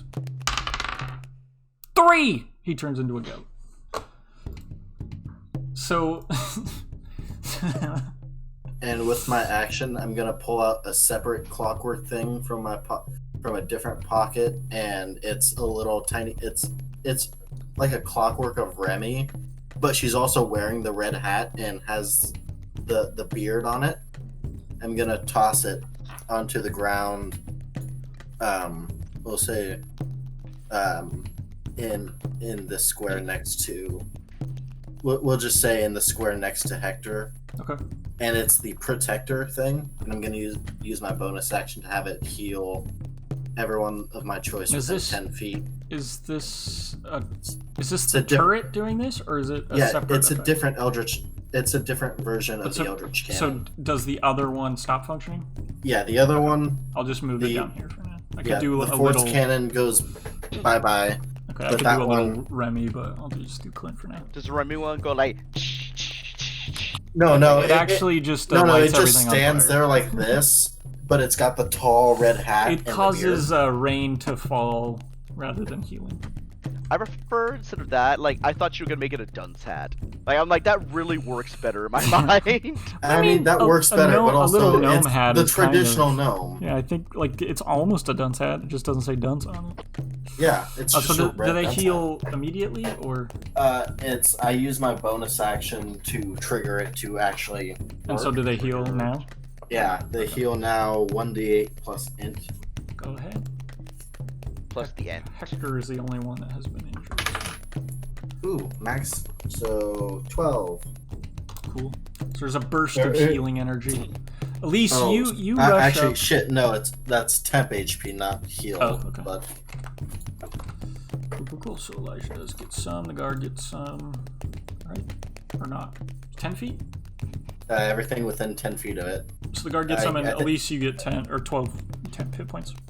I think you can actually give it an aura as a mini.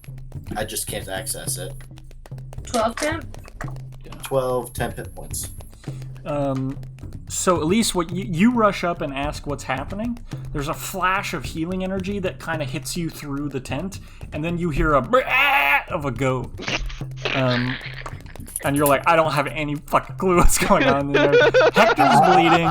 Something's healing that looks like Remy with a gnome hat and beard on, because you can kind of see its silhouette as the energy blasts out from it. And then there's a goat that's making noise. And I'll just call it. It won't stay a goat for long. Mod, when we hit it, Mod it'll drops. turn What the back. fuck our campaign? Mod drops invisibility and says, I got him! It worked! And she's like pointing, but she's yelling in Sylvan, so nobody but you Yep. can understand. In Sylvan, I'll just yell at, yep, good job. We you got did him. it! Now just Fuck assassins! And she like flips it off. So Oh, you're like, Elijah's like, what the she's fuck very is proud of happening? herself. And like he's like trying to put two and two together, and he's just like, and like just starts shoving Hector out of the tent. And he like comes out, and he's like, there's a goat, and it's killing people. I don't know. And like he's calling for people to rush inside. It's the goat's turn. So it's suddenly a goat.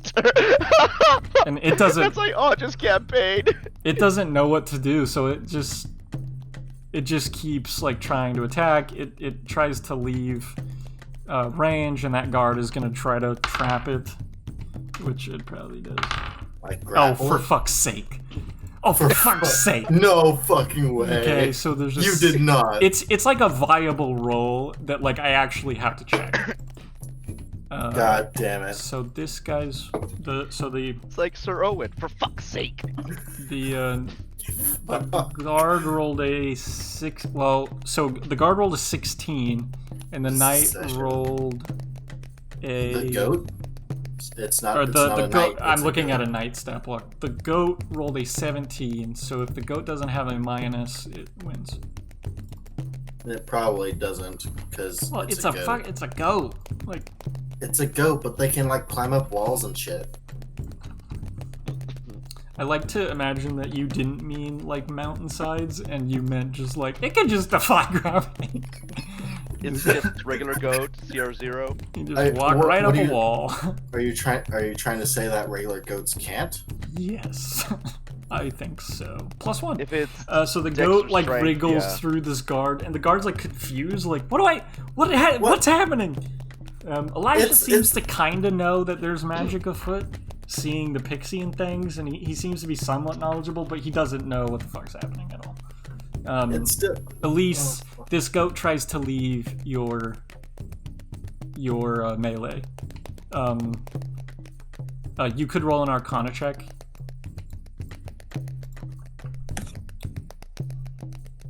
Roll 20. So there's two options, right? Option 1 is there's an assassin that has nothing to do with Tombe, and he was just in the wrong place at the wrong time, right? It's totally possible. And it's also totally possible that either Tombe or Maud polymorphed the thing into a goat. That's doable, right? There's a separate, distinct possibility that Tombe used his wand of polymorph to try to polymorph the assassin. You know it's a broken wand, so when he casts it, it releases force energy and turns himself into an animal. So, Justin, two distinct options. She can still... this is an assassin as a goat, or this is Tombe as a goat. Justin, she can still hear me inside of the tent yelling. Elise, sorry, what was that?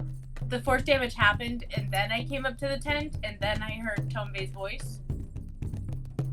So, like, I don't know if I think that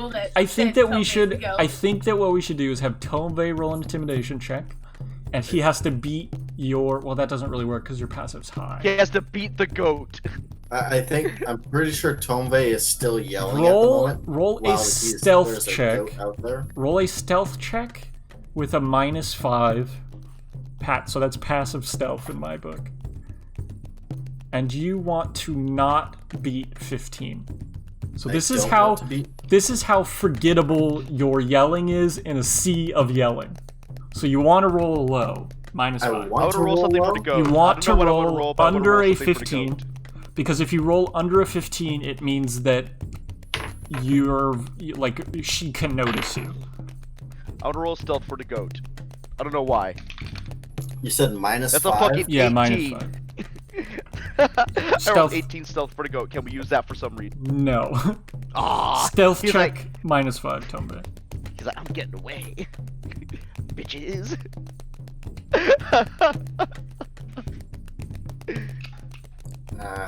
Math is hard.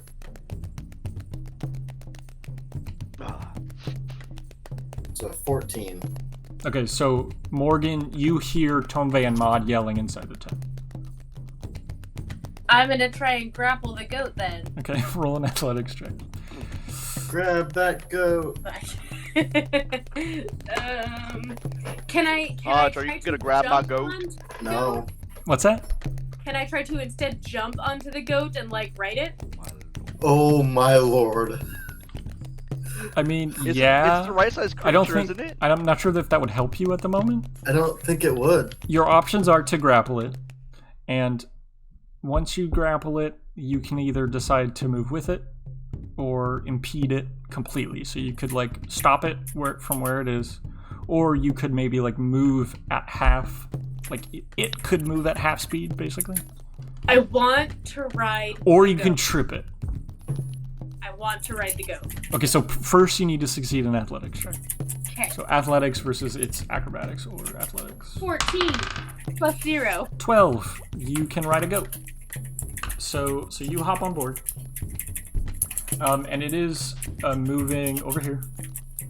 Instead, can we use my 18 roll for the goat? No. Let me figure out how much movement it has left. Fucking goat. Went here. I fucking love this. So it's 25. Like I just want the goat to win. The goat gets to here, even at half movement, and tries to ram Hector. Can I, because I have it grappled, does that give it No, disability? it doesn't. No, Disadvantage. Thank you. it does not, unfortunately. But it rolls low, and it just tries to headbutt Hector, and it just kind of hits him in the hip, and he's like, "Ow!" What?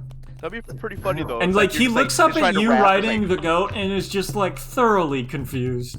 He has no fucking clue what just happened. I am also thoroughly confused. It's Hector's turn, and he looks past Elijah into the tent, and like looks at the goat, and says, "Is this yours?" Like to you, but he like yells it because again, there's just chaos, and that's his turn. The guards. At this point, we're kind of out of combat unless anybody wants to do anything specific. The goat is a goat for up to a minute. It's always us, dude. For an hour, I believe. Polymorph lasts for an hour.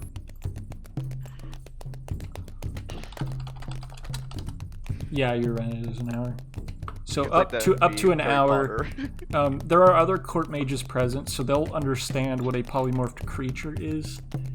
There's some confusion about your involvement in this.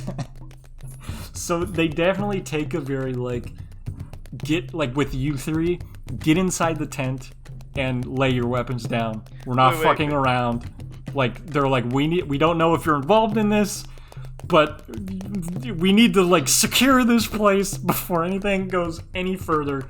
Get inside that fucking tent. Put your weapons on the ground. Steer go in there and force it to walk as if it is my You do eventually have to drag it because it is just Wait, hold continually going at Hector trying to attack. What I wanted to do is when it was over. Why am I motioning? It was over here and it's trying to attack. When my turn was, I just went to blast it with an Eldritch Blast. No! Double Because tap! one, he was saying, okay, the goat's hurting people, and then I remember from last time with the shark, if you kill it, it turns back into something else. So I'm like, maybe let's get it in the tent first and let me ride a goat. Elise is just like, wait your turn. I'm first. Or was she first? and I'll say Nope. 4 because before 3 at I least. changed it. 3 goes before 4. Oh no. So she no, you see no, Elise no. dragging that in there. You see the other of the war council, Elijah drags him inside, and they start tending to his wounds. They all kind of rush in and separate you guys. On So I'll talk to those guys. I'll come in on their side, our friends. What the fuck did he do? I did nothing. Thoroughly exasperated. The guards just point with their swords. Get over there with them. I. If Yeah, you're, Hell no. if the you fuck did he get do over this it, we time? saw you come in together. Get over there with them. I Why did are you nothing. angry at us? We got your goat. I don't know what the fuck he did. The guards are just it's not a goat, and That goat was an assassin. That Clearly a goat. Elise, can you shut the fuck up for 5 minutes? I'm trying to speak. What did they do? If I you was would out stop. talking to what's his name? Mod's I turned him into a goat in Sylvan. Reb, Wait, Mod, you turned a goat into a goat? No, I turned Hey, an assassin person- into a Do goat. that. an assassin came in, tried to fucking So- kill Hector, He wasn't killed a, the mage. he wasn't a, yeah, there's Mod- a dead mage laid across the table. It's Y'all let a goat Mod- get the best of you? Mod polymorphed it into a goat, and now we're trying to figure out what the fuck to do. I had nothing to do with that. I was just trying to sell some potions. You know what? At this point, fuck it. They're free of charge. You can just This take them. sounds like one of his usual shitty stories. Is this going on? Did he is he fucking Mods real? are, we're This sounds gonna one of his shitty we're gonna stories. get 10 years hard hard minioning again. Okay. I'm even looking at Robert dude, Fuck. I don't know, bro. You see, I don't know. I was over there with your boy. Godfrey, Y'all, I can't believe you got bested by a goat. Godfried and Broderick kind of block the exit once all of the relevant people are inside. You see Madeline, their sister, kind of rushes across and is attending to the mage, but he's clearly super dead. If I Guy, I want to understand, stand on this side still and just be arms crossed, just tapping the foot the fuck, Tom. I'm still Yeah, riding what the the goat, by the way. if I understand how Reb- Mod's magic works, Reb, it's they gonna be a kinda goat try for to- maybe another 50 minutes. Godfrey tries to just put the back of his hand on your shoulder and tries to just section you off towards the rest of the group. Do you allow that? I'll put up just a very slight fight, just hey, He's being Dude. gentle, but he is being Dude. insistent. As you step in that direction, you do just hear dude, it was not my goat. I you don't know hear what's going the on. I don't know what's noise- going on. Oh god. You get a D6 inspiration. Fuck you. You hear the sound of a longbow being drawn on the other side of the tent, and you think that Rebecca is aiming at you guys through the tent. And she holds the shot for a moment and then lets it go as the talking begins. But she remains in that position, you think. I'll use Okay. I'll use a So- bonus action to just where it's at to have Remy set off another wave of just. Sebastian kind of pushes his way through and just like looks at you, Reb, like we just had a talk. Like what the fuck? Like Just, And I'm looking at him like, I Ju- don't know ju- what he does with his fucking goats and shit. Like, he makes some weird shit happen, bro. you see a I medic. don't know. A medic comes in and starts attending to Hector. I'm on your side with this. I don't know nothing about no goddamn goat. I- Like, we didn't Let's come say- in with a goat. if Caught the to go.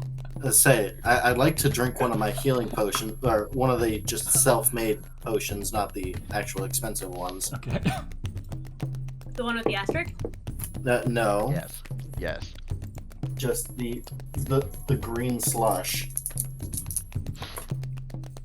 Madeline And moves. we're like, I'm like thinking instantly teams like turning invisible and running away. I'm just kind of eyeing him like, Madeline, fucking their worse. sister, moves and from kind of the back of the tent, she removes Hector's battle axe and brings it over to him. You also notice she has a sword on her waist now. And again, like this medic is just kind of attending to Hector, and you hear the noise out front. Like they're definitely up, like they're checking the perimeter and stuff. But for now, you're being left alone. The Hector kind of pushes the medic off and steps forward. Says, "Now, what the fuck was that?" And like points at the goat. What the fuck is going on? Somebody explain. Somebody explain in a way that makes sense. What just happened? From what I can tell, I was in here trying to sell you guys the potions. Yep. Remember that part. Yep. And then The assassin seemingly came from behind the tent under the tarp, and very quickly came in and stabbed your mage. He like looks at the mage and nods. I had no idea that was going to happen, but I had to try and help as much as I can and keep you guys alive. And my friend here, Maud, and I just gesture towards the pixie, we have had some history. she's invisible again. Now she's just there, like fluttering. Used some of her fey magic to turn the assassin into a goat for the moment, to at least pacify it. She If says I in understand Sylvan, it correctly, it should last for probably 50-ish minutes. she says in Sylvan to you, am I supposed to agree with you? I don't know if you're lying or... In Sylvan, I just say, yes, just agree with me. I'm telling the truth. She says in her best common she can muster, yes! She like shrugs. Yes, goat. And then Sebastian like looks over and says, but so why, so it's a goat, and why are you riding the goat? She's fucking weird. Caught your goddamn goat. All And I'm like, I'm kind of It's like, not, over it's Sebastian, not she's my, like, it's not my goat, she got a point. She caught the goat. but it's not mine. I don't know. And he just shuts up. I mean, it came out of your tent. I assumed it was your goat. I wasn't gonna let it get away. It's also only going to be a goat for 54 minutes. So Well, I know that now. Thank you very much. Hector Hold says, on. it Rimothy, just Rimothy. Hector So- puts his hand up and everybody like is quieted, and he says, so you're saying that you had nothing to do with this assassin? I had nothing to do with this assassin. Roll a persuasion check. Hold on. Would we have helped you catch it if we had something to do with it? They all kind of look at you Self-reported. like That's this really is sus. such a ridiculous thing to have happened that they honestly don't know. Like, you know, maybe the assassination attempt was on the direction, like, towards failing, and you just decided to, like, pull an audible, much like Justin just did in this D&D session. 21. Okay, Persuasion. gotta figure out who has the best insight. Not Broderick.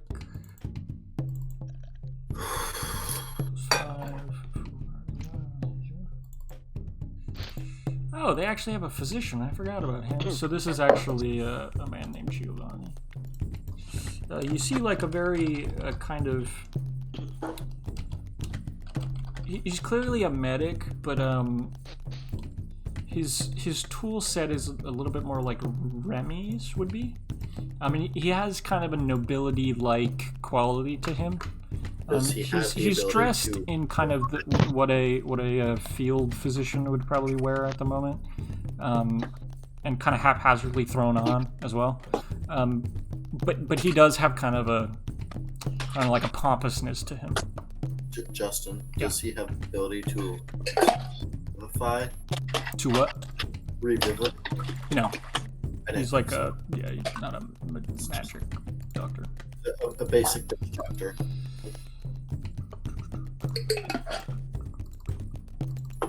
Okay. Wait, so did Hector talk yet or no? Not yet. I'm still checking insights. Because there's a whole lot of fucking people here. I don't even remember who Sir Marcus is, but he's not here. Oh yeah, I remember who that is. Never mind. Can confirm. Marcus, not here. You're not here also. Okay, so so Hector kind of takes that in. He looks to his sister, and she just kind of gives a nod.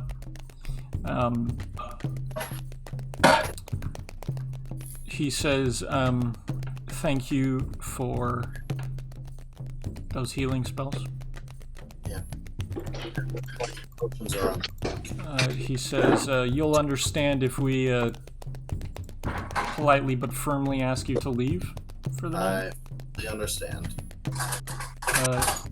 If you would like, you can take your potion. At this point, Maud flies into your pocket again. With all that's happened, they're on the house. Just He kind of laughs. He chuckles and just nods. If you need to use one today, feel free. And you see Giovanni has just cut his tunic free and has ripped that chainmail up and over his head and is currently stitching wounds and bandaging others. I say I can feel it. It's not very much, but a little bit.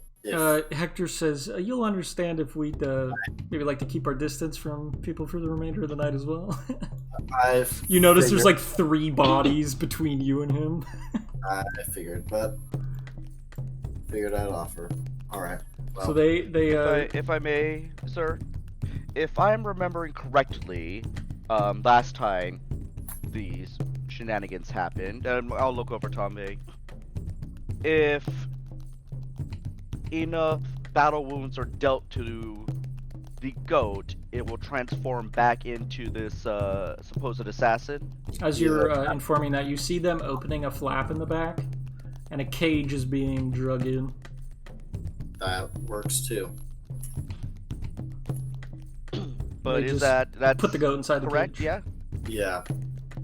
If either you deal enough damage to it that you would kill a normal goat, or if you just wait long enough, it will turn back into the assassin that originally attempted on your life. They have other. Seems to me like we have an answer here. They have other court magicians as well, or court mages rather. So they're brought in to consult, and basically they have informed them of that as well. Well, as long as I'm still allowed to freely and of my own will without being 10 years of I would imprisonment. like to leave before I mess up the situation any further. You see that Broderick tries to put 2 guards on the cage to watch, and Hector corrects him and says, "Put 4." So you see 4 men that are in the process of like putting armor on. They have squires running behind them, strapping armor onto them and handing them weapons. They stand around the cage.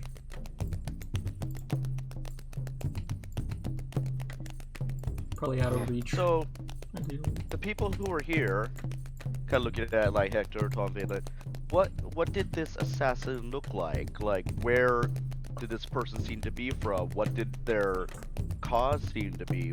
Did we see, hear anything? I'm actually interested in this to see who's finally decided to make moves. Hector says, "I didn't get a good look at this face," and he kind of looks to the rest of them. Elijah says, I saw his eyes. They were dark. He had a turban covering his head. Mm-hmm. I couldn't see any details. Well, if anything, once time runs out, they'll be able to get a decent look at him. As long as he can stay within the cage. I'm kind of in favor of my idea, but I mean, we can wait it out, formulate question planning, everything else. Can it understand me while it's a goat? I know you need a better fish. Everyone's but, head kind of turns to the goat, and the goat's just like, Right, like from my personal experience of accidentally being turned into different animals, while they're an animal, they cannot understand unless you're speaking, I guess, goat. turn over to the goat. I fucked your mom. it just stares at you. All right. Beady rectangular eyes. At your offer to stay and assist, Hector says, I think we have it covered. Yeah, I see my out, and I respectfully, I am. Till they dips, he just he walks out Respectfully, without waiting for you guys. I hope you Pretty much, right?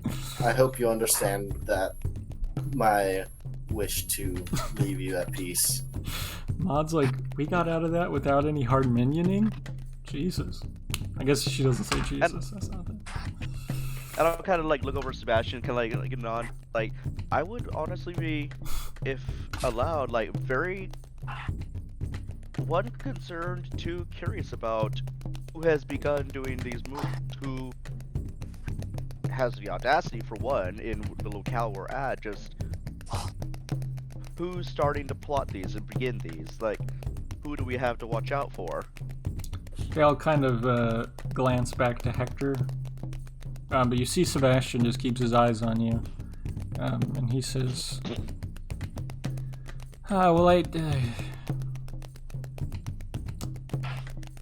Rebecca, I don't think we smoke the same brand of tobacco.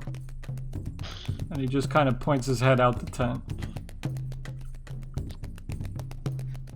Alright.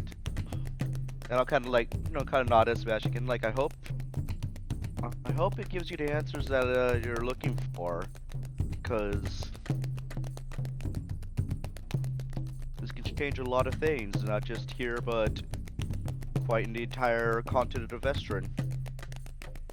Good luck, guys. Just kind of woozy out. Elise.